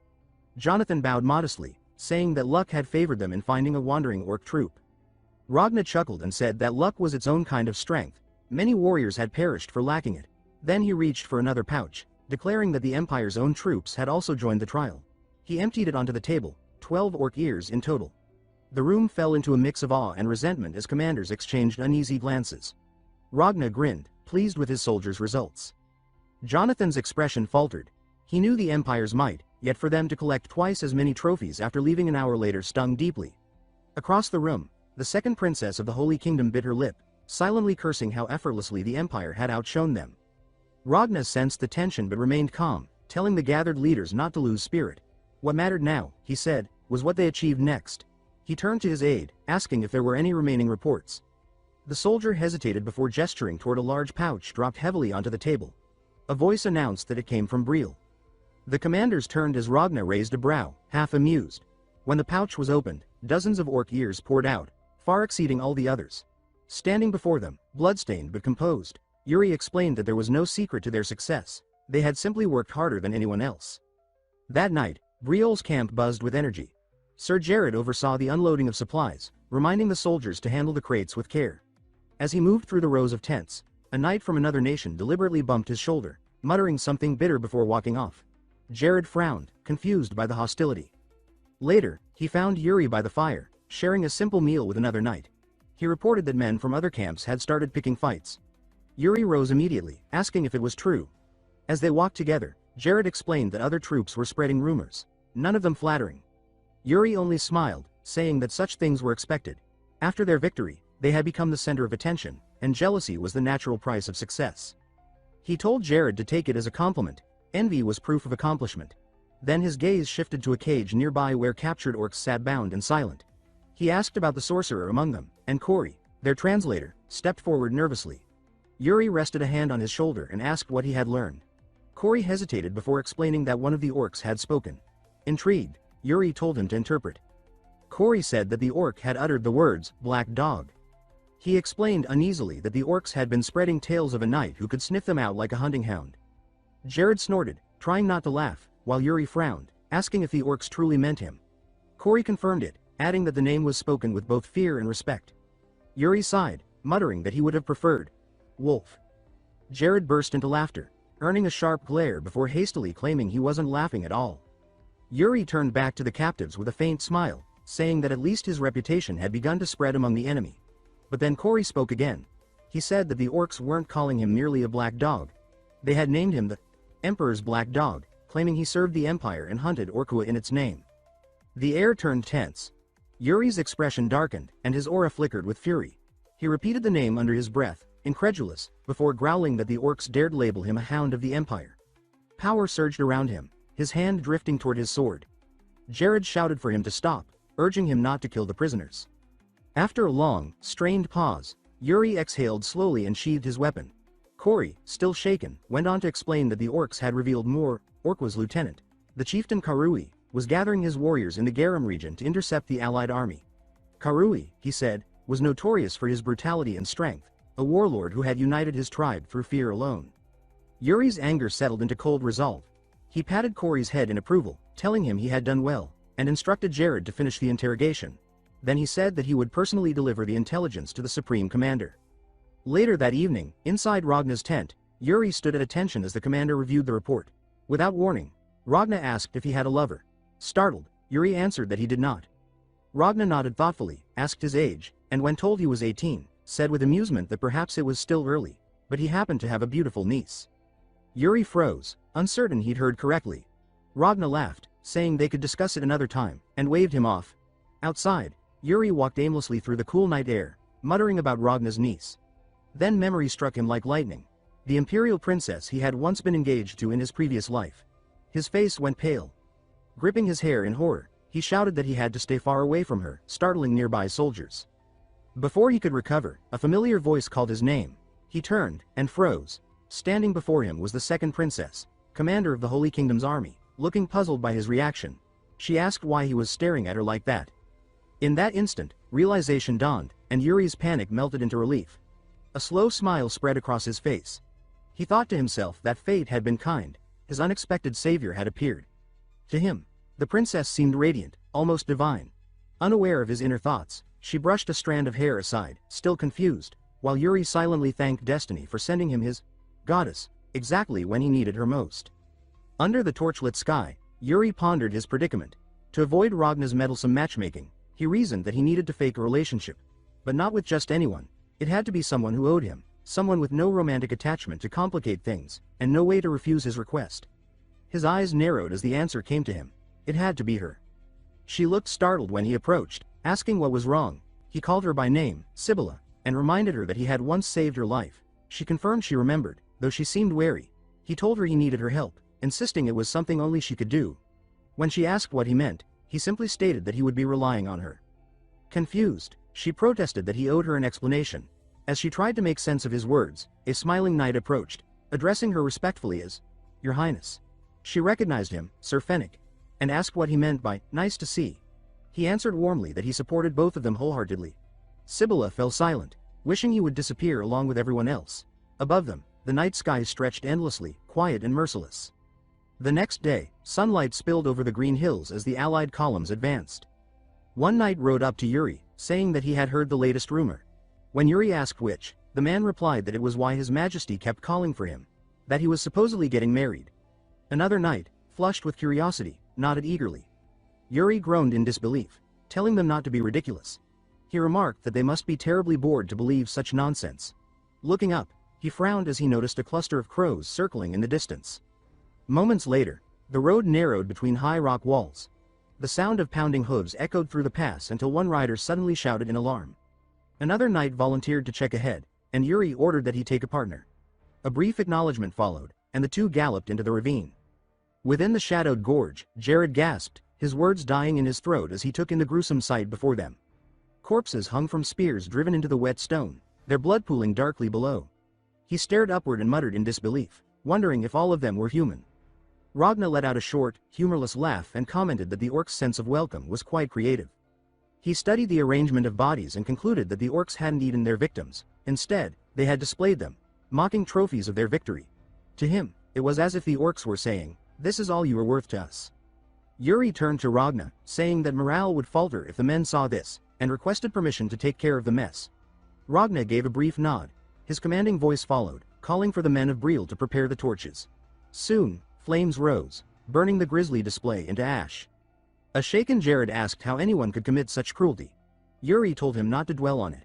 Then he shouted orders. calling for Guinness and Dyke not to wander too deep and to report back. Their faint reply came through the echoes, agreeing to return. Moments later, one of the pair remarked uneasily that something about the scene was off. His partner asked what he meant. The first pointed to the weapons embedded in the ground, explaining that the arrowheads and spears faced downward, the opposite direction from the impaled corpses. It looked, he said, as though the victims had been struck from above. Before the words settled, an arrow Guinness in the back, a sudden scream split the air. Dyke shouted his comrade's name, then again, louder, panic rising. He bellowed that they were under attack. High above, hidden orc archers released a volley. A soldier caught sight of the rain of arrows descending and froze in terror, thinking only of running. But froze when he remembered Guinness, hesitant to leave him behind. Yuri launched himself forward, sprinting through the ravine's slick mud. Spotting Dyke, he shouted a warning about his shoulder and leapt, twisting mid-air. Blue energy spiraled around him as he swung his arm, creating a barrier that deflected the incoming arrows in a dazzling arc. Landing among broken shafts and blood-soaked ground, Yuri scanned the scene and muttered that Guinness was still alive. He ordered Dyke and Simon to request immediate aid from the Holy Kingdom, telling them to mention his name so they would be helped without question. Narrowing his eyes toward the canyon rim, he admitted grimly that they had been completely deceived. Above, an orc archer sneered. Yuri watched the arrogant orcs as they began to retreat. Yuri deduced their purpose. They had come only to deliver a warning and had no reason to remain. His jaw tightened. If the orcs believed they could slaughter them anytime, they were gravely mistaken. He rested a hand on his sword and vowed that next time, he would return the favor. Later, in the command post, Ragna summarized grimly that an orc ambush unit was stationed atop the canyon. He added that retreat was no longer possible. They would have to eliminate the threat. He turned to Yuri, asking what he planned to do. Yuri's lips curved into a faint smile. He said there was only one logical choice. He advised the commander to have the archers apply steady pressure, preventing the orcs above from reappearing. Then, placing his hands together, his aura flaring blue around him, he told them with quiet certainty to leave the canyon ambushers to him. At the valley, the orcs already wait along the cliffs, crouched in a silent ambush. One of them stiffens when it senses a strange presence below. Curious, it rises with bow in hand and tries to peer over the edge to spot the movement beneath. Before it can see anything, arrows slice through the air and force it to duck. The shafts spark against the rocks, shattering on impact. The orc snarls and sends out a harsh cry in its guttural tongue, a warning that spreads through the entire line as more arrows scatter across the ledges. Below, near the valley's entrance, stands Ragna, supreme commander of the allied forces. 3 night archers accompany him, bows raised and eyes locked on the cliffs. Ragna's voice cuts through the tension as he orders the archers to keep the orcs contained, since Briol's unit will handle the assault. Up above, 1 knight climbs steadily along the rough cliff wall. Others from the Briol unit follow beneath him, armor scraping stone. One of them already struggles, his breathing uneven. Guiding the ascent is Prince Yuri Briol, who climbs with steady focus. Moments later the weary knight calls up to him, saying between ragged breaths that the prince is pushing too hard and should save his strength since a battle waits at the top. Yuri sighs and tells him to worry about his own condition first. He says that the knight has terrible stamina for his age and wonders how he plans to fight like that. Even so, his attention stays fixed on the climb. He notes to himself that the archers are buying them precious time and that they cannot afford to fall behind. But his thoughts halt when he senses a shift in the air, a warning that chills his instincts. His eyes widen as a massive boulder hurtles down toward them. The knights shout below, begging him to watch out, but Yuri stays composed. His hand reaches for the magical daggers at his waist, channeling mana through them. All 4 blades shoot free, spinning around him before racing upward. They embed themselves in a vertical line along the cliff face, forming a glowing set of footholds. Yuri leaps, using the daggers as steps and driving himself upward with inhuman speed. Mana surges through him, sharpening his movements until he closes in on the falling boulder. He draws his sword, steadies his breath, and cleaves the boulder in one clean strike. The 2 halves crash past him, scattering rock and dust along the cliff. Before he drops, he stabs his sword into the cliff wall and grips it with both hands to slow his fall. He hangs there for a moment, breathing hard, then loosens one hand to look down. He calls out, asking if the others are safe. The knights confirm that they are, their voices echoing up the cliff. He smiles faintly. He says that is good and urges them to hurry. With a sharp pull, he frees his sword and uses the recoil to launch himself upward again. He sprints along the cliff, then leaps near the top and lands on one knee. Orcs surround him instantly, snarling. He mutters that he appreciates the warm welcome. The orcs hiss at him, trying to shape his name. One of them finally growls it clearly. Aquaka. Yuri steadies his stance and answers with a smirk, saying that yes, that is him, and calling them orc bastards in return. An enraged orc lunges. Yuri rushes forward in a burst of mana and cuts off its right arm, sending it spinning through the air. The beast shrieks, then swings its remaining weapon and strikes Yuri across the ribs. Pain flashes through him. He forces himself upright while the orc shifts its grip and prepares to strike again. Steel meets steel as Yuri intercepts the blow. He studies the creature with a cold gaze and remarks that losing an arm has drained its strength more than it realizes. Before he can finish the thought, more orcs rush him from every direction. He mutters that this is becoming annoying and moves again. His blade slices through one orc's weapon, then through another's torso. He pivots and cuts the leg out from under a third. A fourth surprises him from behind, forcing him to twist and block with clenched teeth. Locked against the orc's strength, he glances at the cliff's edge and shouts down, demanding to know how long the knights plan to take. One finally appears, saying they're almost there. Seconds later, Jared and Laurent pull themselves over the top. Both strike without pause, cutting down two orcs in perfect rhythm. Yuri drives his sword into another orc's throat, then turns to the others and gives his command. There is no time for rest. They're to charge the moment they reach the surface. The knights answer with a unified roar. One after another, they surge over the ledge and into the fight. The cliff top becomes a storm of steel, blood, and shouts as orcs clash with Briol's men. Yuri leads them from the front, his final order cutting through the chaos as he commands them to kill. Far below, Ragna stands at the valley entrance and watches the dust rising over the cliffs. The echoes of battle drift through the night. A proud smile touches his face as he observes in silence. That night, in the camp rebuilt after the clash, soldiers tend to their wounds and reorganize their lines. Beneath the banner of Briol, a voice inside the command tent reports that the hidden enemy units have been eliminated and that the main force can advance through the rift without losses. Prince Yuri listens from his desk while Jared stands before him. Jared finishes by stating that the stronghold of Karui, under Okwa's command, lies ahead. Yuri confirms the report and praises him for his work. Jared then adds that the princess of the Holy Kingdom had a message. Curious, Yuri murmurs Sabia's name. Jared explains that she says she is annoyed that he keeps collecting all the achievements for himself, but that she can send priests if he needs support. When he finishes, he gives the prince a careful look and suggests that perhaps Yuri and the princess might share something more. He cuts himself off, insisting it is only speculation. Yuri responds at once with a firm no, saying the assumption is wrong. Disliking the direction of the conversation, he waves his hand and dismisses Jared, telling him that if there is nothing else, he may leave. Jared bows, answers with a respectful yes, and wishes him a good rest before stepping out of the tent. Silence settles over the tent once Jared leaves. Yuri stays by the table, eyes following the inked lines of the map. He sighs and mutters that he had hoped for a moment of rest, but fate seems to disagree. Without looking up, he senses someone behind him. He asks how long she has been standing there, addressing Asuna. She steps forward with calm confidence and tells him that she has found the foreigner. Yuri finally turns, interest sharpening across his face. He says that her timing is perfect and asks where the foreigner is now. Asuna points to a region on the map and explains that the man is currently there. Yuri leans closer, asking if she means the foreigner is inside orc territory. She nods and clarifies that it appears to be the case. Yuri rubs his chin, wondering aloud if the foreigner is cooperating with the orcs. Asuna quickly denies it and says that the truth seems opposite. She explains that she could not infiltrate any deeper due to increased guard activity, but she learned that the foreigner was taken captive. With a hint of worry, she warns Yuri to be cautious. She says she knows he has personal interest in the man, but the capture feels intentional, like a piece in a larger plan. She continues by stating that if the Allied forces intervene directly, the foreigner might even turn on them. Yuri asks her to confirm that the foreigner has been made a prisoner. She nods again but still offers to return and investigate. Yuri tells her it is unnecessary. He smiles and says the situation may actually work to their advantage. He can simply meet the foreigner himself.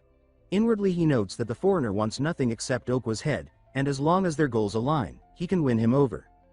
He orders Asuna to infiltrate the orc barracks the moment the battle begins tomorrow and monitor the foreigner's condition until he arrives.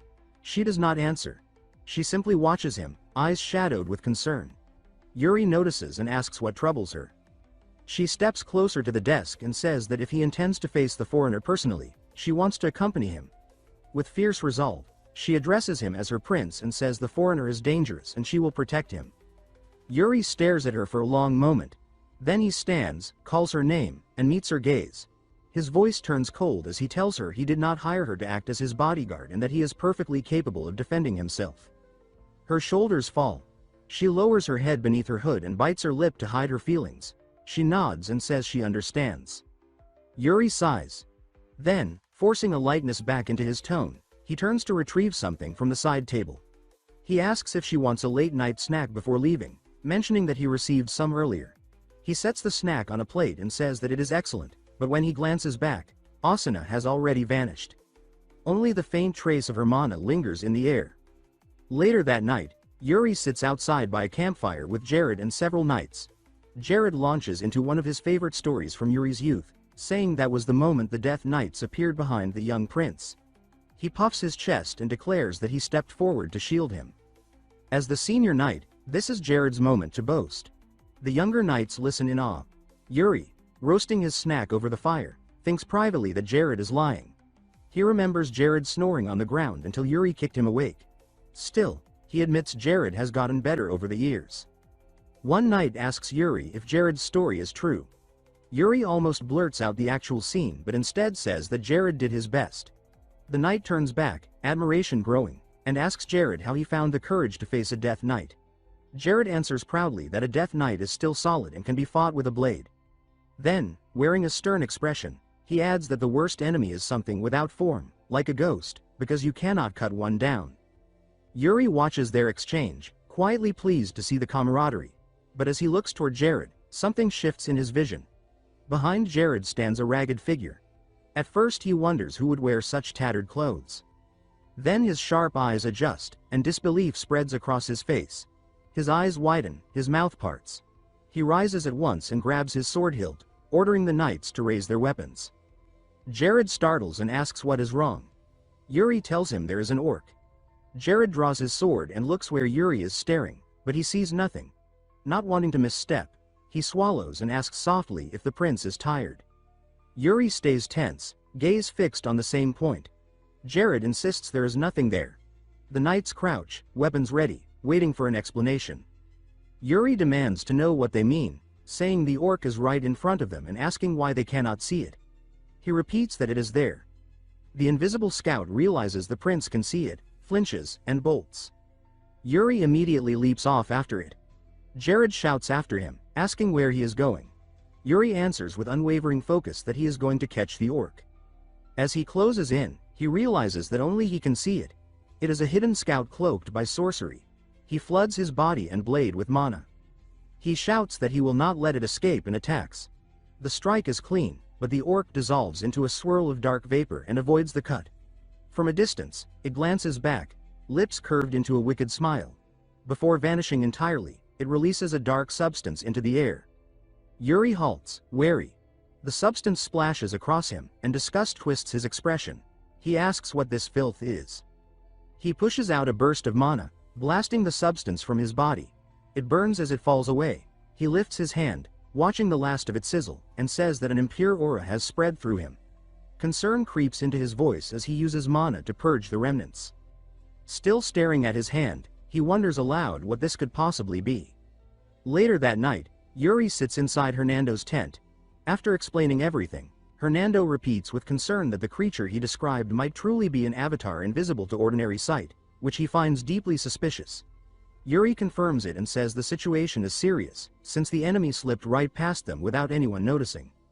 Cross-legged on the chair, Yuri quickly summarizes why he rushed to the royal family's mage at such a late hour. Hernando, surrounded by gambling cards and tokens with knights kneeling beside him in punishment, lets out an awkward laugh. Yuri remarks that he seems to have come at a busy moment. Hernando scratches the back of his head and suggests the orc likely hid itself with sorcery, though Yuri's sharpened senses still manage to detect it. Yuri replies that the real danger is the unpredictability it brings to the next battle. He asks if Hernando has any countermeasures, something bold like the firebomb Mary Rose once used. Hernando answers that such a spell was only possible near Balshad, and heavy magic like that can be disrupted. Yuri then asks about the suspicious nature of the sorcery itself. Hernando, calmer, says he is uncertain but suspects the orcs have been dabbling with forbidden power, likely mixing in black magic.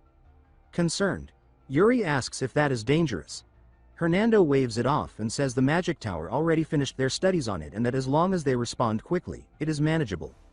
He promises to focus first on dispelling the enemy sorcerer's tricks. Yuri agrees and says he will rely on him. Then, interlocking his fingers, Yuri adds one more thing. Hernando answers politely. Yuri lifts a playing card with a stern look, making it clear this is a warning. He will overlook tonight's gambling only this once. If Hernando plans to gamble again, he says he should at least invite him. Hernando nods with an amused grin. The punished knights stare, confused, as Yuri and Hernando begin exchanging jokes over wins and losses. Their laughter mingles with the groans of the knights still stuck in their punishment. Elsewhere that night, crows blanket the sky. Beneath them hang rotting skeletons on makeshift crosses. Not far from this grim sight, deep within the orc base, a command rings out in their rough tongue. Inside a large hall, countless orcs kneel, eyes glowing red, awaiting orders. Their leader slumps on his throne, radiating a crushing, dark aura, and issues a command. The orc shaman responds eagerly and begins chanting. Dark red mana coils from his hands and pours into the kneeling warriors. When the spell finishes, the orcs tremble like starving predators, their eyes blazing brighter. Snarls echo as the mana circles them. Their leader gives two final words, his voice low and feral. At dawn in Karui's camp, a horn splits the morning silence. The allied forces signal the start of a full assault. The camp jolts awake as Supreme Commander Ragna leads the charge.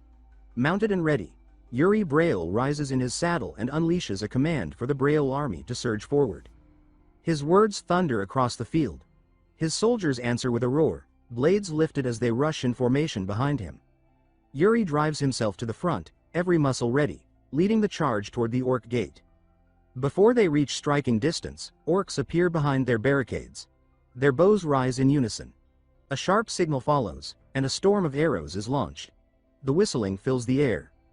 Yuri yanks his reins, forcing his steed into a hard turn, and orders a retreat. Hooves tear the soil as the formation shifts, though arrows still punch into their ranks. Jared and Laurent dodge aside, but behind them metal sinks into flesh. Screams mix with the pounding hooves.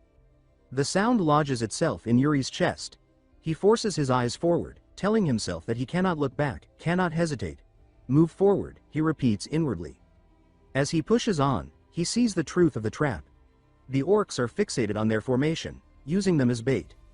Just as he expects, while the orcs pour every arrow toward him, Ragna bellows a fresh command and sends soldiers with a battering ram straight at the front gate. Their combined roar shakes the air. The ram smashes through the gate in one brutal strike, reducing the heavy doors to broken shards. Ragna claims the breach and orders the Imperial army inside. The soldiers flood forward, a rolling wave of steel. Once Yuri has led his troops far enough and the arrow fire fades, he pulls his reins and stops. His forces follow suit. He listens through the settling dust and recognizes the crash of Ragna's assault deep in the camp. He declares that their role as bait is finished and that they should regroup, but a voice interrupts him. Sir Jose steps forward with soldiers who carry fresh wounds. Jose argues that since the front is already under attack, the orcs must be stretched thin. In this state, he says they can crush the enemy faster by striking from behind. Yuri almost laughs at the boldness, calling the idea clever but raising his hand toward the rear wall. That section is a solid barrier, heavily reinforced, and they have no ram. Jose only chuckles and grips the hilt of his greatsword. Mana coils around the blade, thick and rising.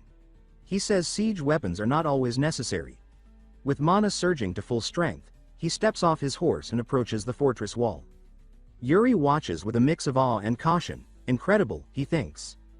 Jose plants his feet, pours even more mana into the weapon, and twists his body. The ground shakes. Then he swings. The strike detonates with massive force. A torrent of mana bursts forward like a wave surging from the earth. It slams into the rear barricade, pulverizing it in an instant. Stone and wood explode outward in a choking cloud. Through the dust, disoriented orcs stagger. One spots the breach and begins shouting in alarm. Yuri wastes no time. He charges inside, praising Jose's feat as he passes. His speed splits the air. The orc crying out loses its head in a single flash of steel. Yuri halts just after the strike, raises his voice, and orders the Briol soldiers to advance. He points his bloodied blade toward the path ahead and declares that their moment has come. He rides straight at a barricade the orcs hastily assembled and commands his army to clear it. As they close in, the knights leap their mounts. Yuri urges them to carve their strength into the enemy's spirit.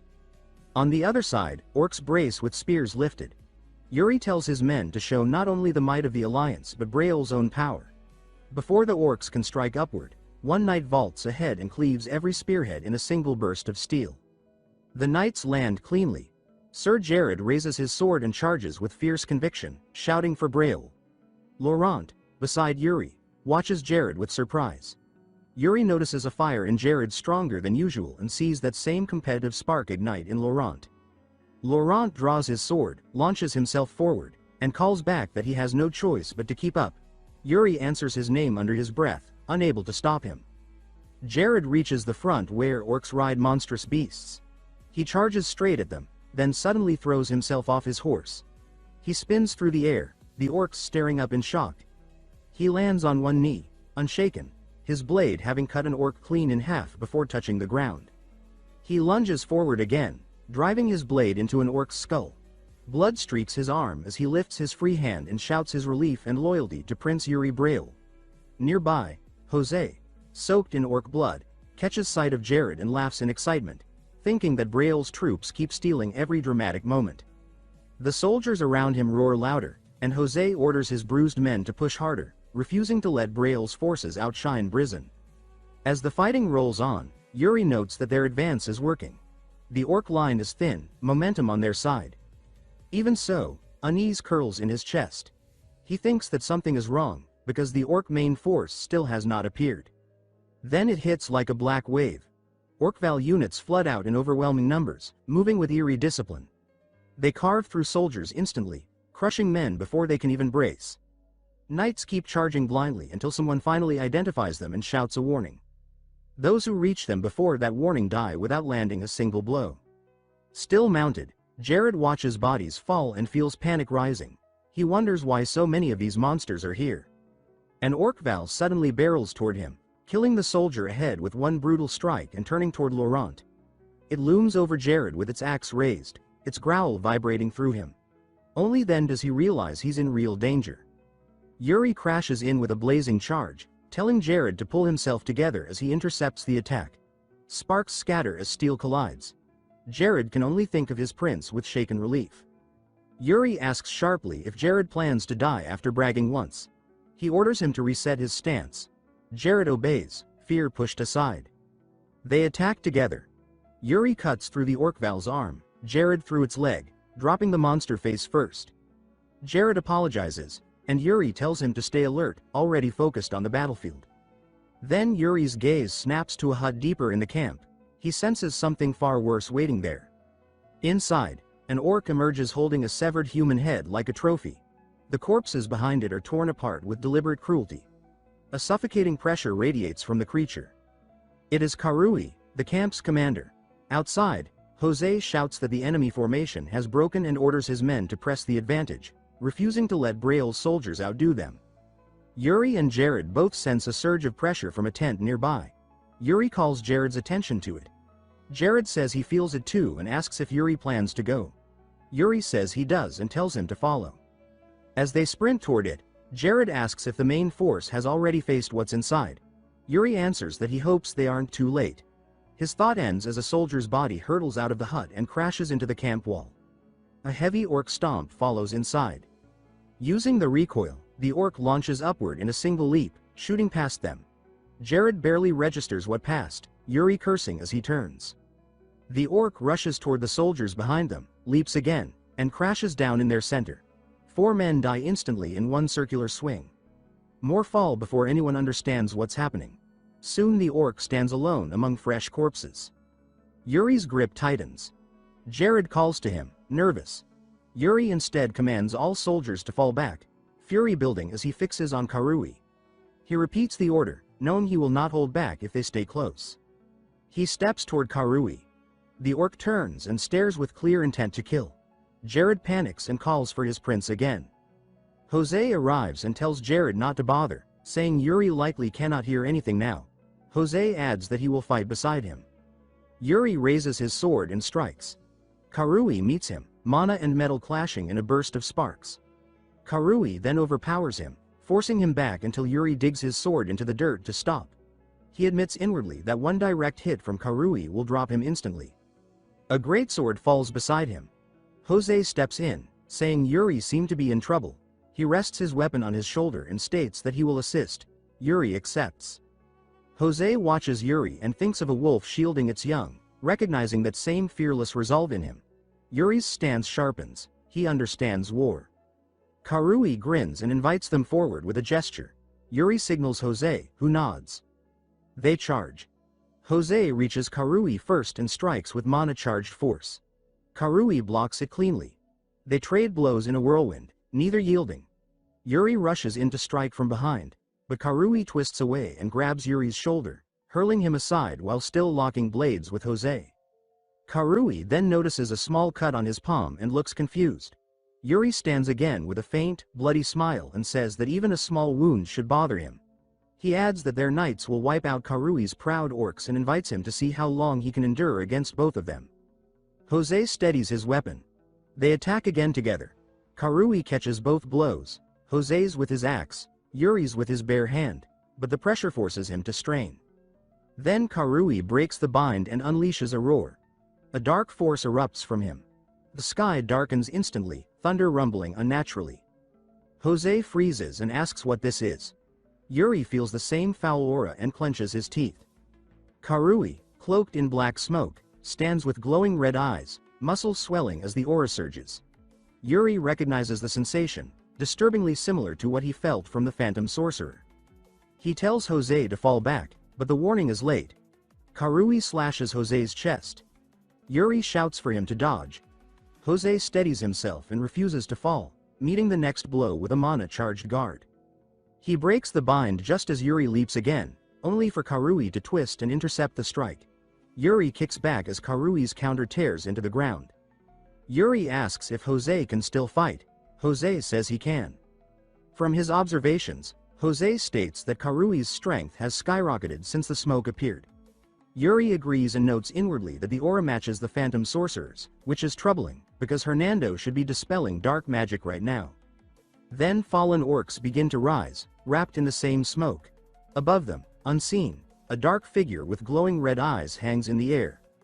The atmosphere drops into something cold and vile, signaling the arrival of a deeper and unnatural force.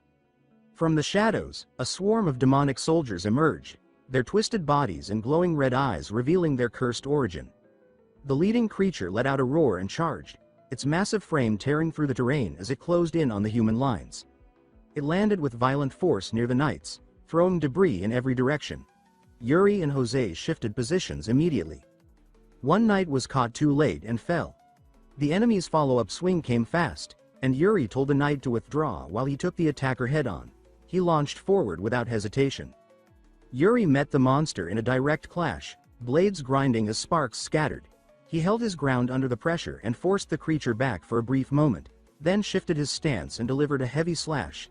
His strike dug deep, leaving a dark, spreading wound that made him stagger before dark mana burst out of him. Yuri recoiled in surprise and saw a dark silhouette step from the darkness inside the orc, its eyes glowing like embers. This new figure appeared far more dangerous. It drew dark energy from the fallen orc's body, its form twisting as power surged through its limbs. Yuri froze, stunned by the transformation. The creature was evolving, rising from death into something worse. Black tendrils burst from it, whipping through the air. One caught Yuri and dragged him closer. Shadows coiled around his arms and legs, tightening as he fought to stay conscious. The entity's voice echoed through the mist, calling his name and stating its intention to consume him. Yuri slipped into an illusion. Ghostly faces from his past surrounded him, family, comrades, fallen soldiers, each accusing him of abandoning them. Their voices rose, calling him a disappointment, their distorted faces pushing his guilt to the surface. Then the shadow addressed him by his full name, Yuri Briol, claiming that nothing he did could change fate.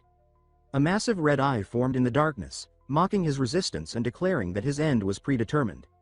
Yuri refused to accept it. He forced himself forward, breaking the illusion's grip. An older Yuri from his past life appeared beside him. Without speaking, the man lifted his sword to the sky.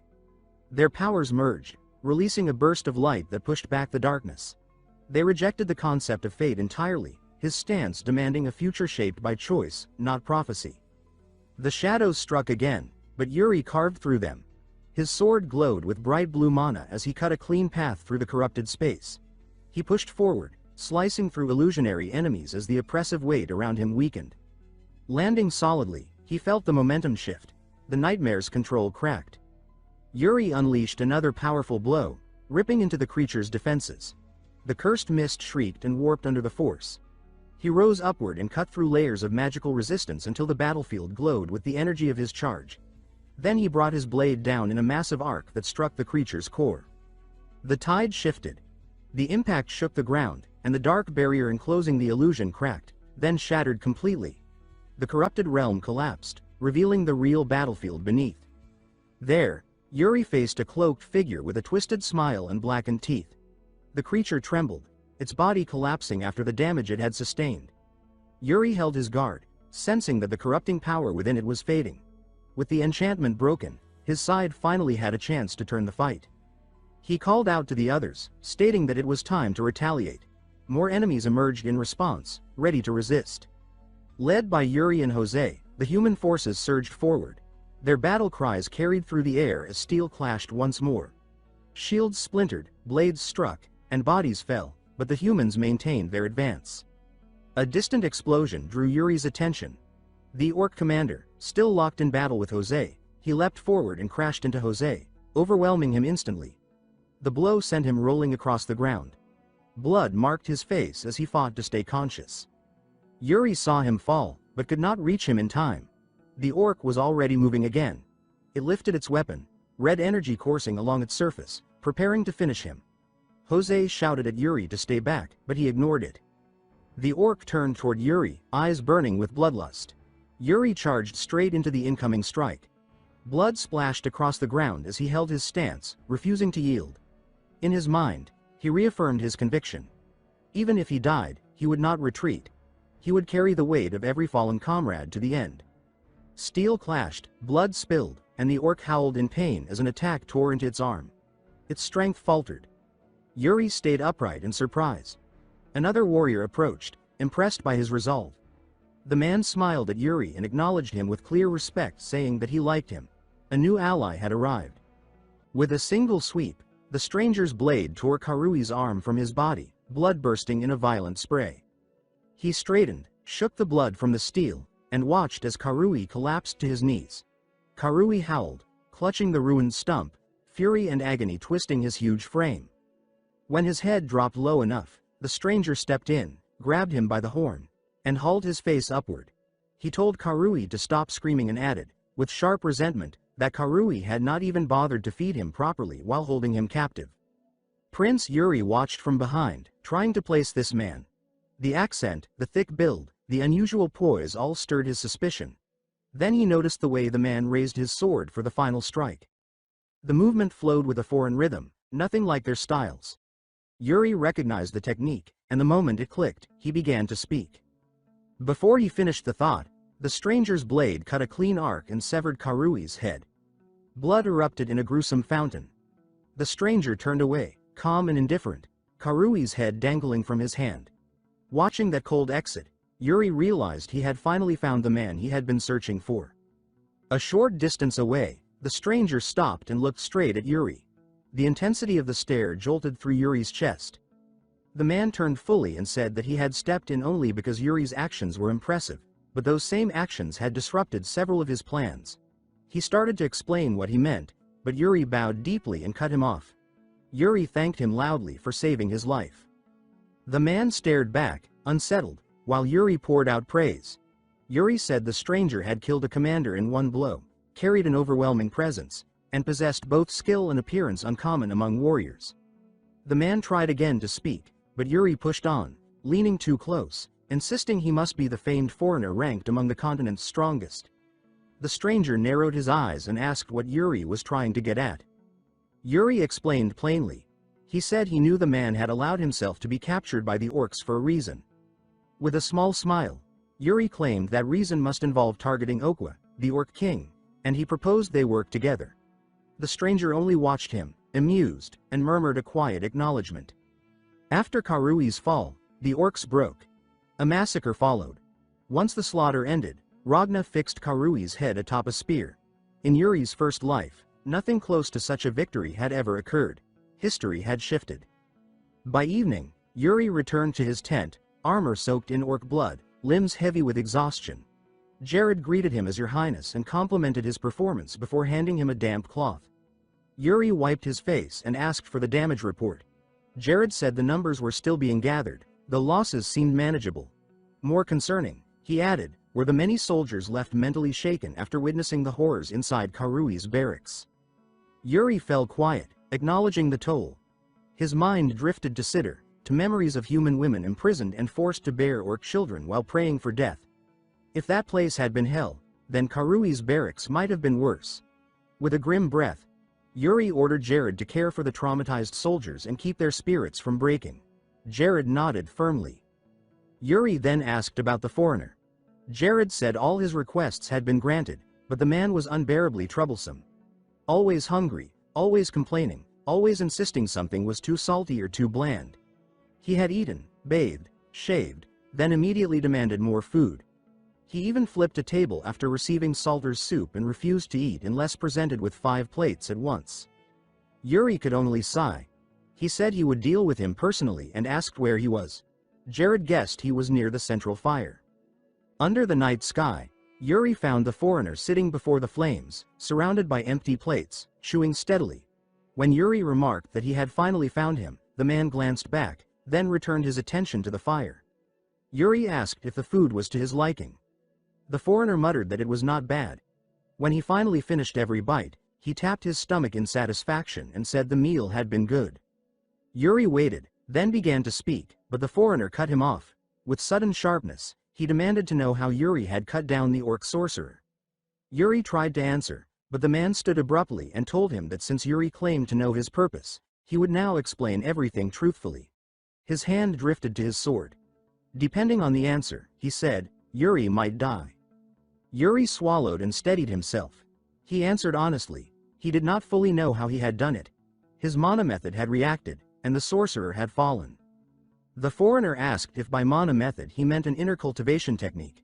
Yuri did not reply with words. He released his mana, letting the aura flare around him. With calm resolve, he said this technique was inherited from his ancestor, Briol. The foreigner studied him in silence, then looked away and murmured that their meeting must have been fate. Yuri, confused, asked what he meant. The man explained that Yuri's technique and his ancestor's name were significant. Then he clasped his hands and bowed. He introduced himself as the last direct disciple and sect leader of the Chongshang sect. He offered his respects to the descendant of their ancient benefactor, saying the sect had never forgotten the friendship of the heaven-crushing swordsman. Yuri could only stammer, barely forming the word benefactor. The man told him not to be surprised. It was all in the past. He explained that Briol had been known among them as the heaven-crushing swordsman and had joined forces with the sect to destroy the demonic cult. Yuri, still reeling, asked what the cult was. The foreigner said they practiced human sacrifice, and the Chongshang sect existed to eliminate those who followed such a path. He added that he had come west to destroy an ominous star that had appeared. Yuri noticed again how fluent the man became whenever he spoke seriously. The foreigner then sighed, saying the sect had long since fallen. Yuri realized that this mission was the reason the man had been obsessed with killing Okwa in the previous life. Yuri decided he could not send such a valuable force off alone. He suggested they work together. The foreigner turned sharply, asking what he meant. Yuri explained that the Briol family would grant him the title of honorary knight and allow him to pursue his mission within the allied army. The man grew quiet, thinking. Yuri pressed further, offering food, baths, comfort, respect. With knighthood, he said, no one would look down on him. When the war ended, he promised to secure a position for him in a major merchant union. The foreigner murmured irreverently, clearly captivated by the idea of such wealth. After a moment, he coughed and said that if Yuri insisted, he would accept, but he added one condition. He pointed at Yuri, making him tense, and said he had taken a liking to him. From now on, Yuri must call him teacher. Yuri stood frozen, barely shaping the word what. With bright confidence, the man announced that beginning today, Yuri would be the Chongshang sect's unofficial disciple. Yuri could only stare, stunned and speechless. The foreigner pointed at Yuri with a self-satisfied grin and announced that, from this moment on, Yuri would become the sect's unofficial disciple. The declaration landed so abruptly that Yuri could only stand there, blank and silent, repeating the title in confusion. The foreigner dismissed his uncertainty with an impatient wave, thinking aloud that he ought to be paid for elevating Yuri so generously. Still, he added that since this was a rare honor, Yuri should be grateful. Yuri forced an awkward laugh and thanked him, though he admitted he already had a teacher. He mentioned the sword demon, and the foreigner's face tightened instantly in displeasure. The man snapped that Yuri could serve as a disciple to them both, then crossed his arms with theatrical irritation, muttering that Yuri had no idea how valuable his time was.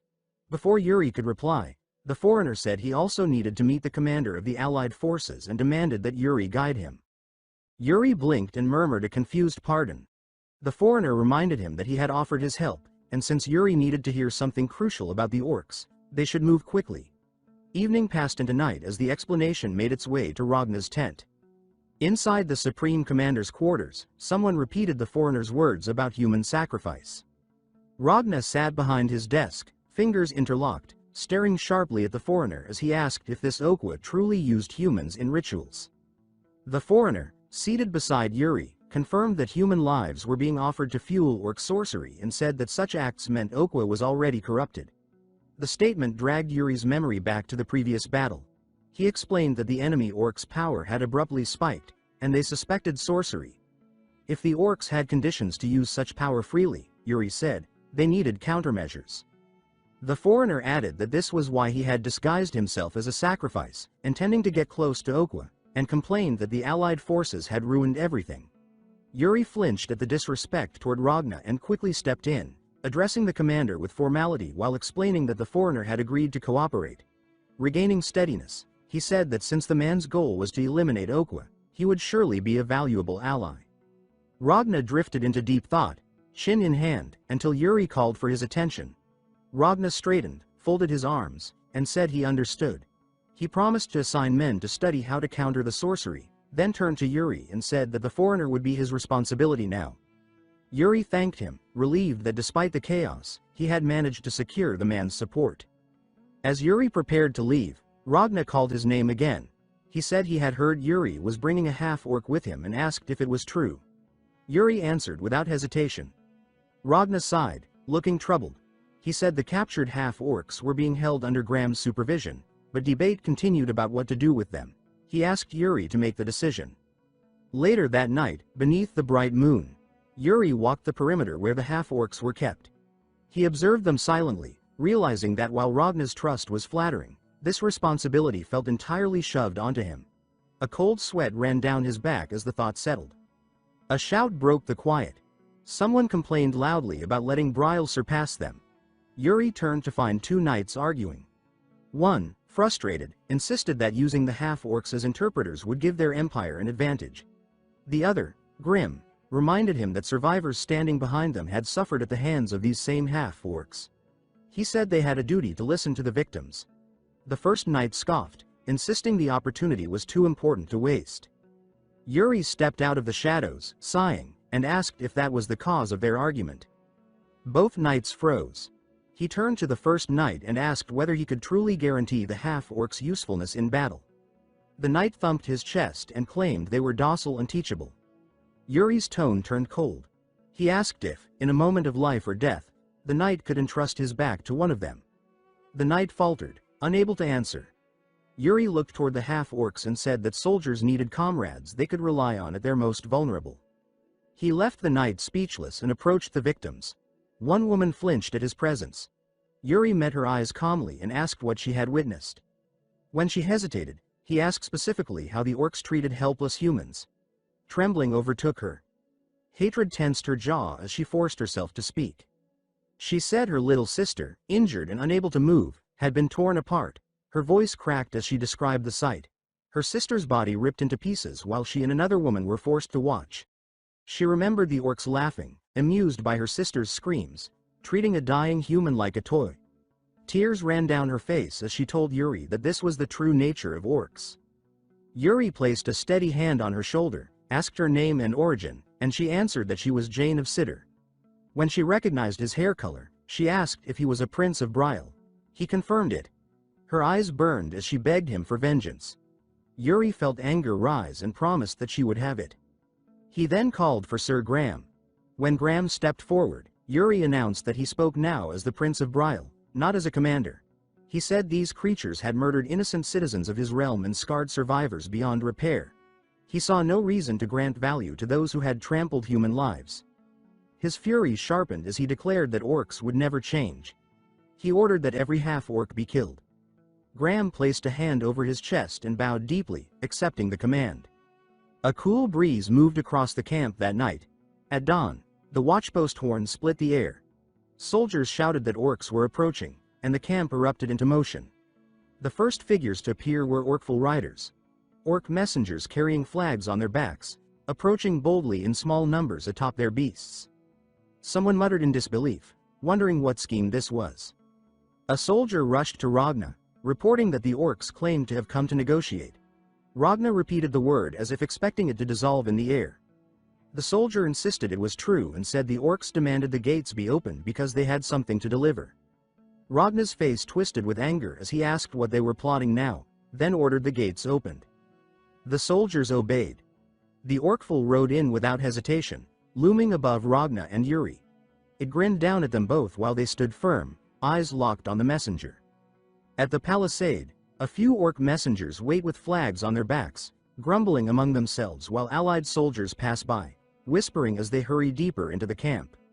Inside the command tent, Supreme Commander Ragna sits behind his desk with a letter crumpled in one hand.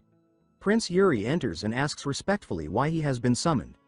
Ragna looks up, calls Yuri's name, and suddenly asks why Yuri thinks he became commander of the allied forces. Taken aback, Yuri answers that it must be because Ragna excels at war tactics. Ragna waves that aside, saying he is not talking about such obvious reasons, and Yuri asks if he means a political reason. Ragna says that he does. He tells Yuri that he is not on good terms with the Emperor and that, although he is the Empire's prince with strength fitting that station, imperial affairs are never simple. When things seem to move in a sensible way, he says that the Emperor's scheming is usually behind it. He goes on and says that if they win the war, his name will spread across the continent as a hero and he will follow a path filled with praise and support, then notes with a weary smile that this is true only if they win. Those words stir Yuri's buried memories. Inwardly he recalls that in his previous life Ragna had to accept responsibility for the Allied forces' defeat and surrender his political power, that the Emperor then seized full control of the Empire, that the Allied forces were formed only to fail from the beginning, and that Ragna was discarded in the end. With that past in mind, Yuri asks carefully whether Ragna believes this situation is a trap. Ragna does not answer. Instead he tosses the letter across the desk and tells Yuri to look. Yuri catches it, unfolds it, and his eyes sharpen as he reads. The message says that the Emperor has made a secret pact with Okua and warns Ragna not to become a pointless scapegoat, urging him to retreat. As he absorbs the words, Yuri thinks grimly that the outcome of this war was already decided and condemns it inwardly as a filthy scheme. Watching him, Ragna explains that the letter is said to come from an anonymous organization opposing Okua. He says that, if its contents are true, everything has been arranged from the start and the Allied forces never had the option of returning alive. Then he asks what Yuri thinks of it. Yuri stands silent for a moment, the paper rustling in his gauntleted hand, then says that he would like to make a proposal. When Ragna tells him to speak, Yuri says that regardless of whether the letter is genuine or part of a scheme, they must return victorious, and adds that this knowledge only makes an already difficult battle slightly more troublesome, nothing more. Ragna bursts into loud laughter, slaps the arm of his chair, and rises.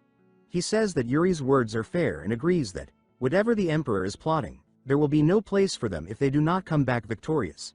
Turning away, he concludes that all that remains now is to deal with those who brought the letter.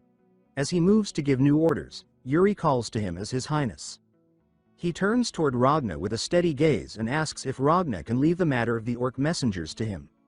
Ragna, caught off guard by the request, responds with a startled exclamation. Outside the palisade, the hulking orc envoys stand near the stakes, grumbling and trading rough words in their own guttural language. One of them bares his teeth and barks something sharply at the others, but the sound dies as a dark presence approaches. Black smoke like aura coils around Yuri as he walks toward them, cloak trailing and armored boots grinding against the dirt. An orc shouts again in its harsh tongue, but Yuri's eyes narrow, and he cuts through their noise with cold fury, declaring that they should shut the hell up. In the next heartbeat he draws his sword, the blade carving a brilliant arc of blue light as he moves. Power surges from his swing. The sword stroke stretches out like a luminous path, slicing through the air and the orcs together. The impact tears across their bodies in one sweeping strike, blood scattering in the wake of the blue flash. When the light fades, Yuri lands lightly, back turned to the corpses as they collapse behind him. From a distance, allied soldiers stare in shock. One of them exclaims that Yuri has killed 3 orcs in a single blow. Another murmurs that he never knew the Prince of Briol possessed such skill. Beside them, Ragna watches with narrowed eyes. He remarks that it is quite impressive, pointing out that despite these abilities Yuri is only 18. A knight at his side, unsettled by the ruthlessness on display, asks if Yuri is not going too far. On the ground, a severed orc head is impaled with a brutal downward thrust, blood spraying.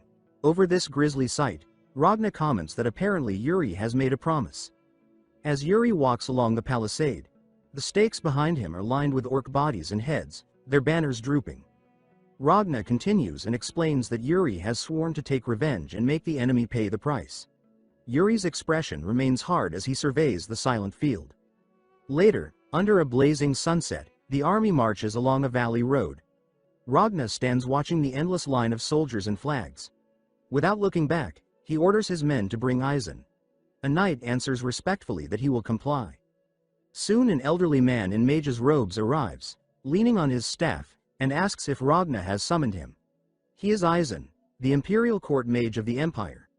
Ragna faces him and instructs him to tell him everything he knows about black magic. Eisen repeats the phrase thoughtfully, as though weighing old knowledge, and prepares to answer. Eisen explains that black magic was an obsolete magic that was once rumored to revive the dead, but such tales are now dismissed as superstition. He then reports that Okuwa is using black sorcery powered by human sacrifices. Ragna recalls the last battle, says they already felt that power, and expects the orcs to grow stronger.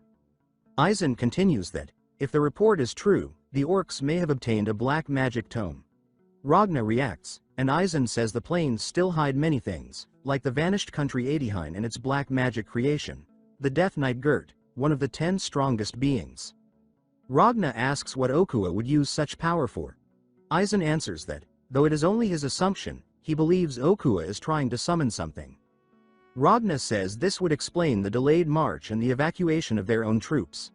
Eisen agrees, saying it is to buy time and that, if Okuwa already holds the tome, the summoning may have begun. As Ragna thinks there must be something below, the scene shifts to a cavern where a blue staff-like relic erupts with light on a pedestal, illuminating piled skulls.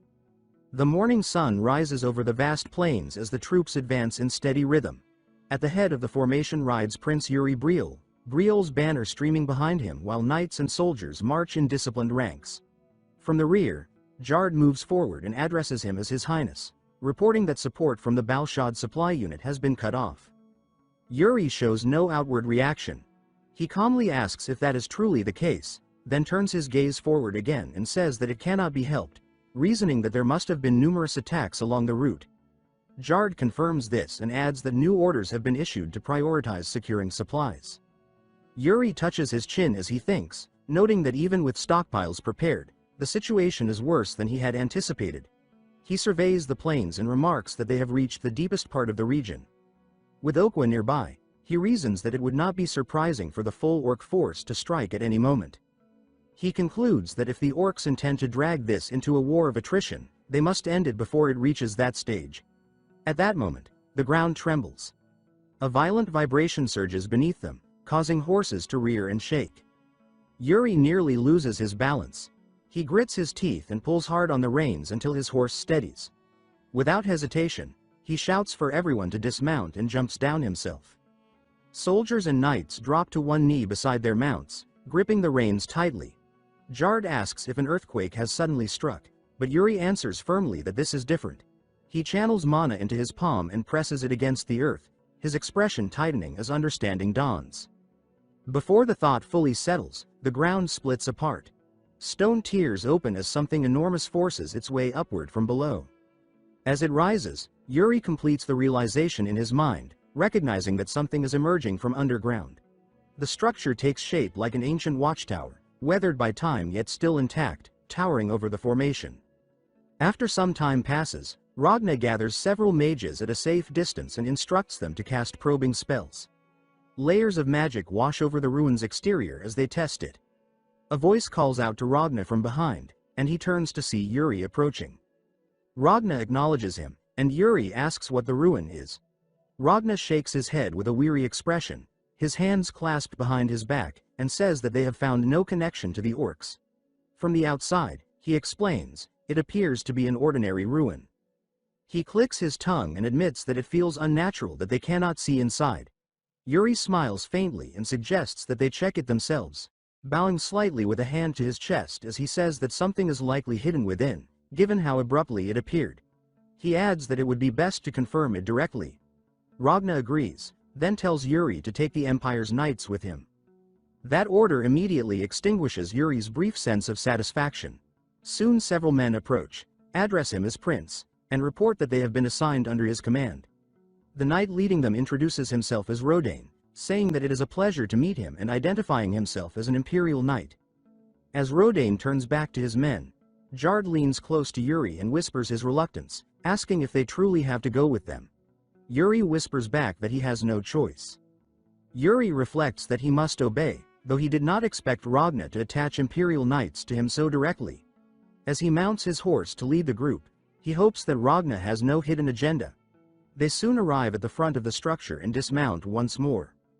Yuri stands before a massive sealed door, with Jard on one side and Loran on the other. He remarks that this must be the entrance, but notes that it does not budge. Jard suggests searching nearby for mechanisms, while Loran keeps a hand close to his sword as Yuri steps forward. Yuri places his palm against the door and says that it is fine, explaining that he can break it slightly if needed. Even as he speaks, mana leaks from him, flows through his hand, and sinks into the stone. He focuses and presses harder, gathering his strength to force a reaction. A steady vibration spreads through the structure. Yuri's eyes widen as the sealed door begins to tremble, then slowly slides upward on its own. Everyone freezes in place. Jard blurts out in disbelief, asking what Yuri did, and Yuri answers honestly that he does not know. He peers into the opening and thinks that he barely touched it, yet it opened far too easily, as if the ruin itself had been waiting. Yuri does not rush forward. He studies the darkness beyond, thinking carefully, then steps ahead with Jard and Loran and declares that they are going inside. They move into the corridor, their footsteps echoing softly against stone. Someone mutters that it is too dark to see anything. Yuri stops and calls Jard's name, asking if he brought torches. Jard answers that he did not. Yuri glances back at the Imperial Knights and assumes they likely came without any as well. Turning back, he notices an unlit lamp fixed to the wall. Remembering how the door reacted, he channels mana into the lamp. It ignites instantly. Yuri stares in shock as light spreads outward. One by one, lamps flare to life down the corridor, illuminating a path that stretches deep into the ruin. Behind him, the knights ask whether he has been here before. Yuri answers immediately that he has not. Jard looks at him with awe and says that he is incredible. Yuri tells them that they are proceeding further and orders everyone not to lower their guard. Jard and Loran respond sharply in unison. The Imperial Knights follow in silence, watching closely. Rodane studies Yuri with open suspicion but says nothing. As they advance, Yuri's boot crunches against something hard. He looks down and sees a large bone. Ahead, the corridor opens into a wider chamber strewn with skulls and scattered remains. At the far end, slumped before another door, sits a human skeleton clad in armor, unmistakably that of a knight. Everyone stops. Yuri stares and begins to remark on the sight, but Jard steps forward and says that he will check first. Reaching the skeleton, Jard strikes the door behind it and calls back that the path is blocked from there.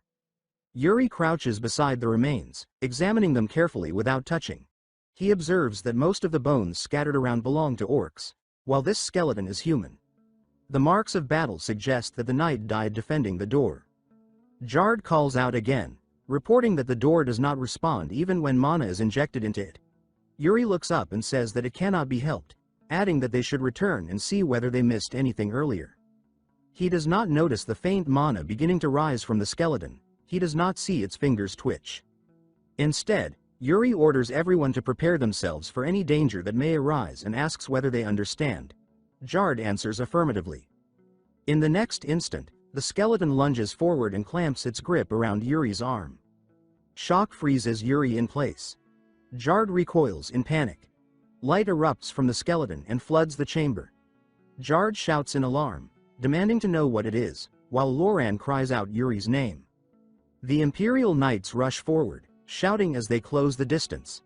The light intensifies into a mist-like glow, identical in color to Yuri's own aura. Yuri grunts, squeezes his eyes shut, and raises his free hand to shield himself from the glare. Still holding him fast, the skeleton speaks. Its voice resonates directly within Yuri, pleading with him to remember. The sound jolts him to the core.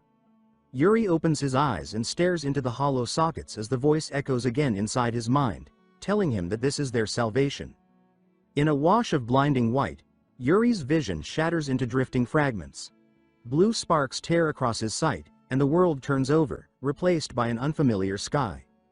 A towering structure of white stone rises beneath brilliant daylight, its surface wrapped in vivid bands of color. It is far too pristine to belong to the ruin they entered. The same thought lingers without words, repeating that this is something else entirely, and Yuri feels as though he has been suspended and dropped into another person's memories. A boy wearing a green cloak runs across an open field, calling out for his master to look.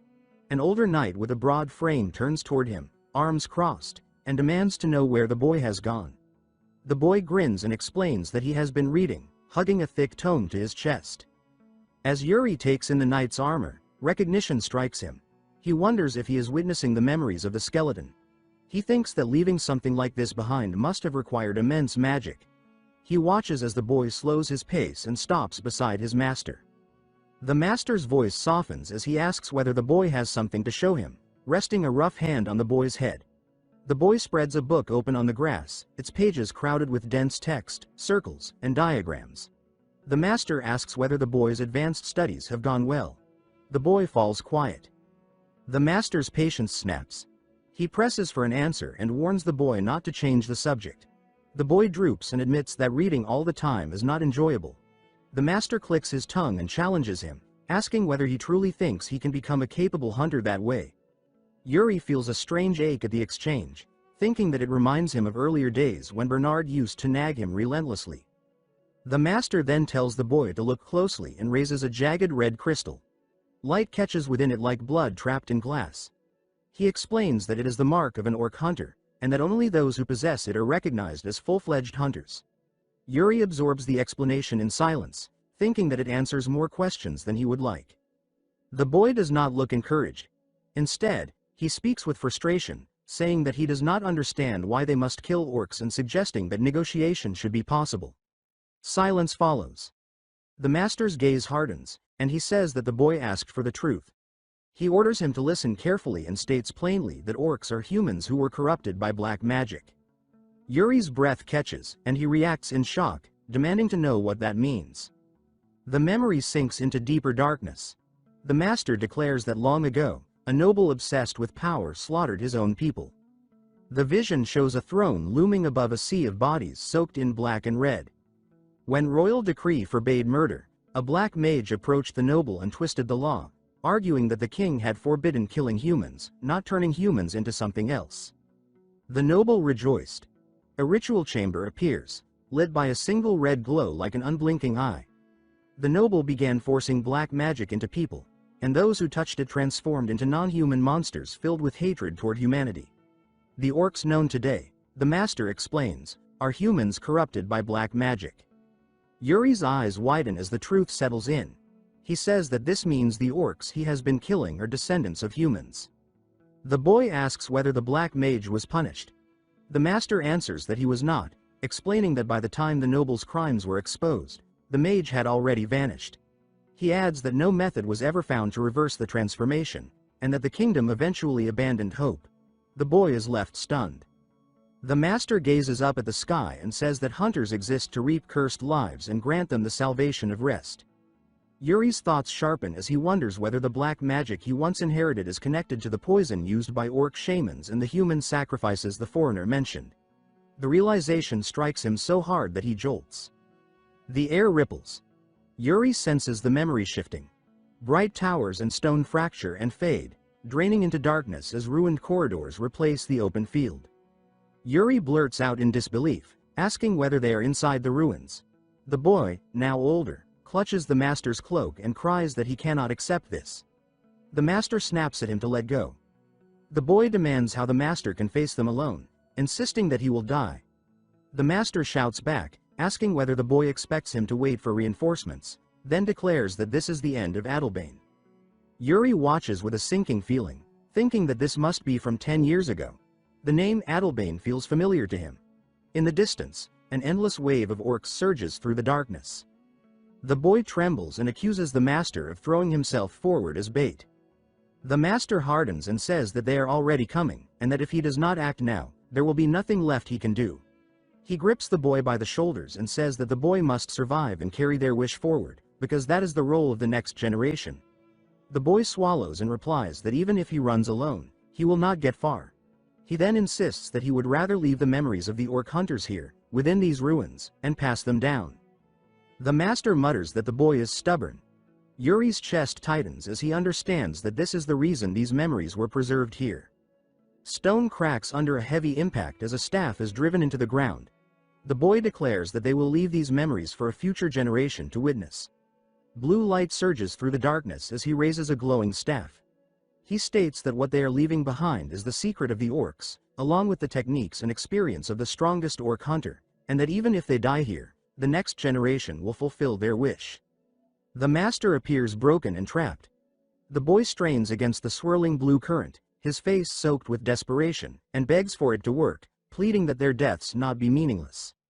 Yuri watches, staring at a pedestal bathed in blue light and the boy's slumped body nearby. He wonders if the boy within the memory is looking directly at him. A faint, urgent voice reaches his ears and warns him to watch out for the devil's grimoire. Yuri repeats the words under his breath, stunned, questioning what the devil's grimoire could be.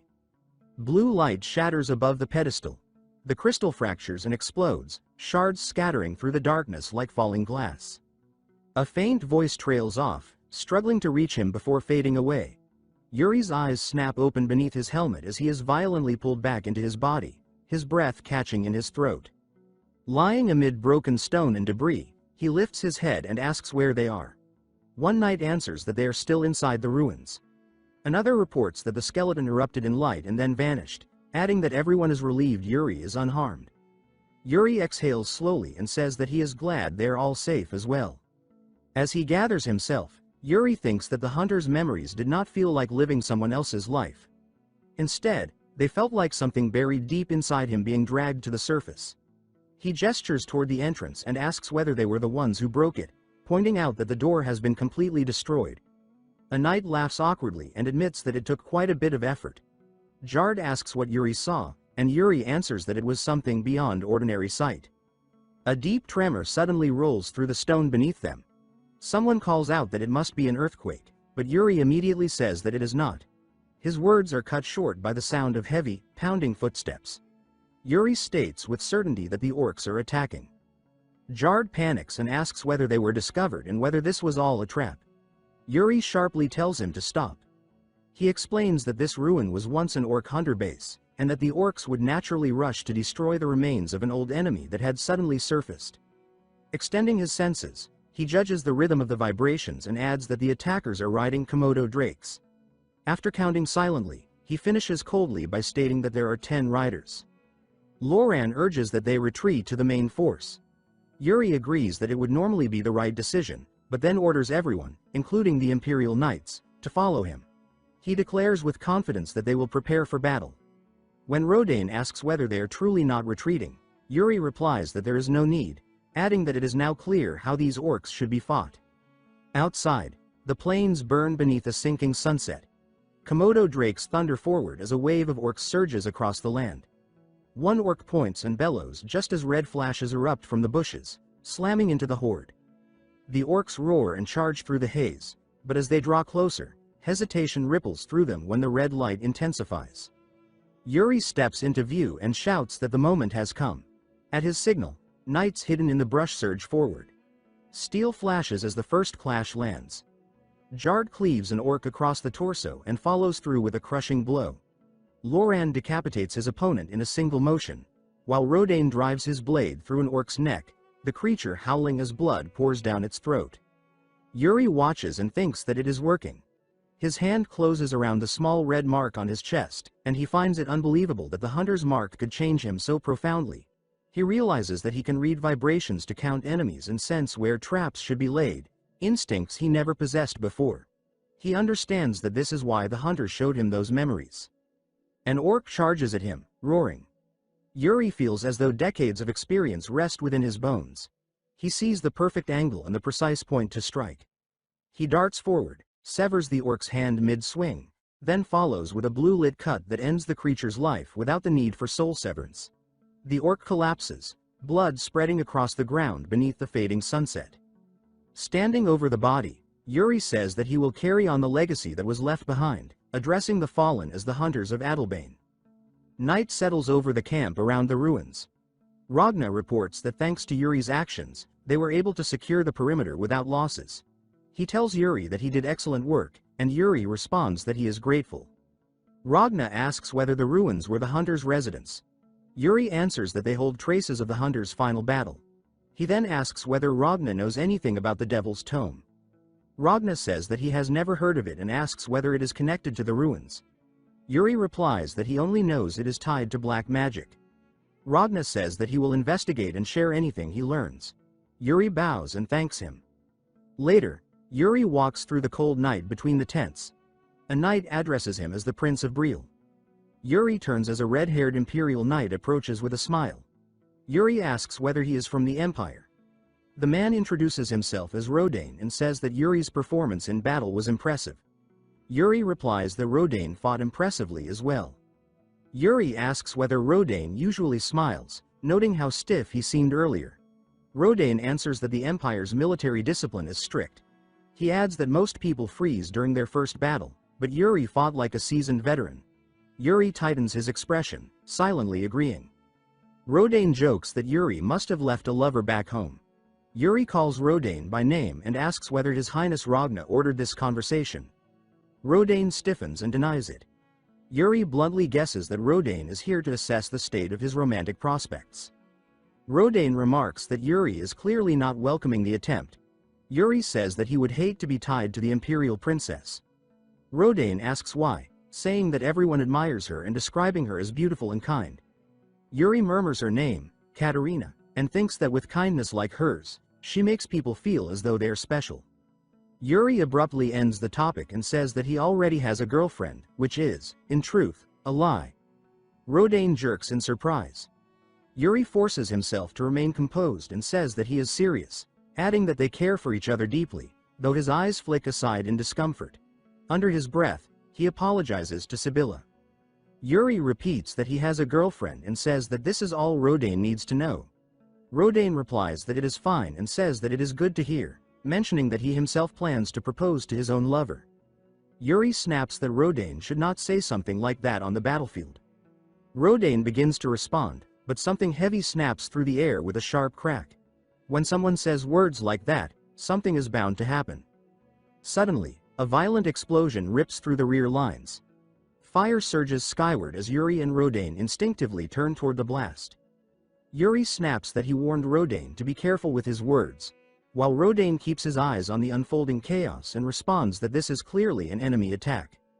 Screams tear through the camp as tents collapse into flames. Soldiers stagger back from the heat while others shout that the camp is on fire. Orders ring out to protect the supplies, and figures rush through drifting embers, hauling crates and barrels away from the spreading inferno. Hernando stands facing the blaze, his coat snapping violently in the heat.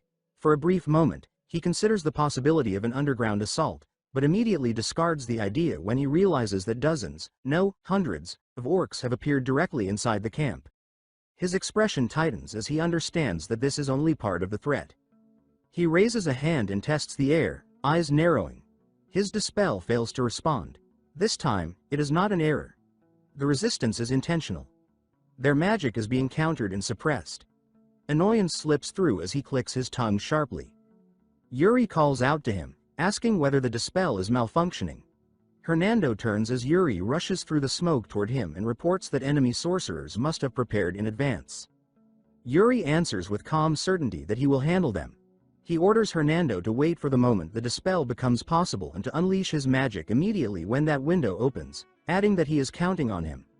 Yuri then sprints off through the ash as Hernando shouts after him, demanding to know how the sorcerer can even be identified. As he runs, Yuri answers inwardly that it is not easy, but there is still a way. A memory rises of the old master explaining that orc sorcerers often lose their sight due to prolonged exposure to black magic, which leaves them with an unnatural, unsteady gait. Yuri knows this method only works if the memory is accurate. He snaps back to the present and scans the battlefield until his gaze locks onto a single figure moving awkwardly through the chaos. Certainty settles in as he identifies his target. With a sharp exhale, Yuri draws his sword and hurls it forward. The blade cuts through the smoke like a black dart. The orc collapses instantly, clutching its throat. Yuri leaps after it and drives the sword in deeper with a brutal kick, ending it completely. He plants his feet and declares that the sorcerer is down. Then he notices the tightening ring of glowing red eyes surrounding him and remarks that he seems to be in trouble now. He realizes that this was only what they expected. As if on cue, Hernando raises his arm and forms a spiraling mass of fire. Yuri snaps Hernando's name as the mage hurls the fireball forward. The explosion rolls across the battlefield in a blazing wave. Yuri cuts into the spell mid-flight and redirects it toward the surrounding enemies. The flames split and recoil, pressed back as if by invisible walls. As the orcs struggle and burn, Yuri remains steady and asks whether they still believe they hold the advantage. They continue advancing regardless, their numbers swelling within the smoke. Yuri tightens his jaw and mutters that he brought this on himself, adding that there truly seems to be no end to them. He shouts for Hernando to fire again. Hernando's body jerks in midair, as if all strength has been drained from him. He apologizes urgently, explaining that there appear to be more sorcerers suppressing the field. Yuri curses loudly, anger flashing across his face. He turns fully toward the horde, sword lowered, and forces calm into his voice as he invites them to come, asking them to be gentle. Internally, he admits that charging alone into the center just to eliminate a sorcerer was reckless. He recognizes that he let himself get carried away. His grip tightens until the leather creaks. He steadies his breathing and reminds himself that he has already died once. Lowering his stance, Yuri grips his sword as embers drift around him. He declares his name and resolves that even if he dies here, it will not be in disgrace. Rising with a grim smile, he lifts his blade and provokes the orcs to advance. A calm voice answers from within the chaos, expressing approval of his resolve. A heavy presence crashes into the battlefield, sending sparks and dirt flying. A long-haired swordsman emerges through smoke and flame, carving a path with a single, fluid strike. Yuri's eyes widen as he shouts that it is his master. Without turning, the master tells him to give everything he has and leave the rest to fate.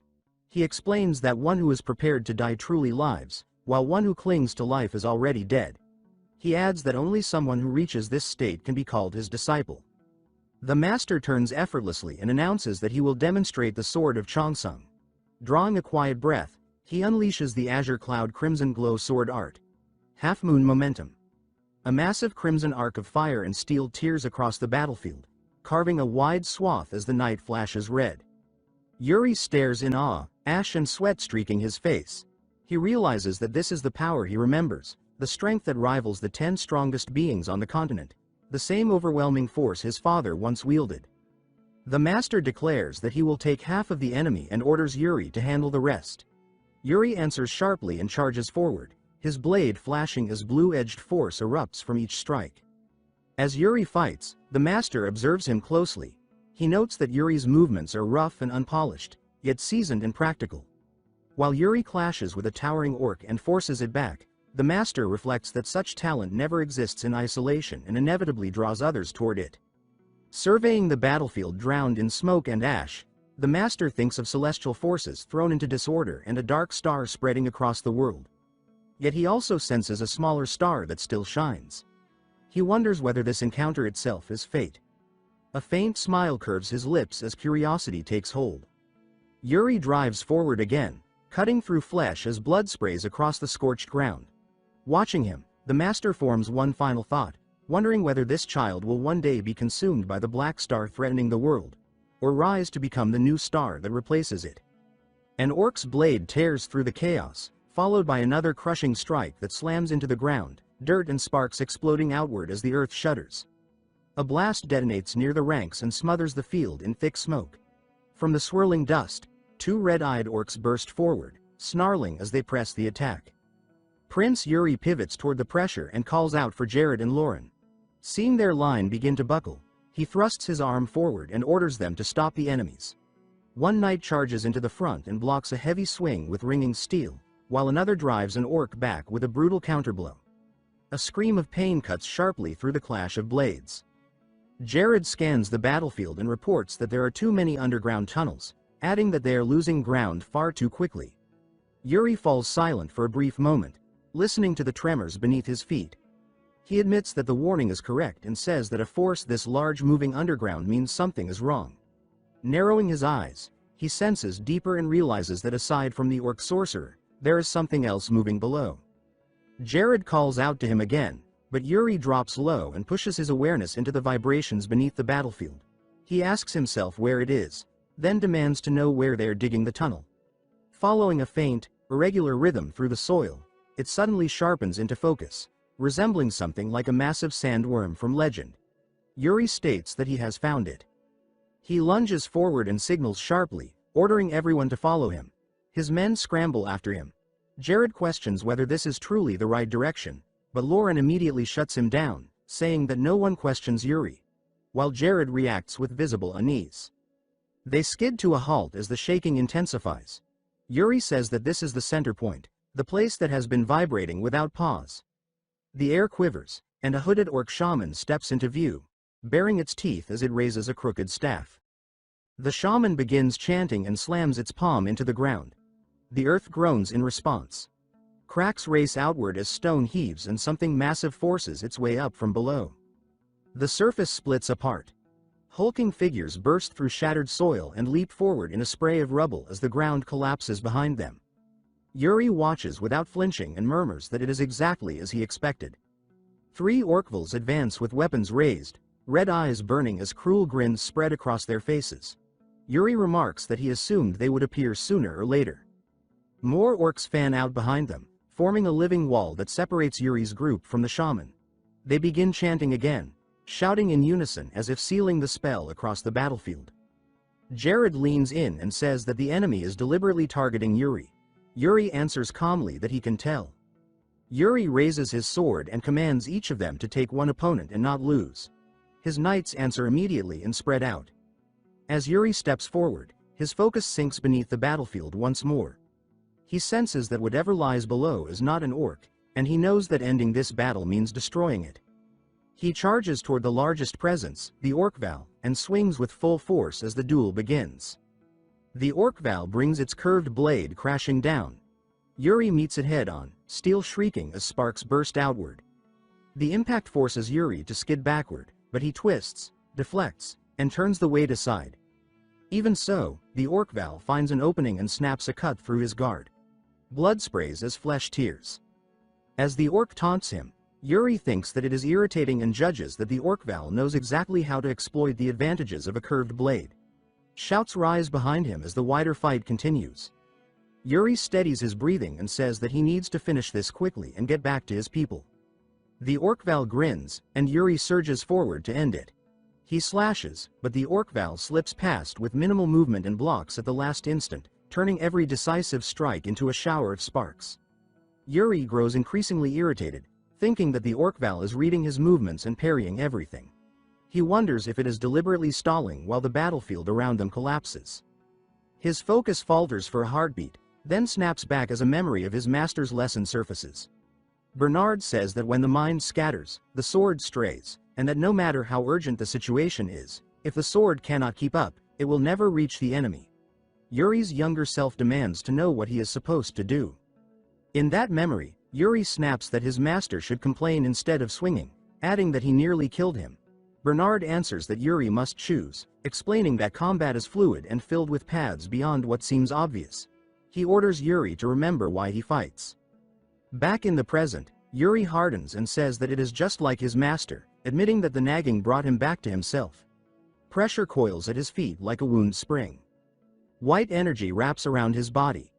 In the distance, the shaman stiffens, and the Orkval's eyes flare as it senses the shift in Yuri's rhythm. Yuri levels his sword and says that they were trying to provoke him. He leaps forward, declaring that his original purpose was to deal with what lies underground. He drives his blade down with ruthless resolve. The strike detonates the space beneath them and forces the massive earth-bound creature upward, unleashing a harsh, echoing scream. As the smoke peels away, Yuri is already moving again.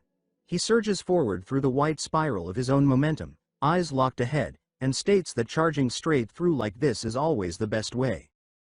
White force detonates across the ground and shreds the earth into a collapsing crater, the roar stretching as debris and dust surge outward. Nearby, an orc drives its weapon down at Jared, and he screams for his highness as he barely holds the blow back. Amid the settling rubble, Prince Yuri staggers and plants his sword into the ground to keep himself upright.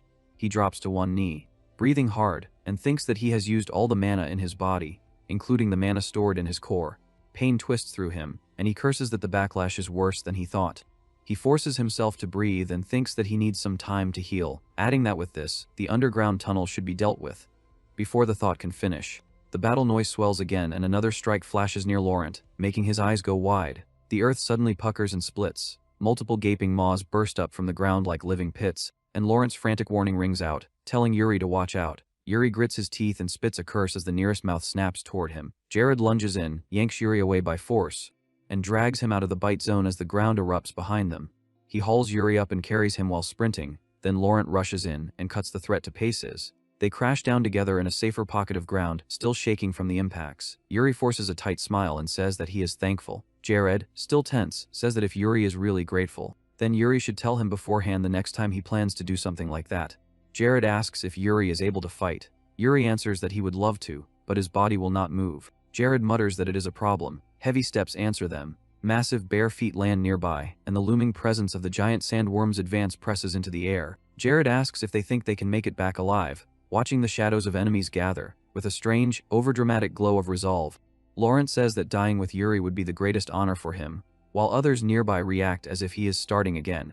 Yuri answers that it does not mean they are going down without a struggle. He lifts his sword despite the strain and declares that they will take their lives until their last breath. Yuri shouts for everyone to spread out. His men answer that they understand.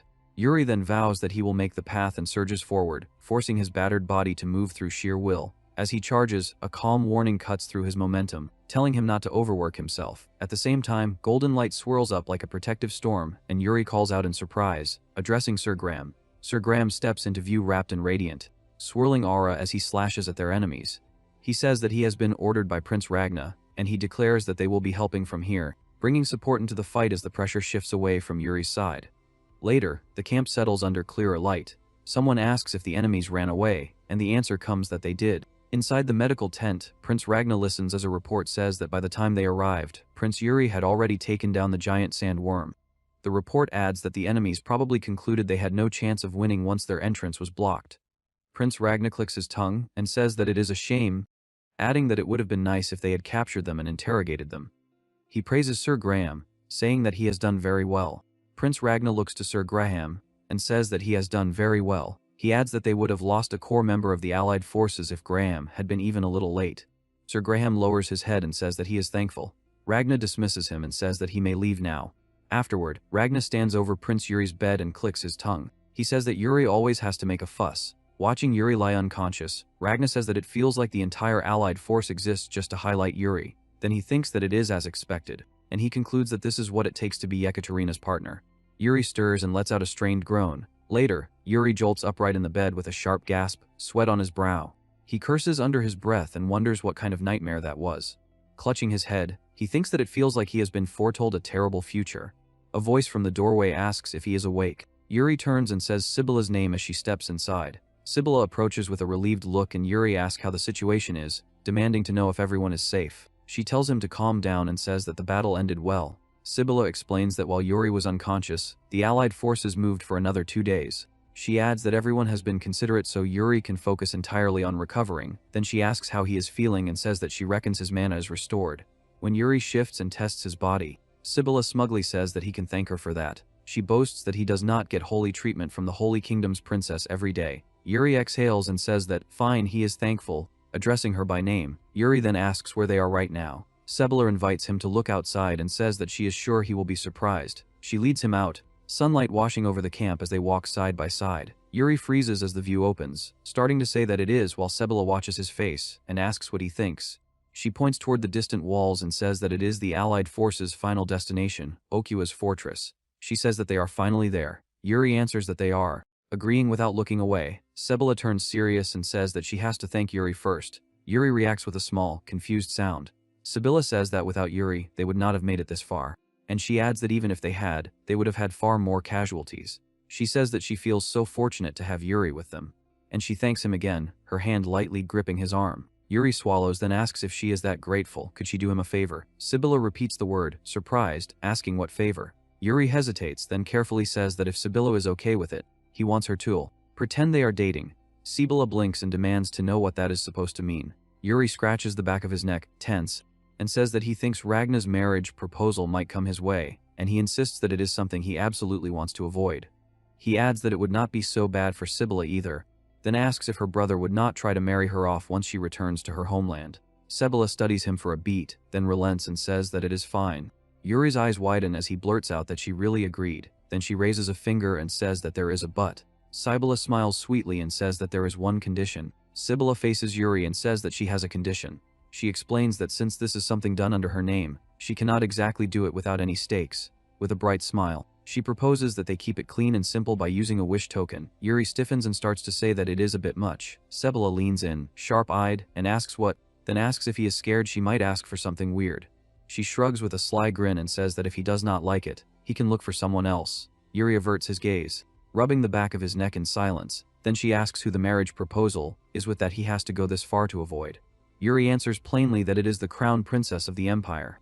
Sibylla snaps in disbelief, and she immediately demands why he is not thankful for such an opportunity. He insists that he has no reason to be grateful, reminding her that he is a prince too. Yuri asks what she means. Sibylla explains that the empire has higher national prestige than the Briols, and she adds that the princess has beauty and a great personality. She says that the princess pretty much has everything, implying he should be thankful for it. Yuri folds his arms, face darkening, and says that he does not want to get married. He says that the princess's personality is just a mask, and he insists that he can see that. He turns away and says that, anyway, about the wish token she mentioned, he will postpone this and look for a different method. Before he can go, a loud call cuts in, and Yuri flinches at being addressed. Prince Ragna strides up with his escort and says that he was just about to report Yuri's amazing performance to the homeland. He laughs and says that he thought Yuri would be sleeping for at least 4 days, but he is already healed up, calling him incredible. Yuri answers politely that he is thankful to his highness.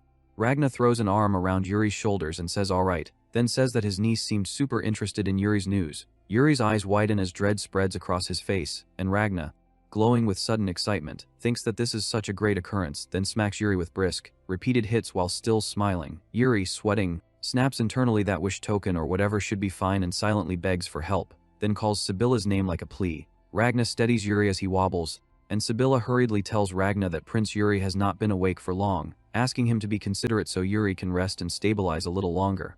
She steps forward with practiced grace and Ragna says that she must be the princess of the Holy Kingdom, then asks her what his name is again. She answers that her name is Sibylla Arsaint, addressing him as his highness. Ragna observes that she seems to care about Yuri quite a bit and asks if they are close. Sibylla holds Yuri's arm and says that they are not just close, then announces that they are in a relationship. Ragna freezes in shock, heart effects practically bursting from the couple, and he turns on Yuri in clear frustration and asks if it is true. Yuri forces a strained smile and says that it is true.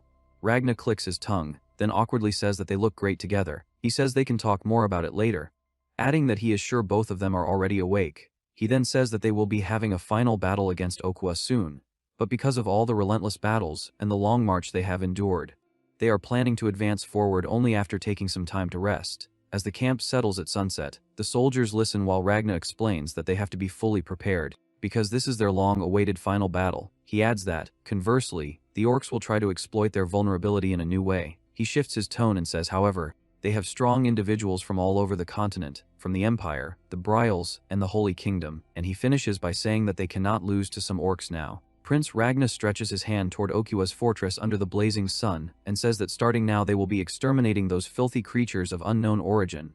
His fingers curl into a fist, and he adds that they will have the entire continent know their name. Watching the horizon, Yuri thinks that with a single-minded resolve to undo the failures of his previous life, he joined the Allied forces and advanced all the way to the doorstep of Okua without suffering a single defeat. He thinks that it has been 5 years since he regressed to the 13th year of his life. He thinks that ever since then, he trained his body and technique, reclaimed the legacy of his ancestors, and kept those who would share his destiny by his side, bound by the fetters of fate, taking a course of action clearly improved from his previous life. As the sky burns gold, Yuri thinks that now that he has reached a level where he can stand shoulder to shoulder with the continent's strongest, only now has he come face to face with the very first culprit who brought about the Briol's fall. He states in his mind that his sole purpose is to stop the fall of the Briols, and he vows that this time he will make sure to protect his nation.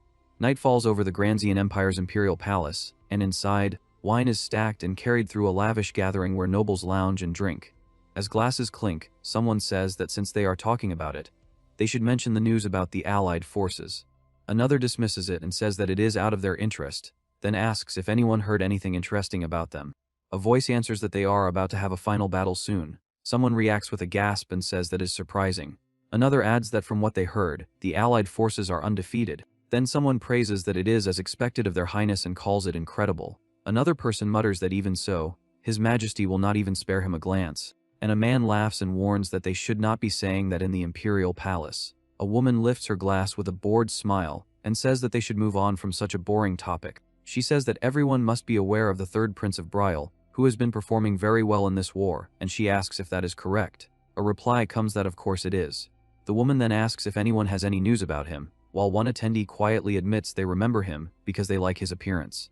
A woman answers that from what she heard, he has been talking about a marriage proposal with the princess of the Holy Kingdom. Another reacts with an excited exclamation. From the far side of the room, a long-haired figure repeats Yuri Briol's name as if confirming it. Someone gushes that it must be love formed in the battlefield, and another swoons that it sounds romantic. A calm voice cuts through the chatter and says that it seems they are talking about an interesting topic. The room stiffens as heads turn and people falter mid-sip, stammering and rising in a hurry. Attendants bow and say that it is an honor to see Her Highness. The Crown Princess steps forward, fanning herself, and says that about the news from just now, she wants to hear more. She fixes her cold gaze on them and asks them to tell her in more detail.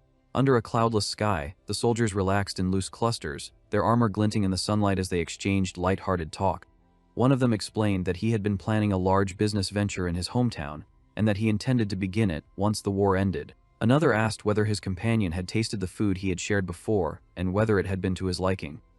Laughter followed as they spoke about their hopes, each saying that when they returned home, they would finally chase the dreams they had long set aside. Not far from them, Prune moved quietly through the camp, observing without interrupting. He reflected that everyone had been getting along surprisingly well lately. He remembered clearly how, on the first day, they had barely exchanged a word. Now they stood together as comrades. As the Knight of Bruzen, Prune felt a quiet pride at the change. The conversation shifted, and he overheard some of his subordinates mention that they had heard rumors of becoming quite popular throughout the Empire. Another soldier responded that it was not them who had earned such fame, but rather Prince Ragna or the Prince of Briol. He admitted that he felt deeply envious of the prince's recognition. Prone lifted his gaze to the flag fluttering above them, and found himself thinking of Prince Yuri of Briol. From the beginning, Yuri had left a powerful impression. There had always been something intense about him. Yet Prone could not deny that Yuri's achievements were overwhelming. It was Yuri who had shaped the current spirit of unity, Yuri who had drawn them together and made them fight as one. Realizing this, Preen understood that much of their strength now stemmed from him. One of the soldiers suddenly noticed Prune nearby and asked when he had arrived. Preen scratched his head as he stepped closer and replied that he had seen them sparring and had simply come to watch. Yuri remarked with amusement that it sounded as though Prone wanted to join in. Prone remembered that Yuri had once asked whether he would like to spar, and had even suggested that Prone could inform his master, since his master seemed bored lately. Prone quickly insisted that he truly had no intention of fighting and that he meant it sincerely. Instead, he suggested that Yuri visit Bruzin after the war. He added that he would be honored to show Yuri the Sea of Bruzin. Yuri laughed and replied that he would remember that invitation. He suggested that once they defeated the orcs and the war ended, they should hold a grand feast together. Without warning, bells rang out violently across the camp. Beneath the bright sky, a dark and violent aura surged toward them. A frantic voice cried that the enemy was attacking. Ragnar's eyes sharpened at once as he fixed his gaze on the approaching threat. Yuri let out a quiet sigh and remarked that there were so many enemies advancing that he could not even see the horizon. Laurent commented that the situation was no different on the opposite side. Jared reported that the camp had been completely surrounded by the orc army. Yuri asked whether Jared felt afraid, observing that he had grown unusually silent. Jared replied sharply that he was not afraid.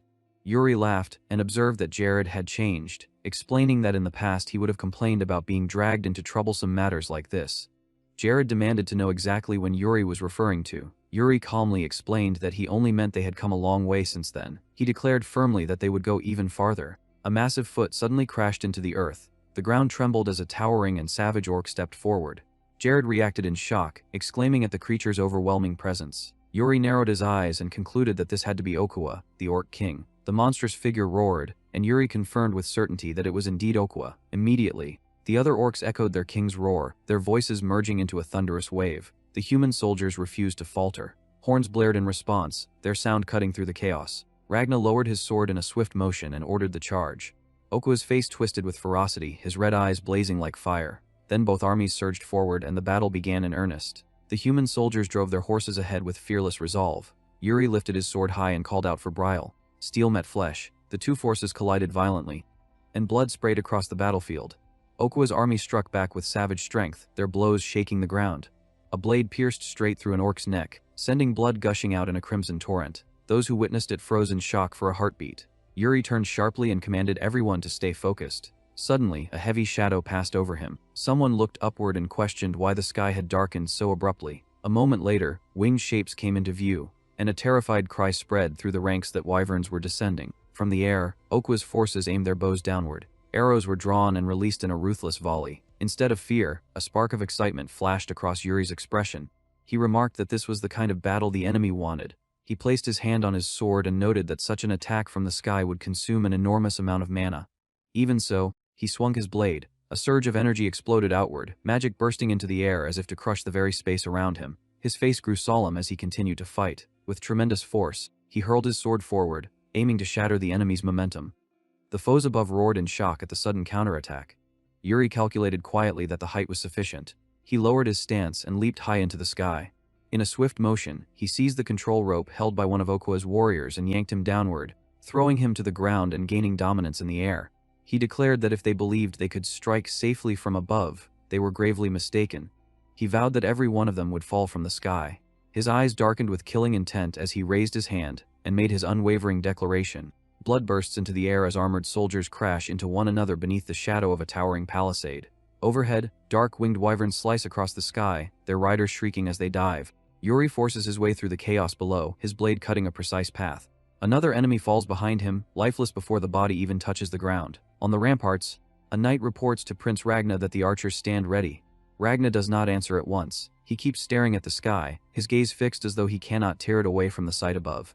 When the soldier calls to him again, Ragnar finally responds in a low, tired voice, admitting that he truly does not know what to say, because in his view there is no one more unhinged than Yuri. High above the battlefield, Yuri clings to the back of a wyvern, weaving between incoming attackers. An orc rider lifts a bow, and Yuri immediately recognizes the danger. A lethal storm of arrows tears through the open air as riders surge toward him from every direction. He remains steady, posture firm, eyes narrowed as he reads the wind, measures distance, and anticipates each strike. He remarks that the wyvern beneath him is impressive. Without slowing, he speaks to the creature directly, saying that it should think for itself rather than throw away its life for the sake of the orcs. He presses further, arguing that even a small act of resistance could help save others of its kind. The wyvern reacts with visible irritation, snapping in defiance. Yuri laughs, taking that stubborn response as proof that the creature understands him. He declares that if that is the case, then they should unleash everything. The wyvern plunges downward, and Yuri commits to a direct breakthrough. Wind rips at his cloak as he swings mid-dive. His sword flashes once in a clean, decisive arc, and an enemy rider is cut down instantly. He absorbs the recoil, but two more orc riders pursue him. In response, he twists into a mid-air somersault and drops sharply. Aura gathers along his blade, and with a single brutal strike he cuts both pursuers down. He states calmly that it is finished, as though marking the completion of a simple task. Then he lands heavily back onto his own wyvern. For a brief moment, the sky seems to belong to them. Yuri acknowledges inwardly that this exchange favored their side. Yet his expression hardens as more wyverns close in.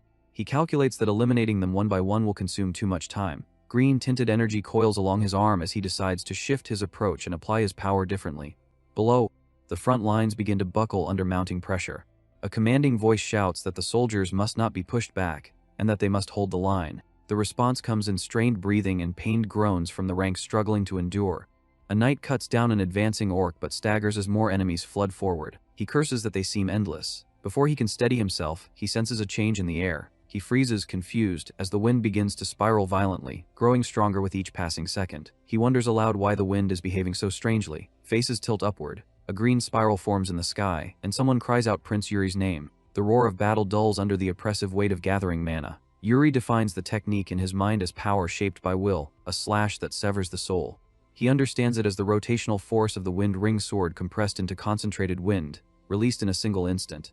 His gaze sharpens as the green current coils tightly around him. He calmly confirms that the power is stable and considers extending its range. The vortex thickens, swelling into a towering whirlwind that spears downward. It drills through the air and tears across the battlefield in a wide line, blasting dust, weapons, and bodies aside. Warriors on the ground stare upward in shock. One thinks that this must be the third Prince of Briol, the one they had only heard about in rumors. Another observes that the strength of a single man rivals that of an entire squad. As Yuri descends, someone comments that his techniques are overly flashy. Yuri mutters that they have already begun nagging him the moment he lands.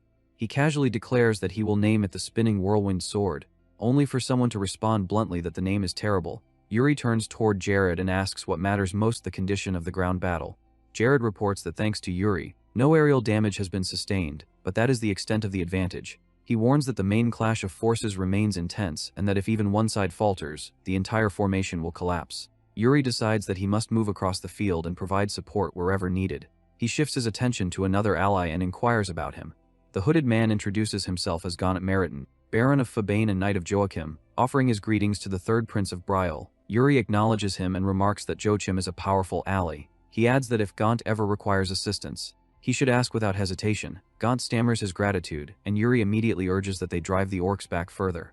Yuri checks on Jared again, asking whether he is already exhausted. Jared answers firmly that he is not. Yuri states that every additional swing of their swords means more lives saved. He orders Jared to hold the front line. Jared answers in agreement, and the fighting continues relentlessly. Knights fall in great numbers. Orcs fall just as heavily. Screams mingle with the harsh clash of steel.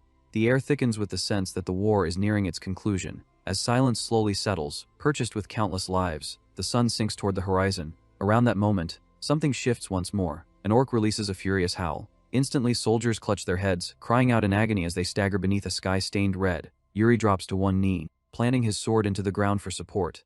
His eyes remain steady as he surveys the battlefield. He states that the one they have been waiting for is finally stepping forward. He notes internally that at last, Orkua has made his move. Yuri reflects that if Orkua truly joins the battle, then they still possess Master Noyan's chain as a counter. He observes that both armies have been locked in a brutal war of attrition. Yet despite that balance, something about the situation feels wrong. A brutal roar rips across the battlefield, raw and unnatural. Yuri's eyes sharpen at once. He curses that the orcs they had already killed are still rising and moving. He shouts that Briol must prepare immediately, warning that the orcs are about to descend into a berserk frenzy. The berserk wave slams into the allied formation like a tidal surge. Yuri moves with tight, controlled precision, striking and parrying as weapons crash against armor in a storm of sparks. He orders the soldiers not to give ground and commands them to hold the line no matter what. Nearby, a knight calls out urgently to the prince, telling him to look ahead. Through the crush of bodies and flashing steel, someone notices Orkua pulling back from the center of the fight and exclaims that Orkua is attempting to retreat. Yuri's jaw tightens. He declares that they cannot allow Orkua to escape under any circumstances. He immediately commands the troops to pursue him. The chase bursts forward in the midst of chaos. Blades gleam in the darkening light, bodies stumble and fall, a wounded soldier groans as he collapses, and the melee churns violently while Orkua's withdrawal carves a shifting path through blood and wreckage. Then night falls. Laughter rises from the exhausted soldiers, who proclaim that victory is theirs. Inside the command tent, several commanders gather around a map spread across a heavy table.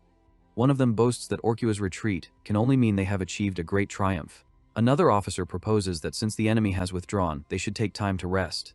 Someone responds with eager approval. A second voice reasons that Orkua must have sustained serious injuries as well and suggests they focus on recovery. Another agrees, arguing that the forced march to reach this battlefield was long and draining, that fatigue weakens combat ability, and that proper rest would restore their strength. Yuri cuts through their optimism sharply, stating that they are speaking nonsense. He asks whether they have forgotten their location and reminds them that they are deep within enemy territory. He warns that they have no idea what schemes Orkua might be preparing and questions how they can casually discuss resting under such conditions.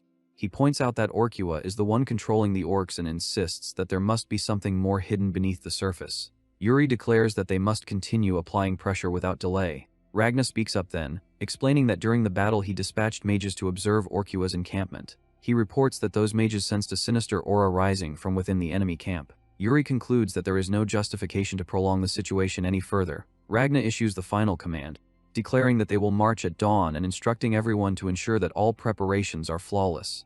The gathered commanders respond together that they understand. As the meeting disperses, Ragna calls Yuri's name. Yuri approaches the command table and asks whether he has been summoned. The blonde commander states that there is something he must discuss privately and demands that Yuri keep what he is about to say absolutely secret. Yuri answers without hesitation that he can do so. Satisfied, the commander places a blue, jewel-like device on the table and activates it. A translucent barrier spreads outward, enclosing the space around them. Yuri watches the shimmering wall form and realizes that the commander is sealing the area with mana to block sound.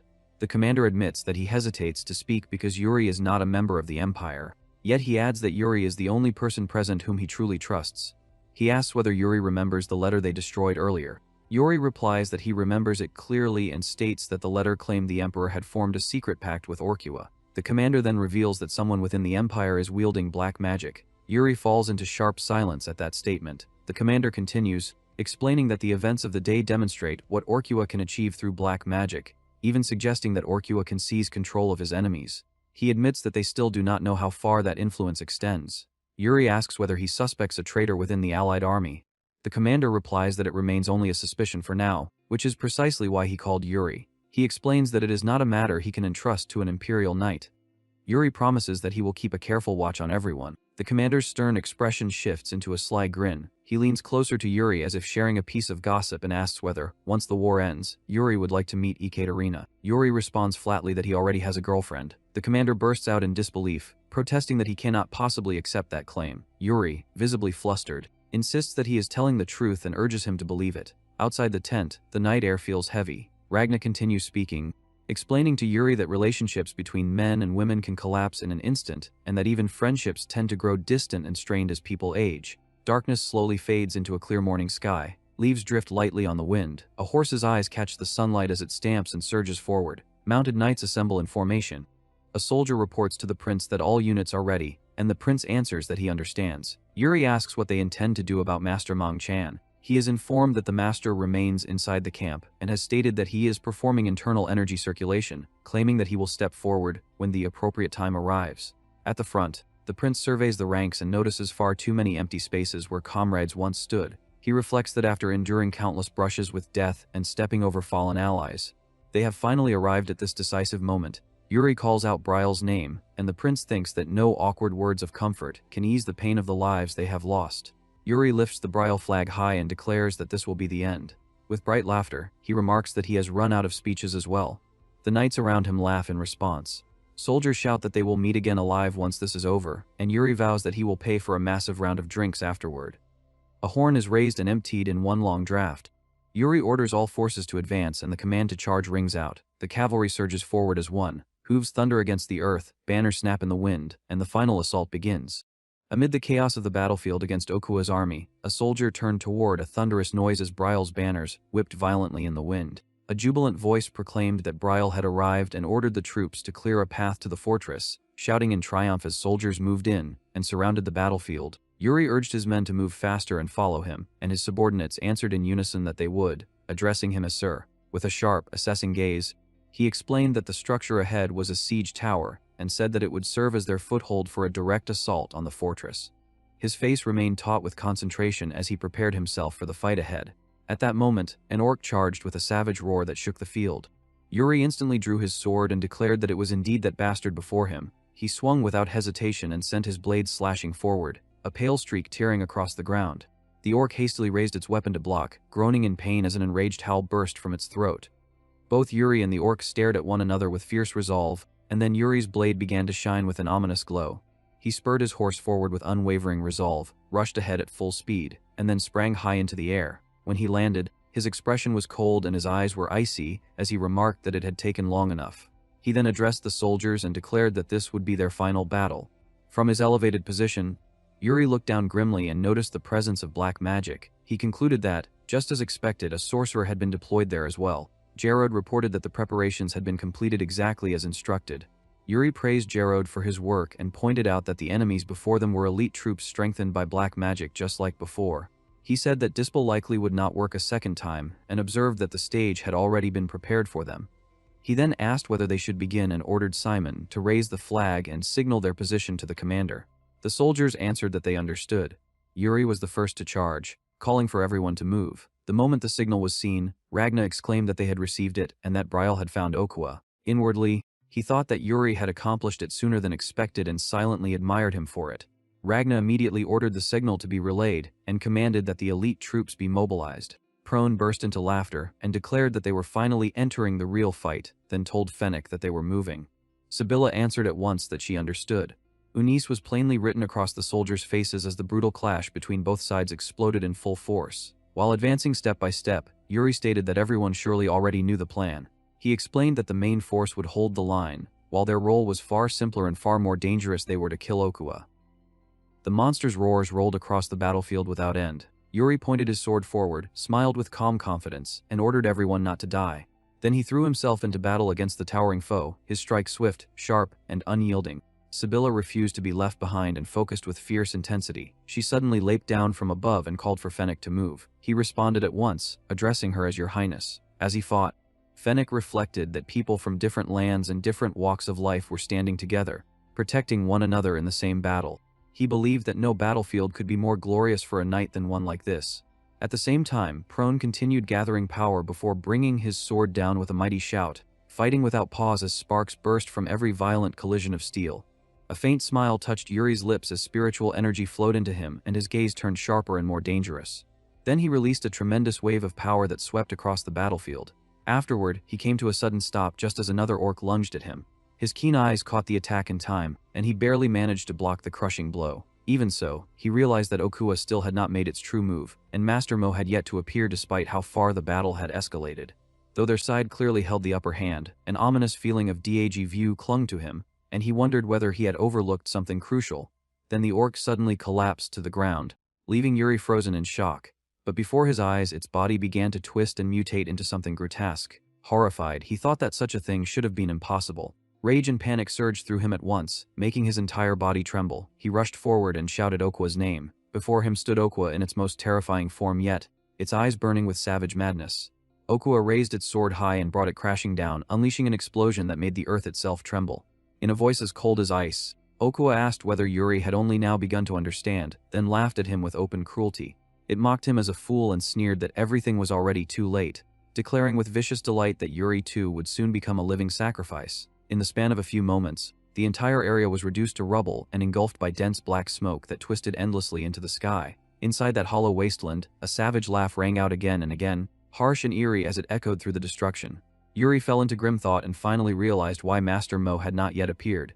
It was because even he could not cut away black magic. At once, Yuri concluded that until Master Mo arrived, he would have to at least break the sorcery himself. Okua, overflowing with brutality, swung its enormous arm in a vicious strike. Yuri dodged with composure, though a pained groan slipped from him as the impact alone split the earth into jagged layers. Clenching his sword with both hands, he drove it deep into the ground. His body shook as he admitted inwardly that he could not continue like this for long and had no idea how much more he could endure against a monster of that level. Even so, once he understood what had to be done, he resolved that he could not retreat simply to save himself. Straightening himself with stubborn pride, he declared that this would be all or nothing. Okua observed that the strange sword was cutting through their very essence. Yuri answered immediately that this was true, then warned that it would be wise to start fearing him, because he had no intention of dying without a struggle. Then he caught sight of something. He realized that the substance pouring from the orcs was being drawn into Okua's back. Crimson streams of energy continued to leak into the monster's spine without end. All around him, desperate voices cried out for help, begged to be released from the agony. and lamented that the suffering was so unbearable they would rather die. Yuri said grimly that this was the worst possible outcome. In that instant, he understood the truth. The source of the black magic was the souls of those who had been devoured alive, souls that were being exploited even after death. He resolved that he had to end everything there and then. Okuwa remarked upon how recklessly he was charging straight in from the front. Okuwa exposed its razor, like teeth, and lunged forward, mockingly calling him a foolish human. Yuri rushed ahead like a gale, unwavering, but the first clash went badly for him. His helmet was struck away, his eyes widened as he saw the horrifying scene before him, with countless red currents surging up from beneath the earth and converging all at once. In the next instant, everything seemed to break apart amid shattered fragments and a cry of frustration. Yuri dropped to his knees with blood running down his face. Black cords had bound his hands tightly. Okuwa's contemptuous voice returned and declared that all his efforts were meaningless, saying that this was the limit of his struggle. Then the sword in Yuri's hand suddenly began to shine. With fierce anger, he ordered the voice to shut up and proclaimed that he carried far too many burdens in this life to fall in a place like that. Driven by fury, he swung his blade and cut through the black restraints with ease. In a burst of light, he shot forward like lightning and unleashed a relentless storm of attacks on his enemy. Grotesque spirit faces rose amid the chaos, while a brilliant radiance poured down over the battlefield. Okuwa admitted that he was better than expected. Exhaustion immediately flooded Yuri, and he realized that he could no longer see the souls. Just as he began to think he had succeeded, a massive hand suddenly appeared nearby. Without hesitation, he shifted into a defensive stance, but the blow still slammed down with enough force to split the earth apart and send him flying. He crashed into the thick smoke and cried out in pain. Grinding his teeth, he realized that he had reacted too late and that his left arm and ribs were mostly shattered. Laurent rushed to his side in alarm and called out to him as "Your Highness." But the danger had not passed. Okuwa spoke savagely and remarked that a knight capable of cutting black magic truly did exist. With blood running down his face, Yuri noticed that Okuwa was using the continental language. He thought that it made sense for the sorcerer to speak that way, but he could not understand why even Okuwa would use it. Step by step, Okuwa drew closer and declared that, as a reward for providing amusement, it would personally grant Yuri death. Then the monster's fist shot forward with crushing force as it commanded him to die. Yuri and Laurent were both seized by dread, and Yuri instantly understood that he could not block that attack. Then, from far away, an urgent voice shouted out. A figure appeared in the distance and strained desperately to intercept Okuwa's finishing blow. The moment Yuri saw the newcomer, a faint smile touched his lips, and he remarked that he was late. The calm and confident figure apologized for the delay and told them to step back. Master Moyang then said evenly that he would handle the monster himself. Okuwa roared in fury and ordered him not to interfere. Intense heat erupted from its body, and a streak of flame burst forth at once. The battle, fiercer than ever, stood on the verge of exploding again. As the two powers collided, everything was swallowed by a sea of fire. Laurent anxiously asked whether His Highness was all right, and Yuri replied gently that he was still alive. He could not help but exclaim in astonishment that their opponent was unbelievable, while another voice agreed and remarked that this was, in the truest sense, a battle between monsters. Master Moyang kept his cold, sharpened gaze locked on the monster before him. Compared to Okuwa's enormous body, he looked almost insignificant, yet he had just struck a solid blow that damaged Okuwa's arm. In response, the creature exposed its razor, like teeth in a faint, chilling smile. Okuwa regenerated the injured arm almost instantly and remarked that Master Moyang's attack had been a fine trick, though his tone carried a sinister warning. Master Moyang was briefly taken aback as he realized the wound was already closing. Okuwa's ferocity deepened as he declared that they were nothing more than pitiful beings, and that he would show them the true difference in power. Master Moyang stared at him with grim focus, muttered that the thing was truly a monster, and tightened his grip on his sword. A blazing red aura soon wrapped around Master Moyang's entire body. At that moment, one of Okuwa's followers suddenly appeared and informed his lord that he could sense enormous power from Master Moyang, offering to aid in the fight. Okuwa fell silent for a brief moment as he considered those words. Then he slowly licked his lips and said that no help was needed. Seizing the subordinate by the head, he lifted him into the air. Master Moyang ground his teeth in disbelief and shouted that Okuwa was even stealing the power of his own kind, accusing him of devouring his own men. Okuwa answered with mild puzzlement and asked what Master Moyang meant by subordinates. He explained that humans and orcs were not the same, and that likewise, he and those creatures were entirely different beings. With that, he crushed the subordinate's head and mockingly asked whether Master Moyang treated the worms crawling on the earth as subordinates and spared them out of mercy. Consumed by anger, Master Moyang charged forward and slashed fiercely, cursing Okuwa as a bastard. Okuwa only frowned and dismissed him as a lowly creature. Then, clenching his fist, he punched straight into the incoming blade. The collision triggered a violent blast. Master Moyang stared in shock as he realized that Okuwa had stopped the sword with nothing but his bare hand. A dark aura burst out from Okwa and wrapped itself around Master Moyang's body. Okwa hammered his fist downward with overwhelming force, shattering the ground below. Then he raised his arm again and pounded the earth over and over, reducing everything beneath him to broken rubble. As the barrage continued, Okwa declared that it was only natural for the weak to be eaten by the strong, and said that Master Moyang could never hope to defeat him. Pressing his foot into the ground, Okwa used the force to launch himself high into the air. Preparing to end it, he grinned viciously and declared that Master Moyang should die and become his nourishment. But through the thick smoke, Master Moyang's smiling face appeared. With biting sarcasm, Master Moyang remarked that Okwa sounded like a child who had only just learned how to speak, noting that he talked far too much. He then brought up Okwa's claim that the weak were always devoured by the strong and asked whether he had ever faced the sunset all the way to the end. At that question, Okwa halted. A brilliant sphere of light appeared before them. Master Moyang raised his sword and slowly shut his eyes as he invoked the Azure Cloud Crimson Sunset Sword. Okwa strode toward him in fury, called him insolent, and declared that he would swallow him whole. Master Moyang opened his eyes again, his blade now cloaked in crimson energy, and unleashed the technique known as Empty Mountain, Bright Moon. He slashed savagely at Okwa. Okwa spat furious curses, but Master Moyang continued pressing him with one devastating strike after another. At last, Okwa coughed up blood in agony, then lost consciousness and crashed to the ground. Master Moyang breathed heavily and thought that, just as expected, the technique placed far too much strain on the body. Bent over with both hands braced on his knees, he reflected that even so, the corrupted being that had devastated the western lands had finally been brought down. As he looked around, Master Moyang thought that his disciple and the others would deal with the remaining enemies, and that he himself now had to destroy this abomination completely. Swearing under his breath, he reflected that although he had expected something terrible, he had never imagined anything this horrifying, and he wondered how many people had been sacrificed to create it. Then Okwa suddenly appeared behind him and said that what Master Moyang had seen so far was not the whole truth, and that beyond what he could imagine, the darkness ran much deeper and was far more dreadful. Startled, Master Moyang stepped back in confusion, horrified that the monster was still alive even after having its head pierced. Okwa's body began regenerating once more, the wounds slowly closing as he explained that the horror Master Moyang had witnessed had been piling up for a very long time. Master Moyang struck him again with a powerful slash, but this time it did nothing. Okwa advanced slowly and said that when creatures starved, they devoured one another like worms, reminding Master Moyang that he had already explained this. To him, Master Moyang and all the others were no different from insects. Then he raised his huge hand over Master Moyang. Hearing the disturbance, Yuri turned his head toward the scene. His face tightened at once, and he muttered in disbelief that it could not be happening. Then he saw that Master Moyang had already been completely seized within Okwa's grasp, and in panic he shouted for his master. Master Mo stood atop the grotesque, corpse-forged mass as it surged upward like a giant stone hand, and he gritted his teeth as the thing kept rising beneath him. He drove himself forward with a flaming slash, hacked through the writhing body, and landed hard while breathing heavily. With disgust in his eyes, he says that the bastard was not satisfied with turning the dead into materials for black magic and had even fused with them as well. At once, red-black power burst outward. Armored knights and soldiers recoil in shock, one exclaiming in disbelief and another beginning to identify what they were seeing before the violent aura threw the battlefield into chaos. Yuri stared at the monstrous shape swelling before him and says that it was insane.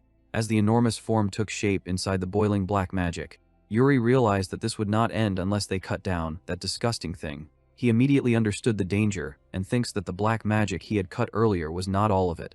He concludes that if they could not stop Okwa in that state, the Alliance army would be wiped out and Briol's destruction would not be prevented.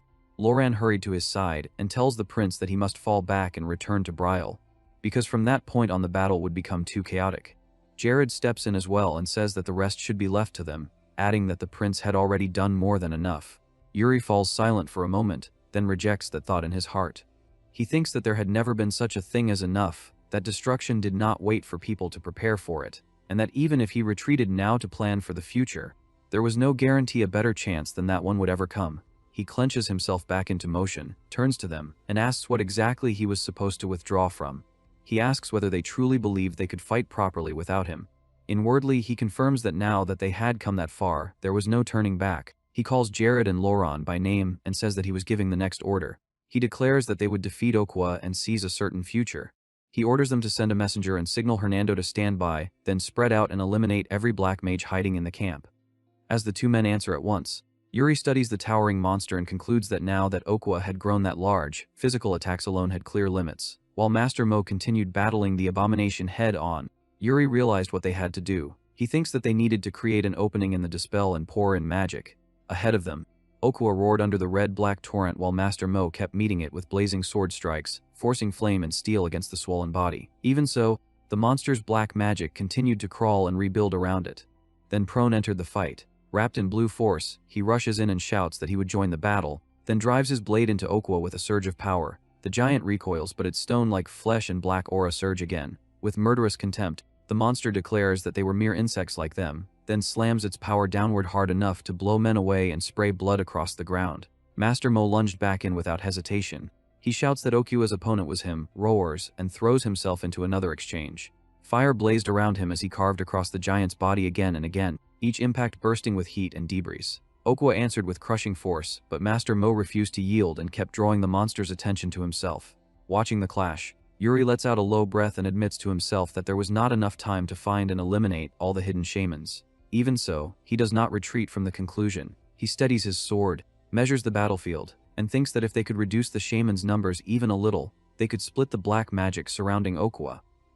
With that resolve fixed in his mind, the soldiers moved to carry out his orders while Master Mo and the others continued to hold the monster in place. Yuri fixes his sword upright and thinks that if he can split the black magic and break the spell around Okua even once, that alone will be enough.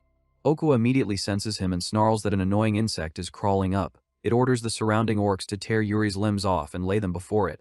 The orcs rush in at once, but Sebela and her knight cut across them and throw themselves into the path. She calls out that Yuri is planning something and says that she will cover him.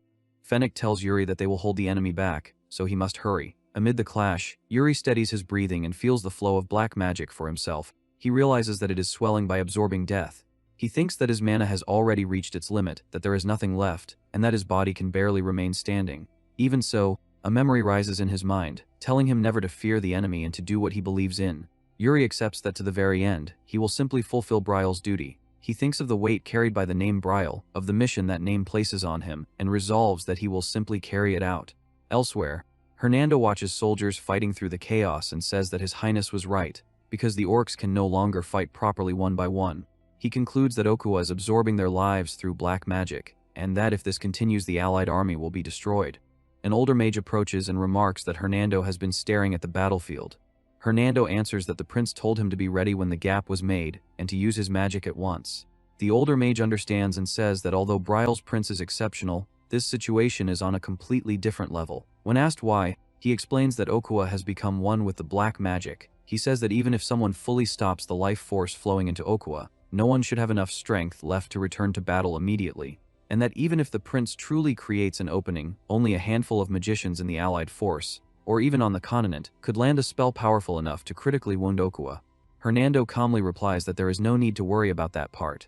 At that moment, a blinding pillar of light rises. The older mage stares in shock, and when he sees the battlefield again, he cries out to Hernando that the black magic is gone. Left speechless for a brief instant, he calls Hernando's name again. Hernando tells him to step back. Then, with a faint smile, he says that since their precious prince asked for it, he will send him an extra, large spell. A vast magic circle opens, and a gigantic fireball gathers in the sky. The older mage gasps in disbelief as the spell forms. Below, the shamans look up in alarm. Okua also looks skyward and says that the density of mana is unbelievable. It cannot accept what it is seeing. Yuri sees the blazing mass descending and shouts for all units to prepare for impact. The soldiers brace themselves. Master Mo also steadies his sword and faces the coming blast without retreating. Then the spell crashes down. Okua roars that it will not be defeated and thrusts out a hand against the falling fire, but the impact swallows the battlefield in an overwhelming eruption. Protected within a barrier, Yuri and the nearby soldiers endure the shockwave, while the shamans and orcs are consumed by the inferno, screaming as the flames roll over them again and again. As the blazing devastation spreads, Yuri remarks that the power is far beyond imagination. Another thought follows that, thankfully, it has bought enough time for the moment. And through the raging fire, Hernando directs the spell toward the monster and declares that Okua must burn to ashes. Sebela lets out a tired sigh and tells Yuri that if he ever makes a move like that again, he should warn her first. Yuri answers that it was not really a plan, only improvisation. Looking over the scorched battlefield, she says that the result is outstanding, because Okua and his orcs are ashes now. Yuri stares at the ruins and wonders whether it is finally over, but his eyes suddenly sharpen. From the burned wreckage, a blackened mass rises. Okua, barely holding together, says that it is not over yet, and that insects like them will never be able to defeat him. Yuri steps forward and says that Okua already lost, that nothing remains to keep him alive now, and that he should accept his defeat. Orkua glares at him, calls him the Emperor's dog, blames everything on him, and says that he will drag Yuri down with him. Even in that broken state, he lunges forward in one last attack. Before he can reach Yuri, a blue strike crashes down. Hernando steps in with cold composure and says that this is the end. Looking down at Orkua, Yuri asks whether that miserable struggle is all he has left before death. Orkua, collapsing further, says that this is not over, that black magic is darker and deeper than Yuri can imagine, that it will devour him one day, and that he will wait for that day to come. Then his body crumbles away. A soldier stares and says that it is dead. At once, the battlefield erupts. The soldiers shout that they won, that they survived, and that they really did it. Joy, relief, and every other emotion burst out together. Nearby, Master Mo quietly groans under the noise, clutching himself as the cheers roll on. Yuri breathes out, laughs weakly, and says that it finally feels real. He says that they did it. Then the soldiers spot him and rush over at once. They cry out to their prince and throw themselves at him in excitement. Yuri jerks back in confusion as they grab him, shout that they made it, and thank him for trusting them. More soldiers come charging in, yelling that they want in too and that they want to hug him as well. Yuri immediately realizes the danger, curses under his breath, and shouts for everyone to stop and stay back. No one listens. The soldiers pile onto him in a heap, shouting his name again and again. Buried under armor and limbs, Yuri weakly tells them to go easy on him. Someone yells that he is going to pass out. Another screams for everyone to move, while someone else demands to know who said that.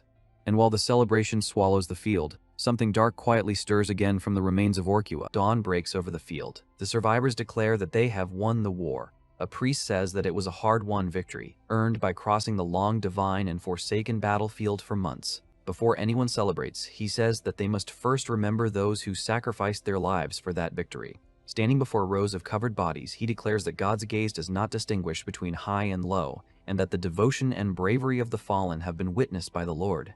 He says that their great sacrifices will become the foundation of the continent's future, and that those sacrifices must never be forgotten. Yuri faces the sunrise and says that may the Lord guide their spirits to paradise. At the priest's command, sanctifying flames rise to purify the bodies. Yuri quietly repeats the word paradise, then thinks bitterly that paradise is for those who kept the faith, while hell is for the deceitful. He silently recalls Stefan, Payne, Altos, Gate, Aymar, Gussendy, James, and Dyke. He thinks that he is still standing there instead of in hell, and concludes that all the living can do now is pray for the paradise of the dead and keep moving forward while carrying their wills. When the list of fallen brothers is concluded, Yuri grips his sword in silence and says that it had been a privilege to fight at their side. Then Yuri raises his eyes when he hears himself being called. He calls Gerald and Roland by name and tells them that there will be many more scenes like that, or even worse ones. He asks whether they are still with him. Laurent answers that he is ready, and Jared adds that he does not have a choice. Yuri accepts the answer, says that he sees, and tells them to follow him. A few days later in Bolshad, Yuri enters a bright hall filled with music, alcohol, and noisy laughter. He walks in with Laurent and Master Mo while barrels are opened and the victors celebrate. Yuri looks around and remarks that it is very loud. Laurent says that everyone seems to have become unraveled. Master Mo says that they have won and tells Yuri not to be too harsh. Laurent complains that it has only been 3 days and that they buried their comrades only a few days earlier. Yuri explains that this is exactly why people need something else to fixate on immediately. He says that if they do not, their minds will remain full of dead comrades. Laurent is moved at once and loudly says that he now understands Yuri's wisdom, while Yuri inwardly thinks that Laurent is only getting worse. The three then approach the royal table. Yuri offers thanks to His Highness for the invitation. Ragnar welcomes him warmly, tells Yuri to come sit, and also invites Sir Laurent and leader Mo to take their seats. After they settle, Ragnar raises his glass and says that everyone has surely guessed why they have been gathered there again. He explains that they have indeed gathered to celebrate, but also to deliver a message. He says that in recognition of everyone's effort in the war, they want to invite all leaders of the Allied forces to the Empire's festival. He adds that the Emperor himself is overseeing the festival and tells them to bring anyone they wish. One Allied leader cautiously asks whether that festival might be exactly what he thinks it is. Rania smiles and says that it is. Then he reveals that the event will be a swordsmanship tournament. At another table, Sir Gante repeats the word swordsmanship tournament with an uneasy expression. Yuri notices and asks him what is wrong. Gante awkwardly says that Joachim is not known for sword skill and that joining such a tournament would only embarrass them. Yuri listens and begins to think. He remembers that Joachim is a mountain country that shares the Aloy range with the Empire. Because of that terrain, its people have always specialized in ambushes and guerrilla warfare. At the same time, he also knows that the newly expanded forces still lack proper discipline and become too relaxed too easily. Realizing that the situation can be useful, Yuri looks up and says that he has an idea. He proposes that Yoheim send a group of knights to Briol and says that Briol will train them. Gante is so surprised that he rises from his seat and asks whether Yuri is serious. Yuri calmly answers that of course he is. He explains that it will strengthen their relationship and also help grow the soldiers of both countries. Inwardly, Yuri remembers that when the Empire's serpent forces swept over the continent in his previous life, Yoheim had become their first target. He recalls that anything strongest against ground warfare always struggled in the mountains, and he concludes that Yoheim can become a strong ally capable of helping suppress the Empire. So he tells Gante to begin by sending only a single group first, and says that Briol will prepare a training course specifically suited to Yoheim. Gante is deeply moved and blurts out that the idea is brilliant. Nearby, a red-haired duchess notices Yuri but receives no greeting. Irritated, she complains that he is seriously not even going to greet her. Before that annoyance can deepen further, a flustered young knight suddenly appears before her with a large bouquet. He says that he brought it for her and begs her to accept his sincere heart. For one brief moment she looks stunned, but then her face hardens. Enraged, she orders him to take those flowers to his damned prince instead. The young knight cries out in disbelief as her temper explodes. And later, alone in her room, she brushes her hair in front of a mirror and mutters that the whole thing is so annoying. Then Hernando appears in her room without warning.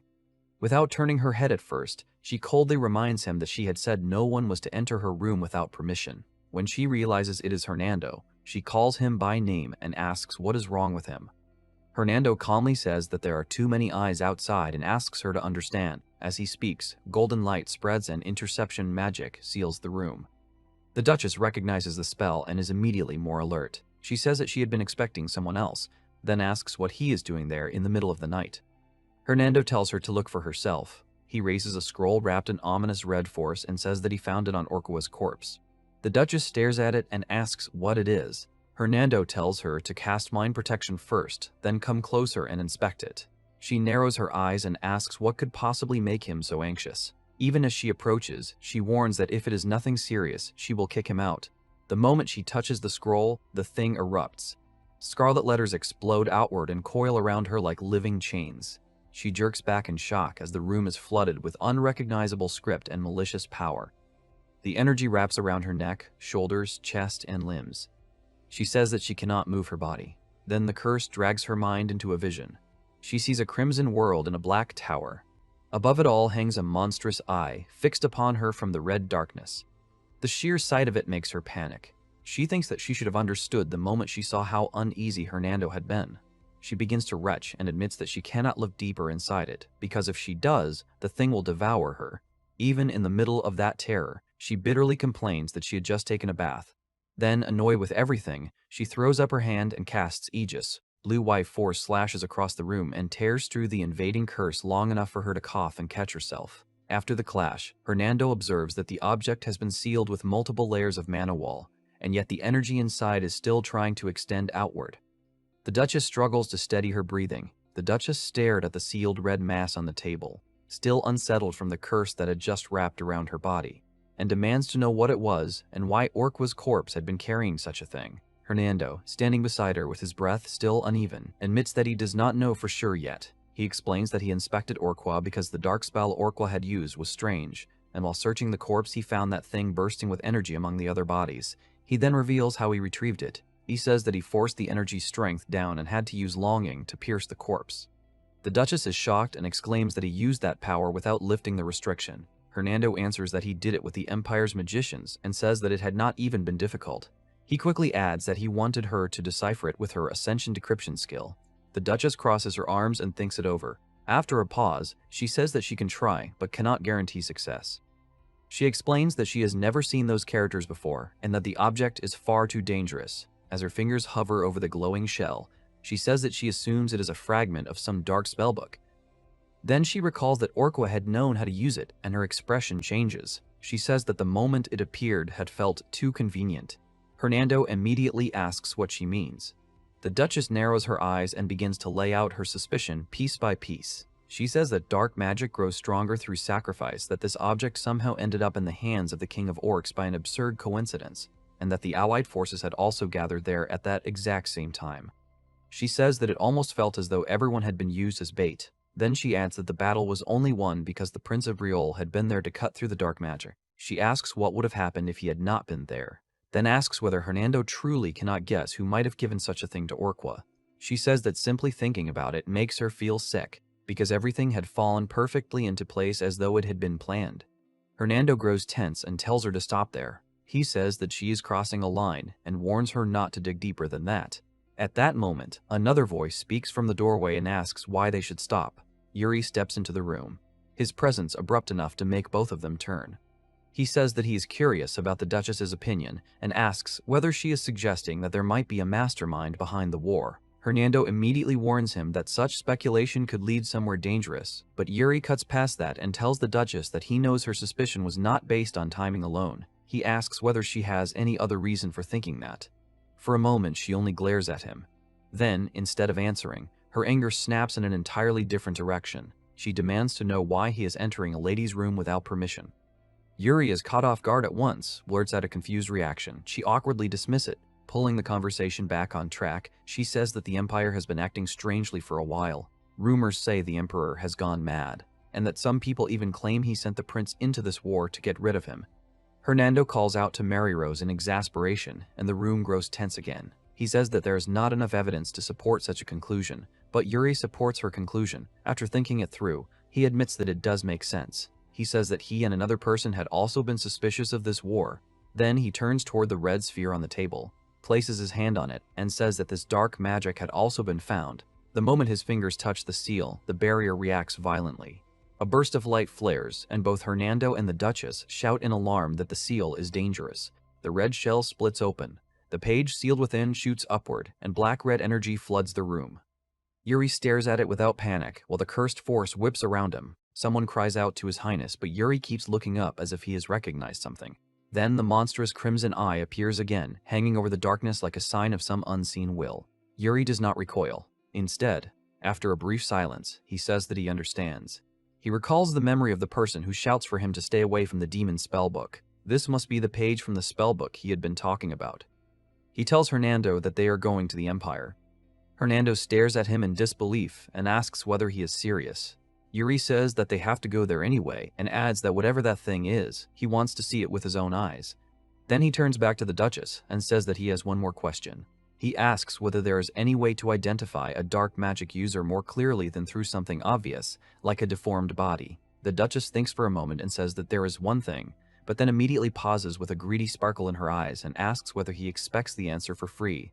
Yuri is momentarily thrown off. The Duchess sighs dramatically and says that she is going to decipher the page and give him information about it, but it seems that she is not going to receive anything in return for all that effort.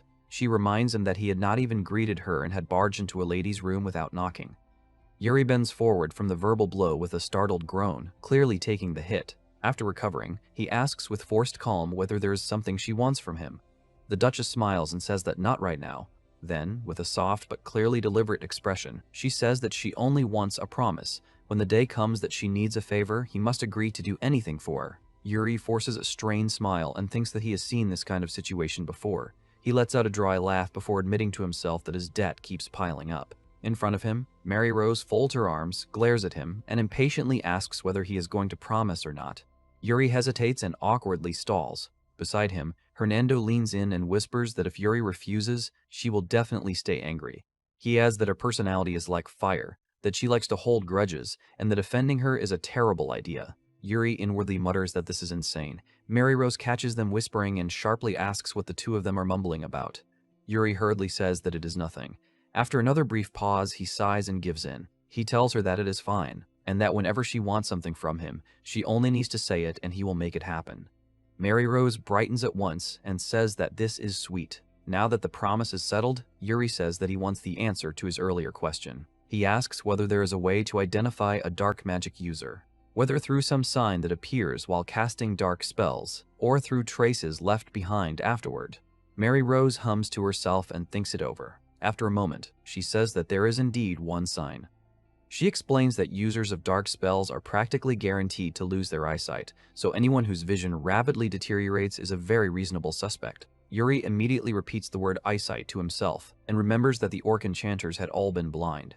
Hernando watches him and asks why he is asking that now. He wonders whether Yuri really intends to go to the Empire himself. Yuri calmly answers that he has a friend in the Empire. Hernando is baffled and repeats the word friend, then points out that Yuri has never even been to the Empire. Yuri says that he met that person in the back streets of Briol, and adds that he is fairly sure Hernando had been there too. Hernando stares at him in disbelief and asks who he is talking about, but Yuri only smiles without answering. Elsewhere, in the Grand Zion Empire, chaos erupts in a dark alley. A pair of thugs shout angrily and say that someone dared to mess with them and still thinks he can walk out alive. In response, a mocking voice says that this kind of lying might work on the sheltered fools in the Empire, but not on him. Then another declaration follows, that from that point on, the place will belong to a branch of Uncle Lending, led by Goryo. Later, under a bright sky, Yuri and Hernando ride across the road toward the Empire. Hernando repeats the name Goryo of the Aquarius Parlor in disbelief. Yuri answers that there should at least be one branch of his business in the Empire by now. Hernando reminds him that he thought Yuri was finished with that man after squeezing money out of him. Yuri says that Goryo may be a scammer, but he is a resourceful one, and that there is no one better when it comes to collecting information for them. Hernando reluctantly agrees that Yuri is right. As they continue riding, Hernando suddenly asks what Yuri plans to do once he returns to Briol. Yuri turns with a confused sound, and Hernando immediately raises his voice and asks what Yuri means by acting confused. He reminds Yuri that everyone is going back to their own homes now that the war is over. Then he tells Yuri to look behind him and see the two men following them. Yuri looks back. Behind him ride Master Mo and another knight. Hernando says that both men are already famous across the continent, so he can easily imagine them demanding a duel with his father the moment they get back. He worries that his father will destroy the whole castle if he gets too excited. Yuri admits that this is a real possibility. Even so, he says that there is no need to worry. He explains that Master Moyang Chan still needs to teach him, and that Bernard can remain with Sir Jose. He concludes that everything should be fine as long as they follow orders. At that moment, a soldier points ahead and calls out to Yuri. Yuri lifts his gaze, smiles, and tells everyone to stop worrying and enjoy their victorious return home. Soon, the gates of Briol come into view beneath a brilliant sky filled with balloons and drifting petals. The city erupts in cheers as the riders enter. Voices from the crowd cry out that the valiant hero has returned. Yuri rides through the celebration while the people clap, wave, and lean from windows and balloons overhead to shower the procession with petals. Even so, Yuri narrows his eyes at his soldiers and wonders why they are acting timidly. Then he calls Gerald by name. Gerald answers at once. Yuri casually orders him to go get some flowers from the people. Gerald freezes and stammers in disbelief, but Yuri immediately smacks him and orders him to hurry. Gerald rides off in embarrassment and approaches a girl holding a flower basket. He awkwardly calls out to her, and the young woman shyly answers him. She asks whether he can come a little closer. Gerald leans down and asks whether this is close enough. Instead of handing him loose flowers, the girl suddenly places a flower garland around his neck and happily thanks him for protecting them, calling him Mr. Knight. Gerald goes completely red. Flustered and overwhelmed, he says that he had only done his duty as a knight. Behind him, the other soldiers stare, then burst into loud teasing. They laugh, point at him, and shout that he received flowers from the cutest girl around. Gerald, still blushing furiously beneath the garland, whirls around and yells at them to shut up. While Gerald kept blushing beneath the flower garland and insisted that he had only been doing his job as a knight, Yuri laughed at the scene. In the middle of that cheerful noise, someone calls for His Highness. At the palace entrance, Yuri finds Sir Jaime waiting for him. Jaime greets him formally and congratulates him on returning safely. He says that he has already heard the stories of Yuri and the Allied force. Yuri answers modestly that it had all been teamwork. Jaime then says that he wanted to thank Yuri personally, so he came himself. He says that the orcs had been his lifelong enemy and bows his head in gratitude, thanking Yuri as Your Highness. Yuri watches him in silence and thinks that he cannot allow this old knight to spend the rest of his life only chasing peace after revenge. He addresses him fully as Jaime Theodore the Shield of Briol, and thinks that the only thing he can still do for such an honorable knight, a man who had protected Briol's borders for so long, is to let him find a worthy death on a true battlefield. So Yuri tells him that his job is not over yet. He says that the day he finds his true enemies will be the day Jaime fights his final battle. Then he asks whether he is still with him. Jaime answers at once that of course he is. After that, Jaime thanks Yuri for his time and says that he should head inside now. Yuri is informed that His Majesty and the other highnesses are waiting, and he moves on with a small smile. Soon after, a formal ceremony begins. The king stands before the crowd and says that he usually leaves this kind of ceremony to one of his sons, but not this time. He declares that their third prince, who had risked his life on the battlefield, has returned with glory. Yuri listens and thinks that none of it would have been possible without the others beside him. When the king comes down to him, he says that Yuri has grown up and even gotten taller than before. Then his eyes shift, and he notes that Yuri has also brought a strange guest with him. Seeing Master Mo beside Yuri, the prince calmly says that the man will exceed expectations. He even adds that his father might lose to him. The king dismisses that idea and says that Yuri is still too young to understand. Then the king throws an arm up and shouts that the heroes who brought victory deserve everything the kingdom has. At his command, bottles are uncorked all around them. The sudden burst sprays Yuri and the crowd with sparkling wine. Yuri flinches in shock while the people around him laugh and cheer. He turns to his father and asks who planned that. The king laughs and says that he cannot tell him yet. He adds that the culprit had said he did not want to hear Yuri get angry after finding out. The moment Yuri hears that, he realizes that there is only one person who would do such a thing. He immediately calls out for brother Joshua. Joshua is caught red-handed with a bottle in his hands, lets out a startled cry, and bolts. As he runs, he says that this is a welcome ceremony and that Yuri should just enjoy it. Nearby, his maid watches the lively scene and thinks that it feels like only yesterday when the prince had still been a problem child. Watching him catch his brother in a tight hold, she says that Yuri looks amazing now. The warm celebration continues around them.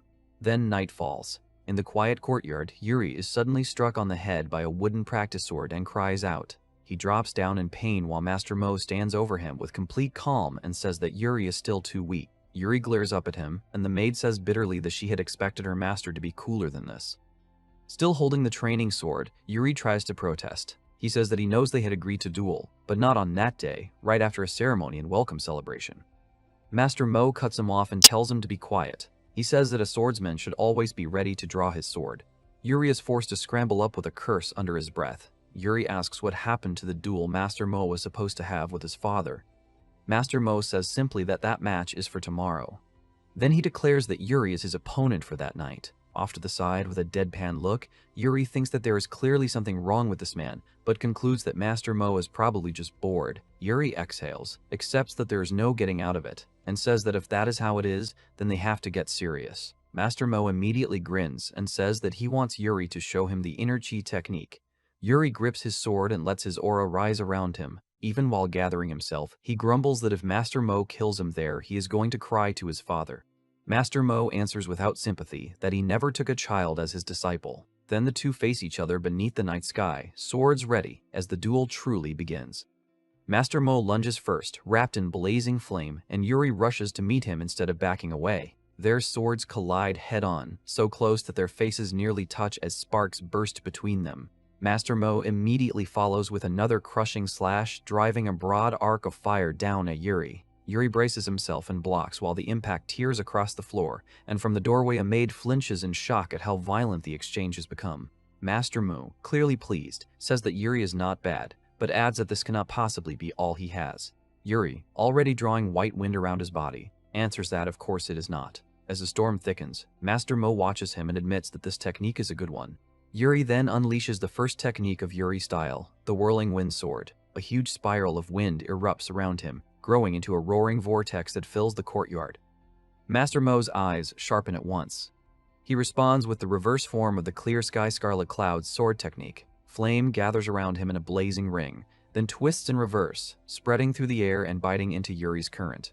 Yuri immediately realizes what is happening and exclaims that Master Mo is using his winds against him. Master Mo says that Yuri's winds are too honest. He adds that Yuri is still nowhere near his level, then tells him to make do with what he has. Yuri roars and forces even more strength into the storm. Master Mo presses forward and releases the heavenly net form of the clear sky scarlet cloud sword technique, convinced that resistance is pointless once the flames close in. But at that moment, the flow changes. Inside the white vortex, Yuri's hand moves, and multiple blades begin to cross and weave through the wind itself. The spinning current no longer feels like a single technique. It becomes layered, sharper, stranger, and far deadlier than before. The web of swords hidden inside the storm tears through the flaming net and disarms Master Mo. Master Mo is visibly shaken and says that he cannot believe what he is seeing. As he stares into Yuri's technique, he realizes that this martial art was made from the legacy of a heaven-conquering swordsman, yet also contains the heavenly demon's martial art within it. Yuri grins through the storm and says that his ancestors left him something fun to play with.